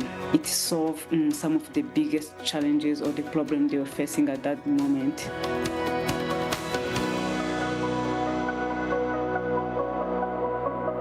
Projet IESA lauréat. Well done, wine prize winner for the IESA, Teofilia Orero, is going to join us to get this prize. Came from Rwanda. Well done. Teofilia, join us from Rwanda. Teofilia Orero Uwakuyo, near Toulouse at Pierre Fabre Foundation in Pierre Fabre. Are you moved? Rwanda and all Africa, especially my team who are staying in Rwanda and beyond. We are excited to be in this platform and hope to build the network that will support all our work. Ouais. On voit le travail formidable qu'on a vu en image que vous avez fait sur la... We have seen the wonderful work you have done for digitalization data. Can you measure the impact of this digitalization for your for digital health? The impact in how the digital platform can contribute to the improvement in health outcome. We have been also assessing how EHESA is contributing to the reduction of malnutrition for children, having women accessing to NC activities, antenatal care activities, but also have been measuring how EHESA is contributing to the quality of care being provided by healthcare workers, where we are assessing through a checklist how are they performing all activities without missing any activities. Because by missing HIV tests or by missing testing for anemia, you can have a child being affected by HIV. So through EHESA, there is a way it does support you to improve the quality of care you are providing, but also how does digital platform contribute to the efficiency in terms of time, quality, and cost. Those are different ways we have been assessing our impact. So it has been reducing the time through the manual administrative activities, also giving the healthcare workers, nurses, and community health workers a way they can be able to generate sufficient performance based on finance, based upon how they're using EHESA. It is pushing them to cover everything, and also making sure that when through the evaluation, they have been focusing on every activities as per requirement for Ministry of Health. Ce serait un système facile. It would be an easy system to duplicate to other countries in the world. EHESA, we have been ensuring we are capturing all the flows, especially in Africa. You know, there are activities happening by individual, and then most of activities, they're also happening by groups. So you can conduct health assessment by group or by an individual context. And also it's offline and online platform. You know, in Africa, the internet is another challenge, but also it has been customized into different languages. Now it's in Kinyarwanda, Kirundi, and English. Soon we'll be translating EHESA in Somali. J'ai envie de vous poser la même question qu'à Simbaraché tout. I want to ask you the same question as Simbaraché earlier. And of course, there's a financial help, but we're here in the foundation. We have a know-how, experience, expertise, I would say, to develop, that we have been developing over years on the e-health projects. What do you expect from us, from the foundation teams? expecting various support. We hope, since we are planning to scale our work, we have a vision of 10 years in 10 countries. So we hope we are going to build a network for people who will be more interested in e-HESA work. There are many partners here, whoever interested in having a full comprehensive primary care ecosystem app that support both community health workers and nurses in one application, not various applications. So please feel free to reach out. And also we'll be learning and also sharing all the recent learned from different cohorts here. And through this platform, we hope also we'll be receiving some support from people, partners here on how we can strengthen our strategy for scale-up. Profitez de l'expérience des autres. Et pour remettre ce prix, va nous rejoindre tout de suite Béatrice Garrett. Please enjoy and Béatrice Garrett, who is a head of the Pierre Fabre Foundation, director. She's going to give you the prize in the name of a future foundation. The president, Manu Louvier, couldn't make it, so she asked me to be her voice here. So I'm going to say the Foundation for the Future, la Fondation de l'Avenir. It is a partner of the observatory that is supported by the mutualist movement. Its task is really to work with the whole of these French researchers in order to improve health practices. They started with surgery, and they have prizes with financing envelopes that go with it to develop new approaches, and now with all health disciplines. They're also working very hard on digital health, and they have joined us at the observatory because they thought that what's happening in South countries was really very good, instructive to try to find solutions in countries like France. Well, we also have to raise health challenges. So I'm very happy to give you this prize in the name of the Foundation for the Future, Fondation de l'Avenir, and in the name of the Pierre Fabre Foundation. Why did you choose e-HESA? I must say that e-HESA, let's say, that they ticked all the boxes. They ticked all boxes. We have an expert committee, Bertrand Parmetier, Professor Barbele Yoko, and we have some criteria to choose the final stage after all the inquest, and in the final stages we have many criteria. You need to talk to vulnerable populations, have a medical service that is proven, to have seen the effects, to work in open source, in interoperability, to be linked with media authority. So all this. So we're talking to vulnerable population, to men and women. And I think what is remarkable is reinforcing capacity of agents. And in many countries, these people who are from the community who are trained to give first care and orientate family, they are a very important link in the healthcare chain. In many countries, they are recognized and they have been given a salary now, and they're here to support many NGOs initiatives. If they were not there, we couldn't deploy programs. So this building and reinforcing is very important. There's also data use that is very smart. And what I loved was the real time. That is to say, to use data in real time, not just to make reports, but also to help decision making on the field. And this data was shared because it was built up with healthcare authorities. So it's going to help the roadmaps of the health ministry to give a better priority and better means to the public health services. Thank you, Beatrice. With a photo. Thank you so much.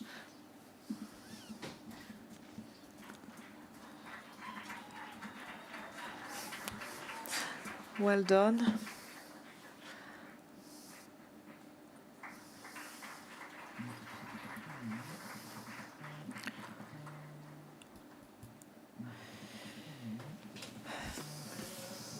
Okay, well done for this prize that is going to go to Rwanda.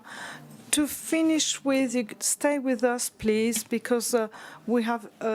Please stay with us we're here with the internautes as well. So please, from Lomé, you have questions to ask. From uni, you've been with us live, Giscard, and all the people who are with you in this uni. Do you have questions to ask to those prize winners? Question? Sinon, moi, j'ai une question. Allez-y, on vous écoute. Quel conseil pourriez-vous nous donner pour la création d'un lieu similaire au Togo? Pour la création... What advice can you give to create a similar project in Togo? Both. What do you think? Teophilia, what do you think? How can you duplicate this project in Togo or somewhere else? I think the most important is to first understand the challenge or the issue you are facing, especially you, the healthcare workers, and the entire ecosystem, like a government and whoever that you are trying to support. And also through that, it's really important that you co-design together to make sure that any solution or any digital platform you are bringing is solving those challenges. And also always make sure that you are in line within government system, but also you are using the tool that will be easily adaptable to your context. So if you are working with maternal child health, make sure that all the WHO protocols, Ministry of Health protocols are being followed, but also do you have internet issues? Make sure that your system can work on and offline. Are they going to use data not only for decision makers? We usually forgot healthcare workers, and yet they need those data to improve the quality of services they are providing. Thank you. Simbaraché, je vous pose la même question. Simbaraché, I'm putting the same question to you. Is there like basics that would be financial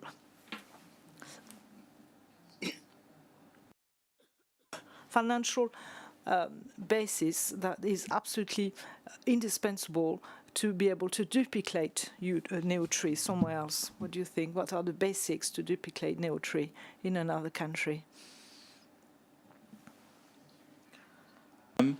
I think one of the crucial things is to work with the frontline healthcare workers in those institutions, in those settings, in developing the system, understanding where the gaps are, understanding what their needs are, so you develop it together. There is also another caveat where you need the policymakers, like the Minister of Health. What does their policy, where does it stand regarding such kind of an innovation? So because this is going to be very important when it comes to scaling up in those settings, you need that ministry backup so that you can reach out to as many institutions as possible. So bridging those gaps and making that relationship with the Minister of Health, who are the policy makers, when you want to introduce such kind of an intervention, I think that is very, very important. Thank you. Merci. Il y a des micros qui vont circuler. Thank you. We're going to give mics to the in Kinshasa. We have Yannick, and Yannick says that he's very excited to take part in this conference because it is a topic that is not really being accounted for in my country. Thank you very much, Yannick. Big hello to you. Other questions for all prize winners or any observations? On apporte les micros. Assiatou. So I'll go ahead and ask my question in English, and it's for Theophilia. Thank you so much for sharing all of this. It's such great things that you are doing with this innovation in Rwanda. My question is more so around scaling up. So you talked about scaling up to 10 additional countries or 10 more countries. I'm wondering what the criteria for that scaling up is. Is it based on the country's readiness, or are you taking other factors into account? Thank you. C'est bon. Thank you so much. To scale our work, we are taking into different consideration. We are assessing the countries that are facing the same challenge as what we are facing. And then also we are making sure that we are meeting the countries which have a partner that can support us to scale. So, you know, the partner who really understand the context, who have strong partnership with the government, who can support us through those like navigations, but also can sustain the work through the implementation. On the other hand, we are also waiting for interest that may arise. So that's where also we can discuss and see how we can collaborate, because mostly we are focusing on the customization based upon different needs or different country contexts. But the key main focus has been focusing on the government needs, and then we find out how we can scale through the partners who can sustain the work. D'autres, voilà, micro. Merci. Florian Tréclin de la Fondation Terre des Hommes. On a parlé beaucoup We talked a lot where we can see these projects are interoperable. The data collected can be integrated in the national health information systems. So my question is, are these data used by the government, by the health authorities? This data can be integrated, but is it used really, and how?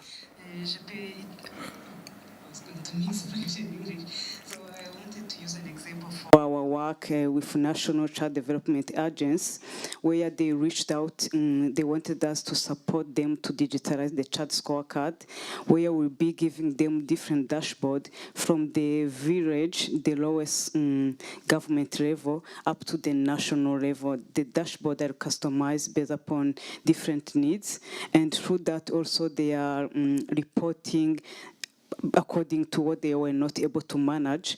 The village, they're reporting to the next level. The next level are also reporting to the government. They're not fully managing the entire issues. They are managing what they can be able to manage at their level, and then government or National Child Development Agency will use that opportunity to solve the challenges that were not solved at the district level, but also at the sector level. So that's another way of using data. Another example is we have been working with the health centers and community health workers for they are all public institution or Ministry of Health staff. So they are also using data during their coordination meeting. At the health center level, their monthly coordination meeting, that's why they can use data to inform people. You have such indicators, you have a drop in malnutrition status, or you are having a severe malaria or severe anemia, what are you going to do next? And then they can report to the other level. Yeah. Thank you.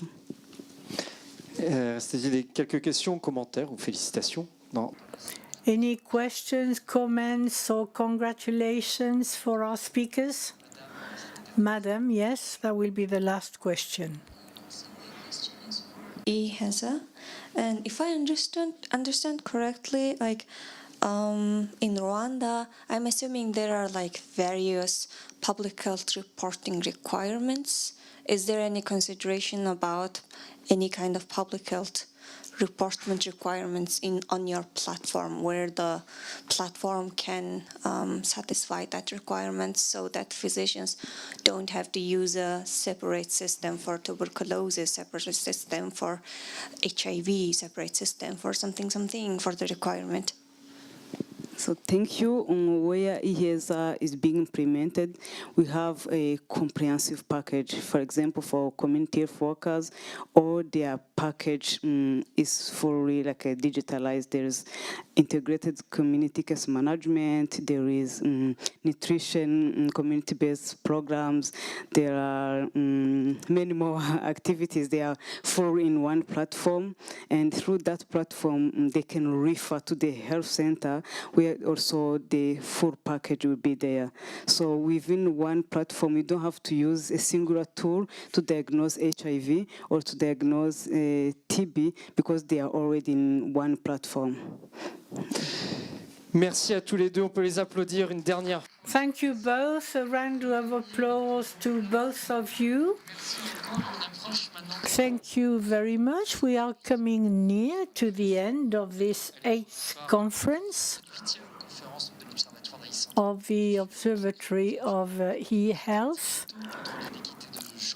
on digital tools against gender inequity. And I'll give the floor back for the closing words to Jay Ganesh, Executive Director of AIN, the Asian e-health information network, which is a partner of this observatory. And I'll give him the floor to conclude this day.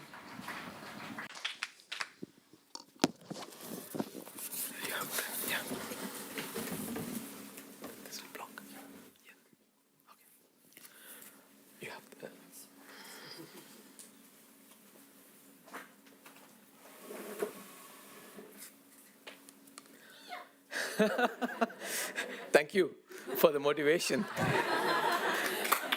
Yeah, I think it's an easier task, and it's also a tougher task because we are in the end, and I don't think there is anything much that I could share as something new at the end of a very rich day. But I would like to start with something that a confession. I'm not an expert in gender equity, but I have led teams. So I'm sensitive to the fact and consciously try to actually put the things into practice. So I'm more a practitioner. But then, I think this is also an occasion. There are plenty of tools. There are plenty of frameworks. There's no doubt for that. And then I'll also be showing one of the health equity framework, but then there will be more frameworks coming out. But where do we go from there? After getting this opportunity to come together and then sharing our respective experiences from at least, I would say, at least 3 regions, minimum here, and then 4 regions, yeah. And then where do we go from there? I think that's more important. What do we do in our own incremental steps? I think it's like each drop will actually make an ocean, and a big journey actually starts with a single step. So I'm more interested to try to actually take you, what is that we can do after this event in our own small way or big way. So a reminder that while we are talking about gender equity and digital health, but our focus is health. So just a reminder, it's not that you have forgotten, just that would like to start with a reminder of that. And digital health, I think this is something is understood, that digital health has the potential to improve health equity and access, but it also has the risk of exacerbating the existing gender inequities, if not intentionally designed and implemented thoughtfully. I think, and then gender disparities, I think everyone mentioned about it, that exist. We all know, we take cognizance of that, but what do we do next? And then in terms of digital health interventions, I think we also heard from Arman and then from Atipan, there are, and then of course from other 2 projects also that we had very clear benefits. But then how it is implemented, how we make sure that those inequities that could come in are actually addressed makes all the difference. And then with respect to gender bias in digital health technologies is very well recognized, and then especially how sometimes women feel excluded. And yeah. So talking about some of the frameworks and the literature survey, I wanted to actually do without this, but nevertheless, I found this study very interesting. And this is little outdated, but nevertheless, they consider these four key factors of occupation segregation, leadership, decent work, discrimination, sexual harassment, bias, and gender pay gap. But of course, this data may be more or less the same or a bit of an update, but I wanted to convey the key messages here. Women comprise 7 out of 10 in terms of healthcare workers. And women deliver global health, whereas mostly it is men who lead it.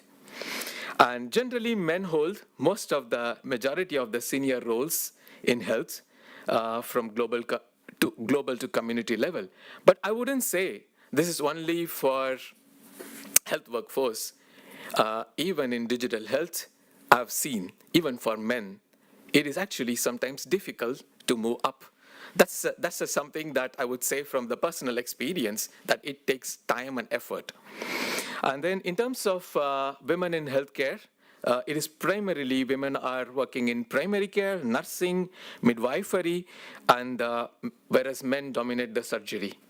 You could see that difference. And then also, like if you see, most of the times if you just say nurse, it is understood it's a woman, unless otherwise you say a male nurse. So that way, like, there is also a bias towards the nursing.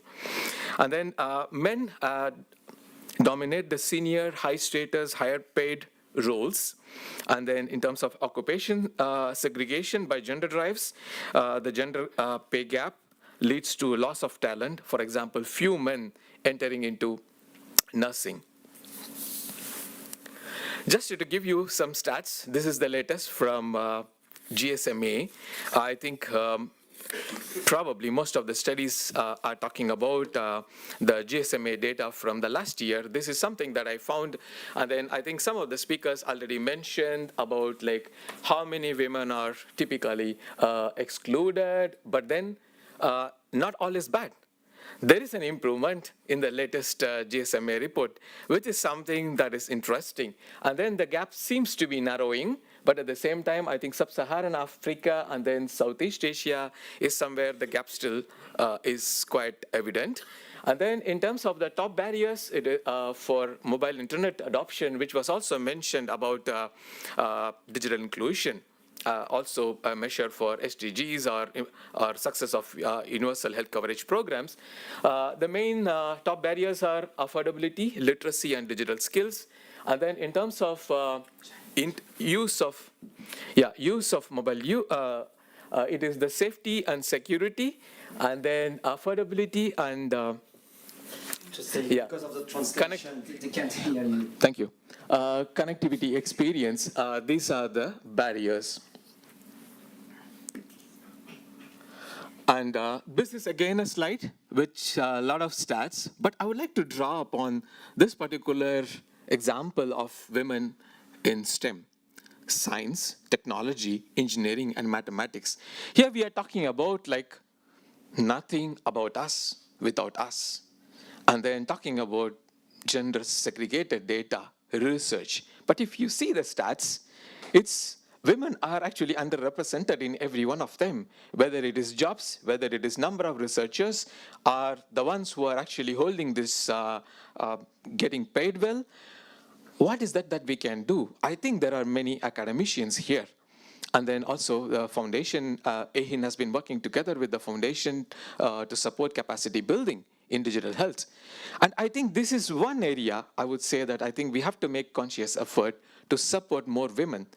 If things, they have to be entrepreneurs, they have to be the ones who will guide the design and everything, or do research to support, but then they need to be there, taking up those studies, and then being in the job to be able to actually make the difference. So that's the reason that I thought I will also bring out this.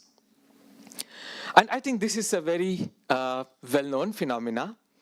Women are inherently multitaskers. I think it's there in the genes, like we all know, our mothers, sisters, grandmothers, and everyone.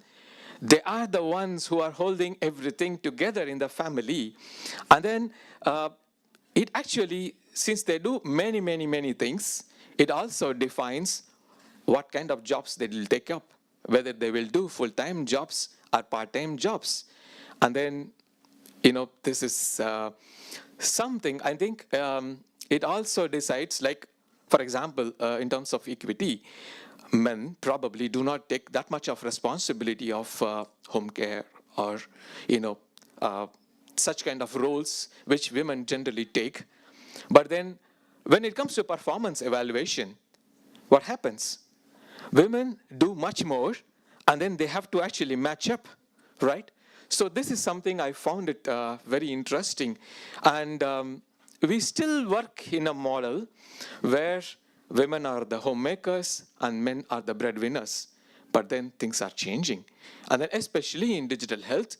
And if this is not addressed, it's really meaningless to have gender equity being practically put into use. Again, this is what I was mentioning about. They are actually overburdened with that kind of a role, which, like for example, during COVID, like this, there was a lot of study.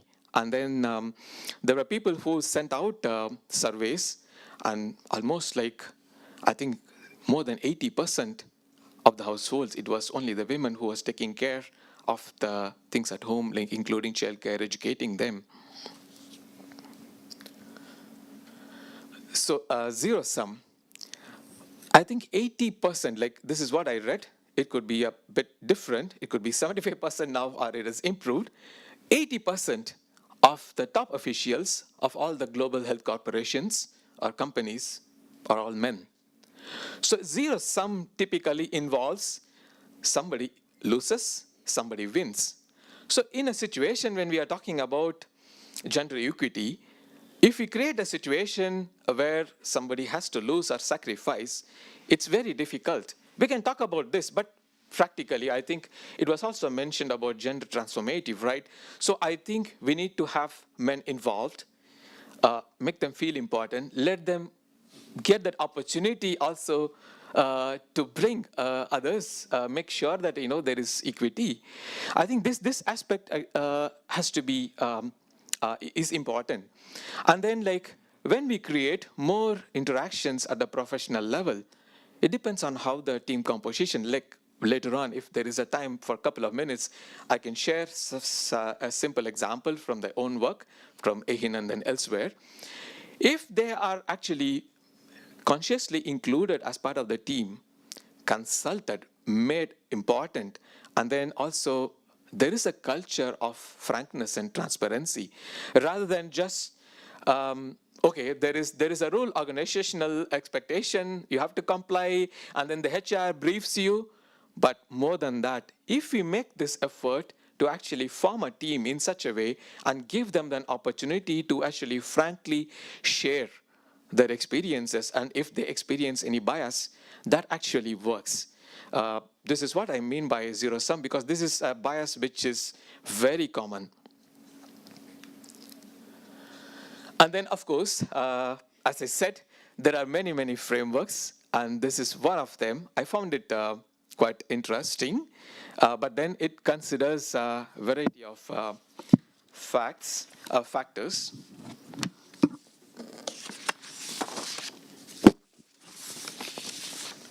So they considered, in this framework, they considered socioeconomic and cultural context, intermediate factors shaped by social context, digital determination of health, and then health system as a social determinant of health, resourcing and quality of care, digital health equity. So this is one of the models. It's also a current model.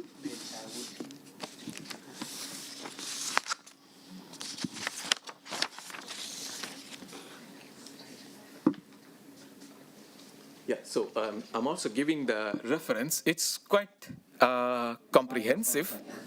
Yeah, thank you. It is quite comprehensive.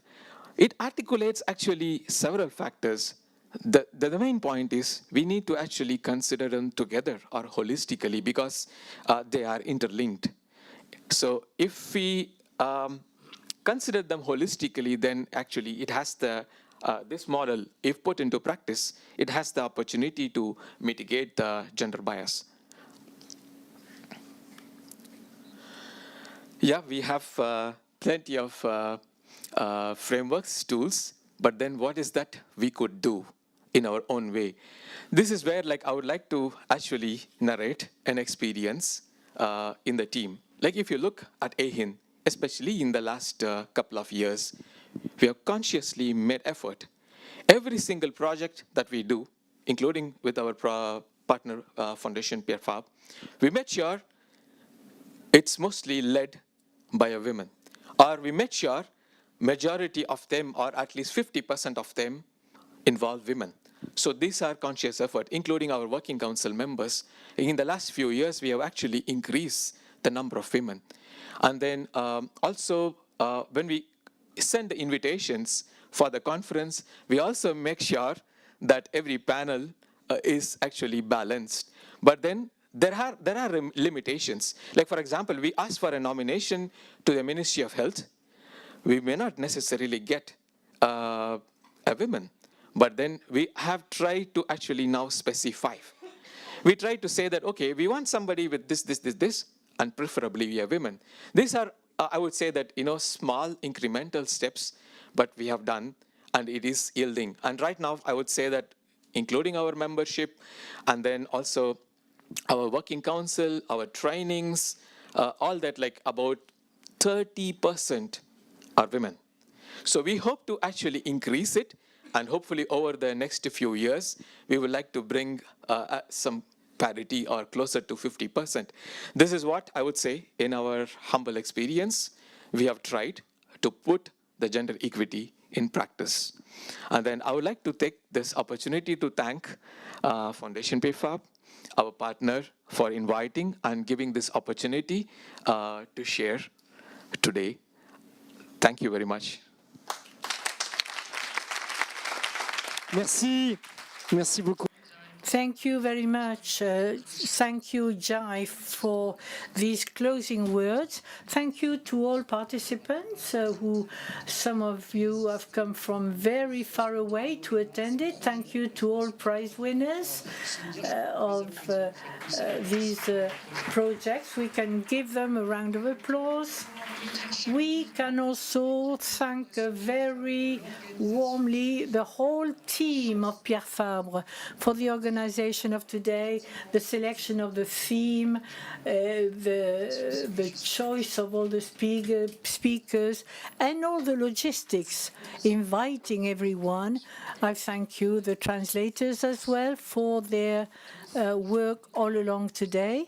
Let us not forget that this conference is available in replay on the site of the observatory. If you want to share some extracts, some comments, you can do it. Thank you to all internauts. We had more than 500 people listening to us today. Thank you for listening to us from the campuses of all over the world. Thank you to all. Do not forget to leave behind your headsets when you go away. Good evening and see you soon. Thank you very much.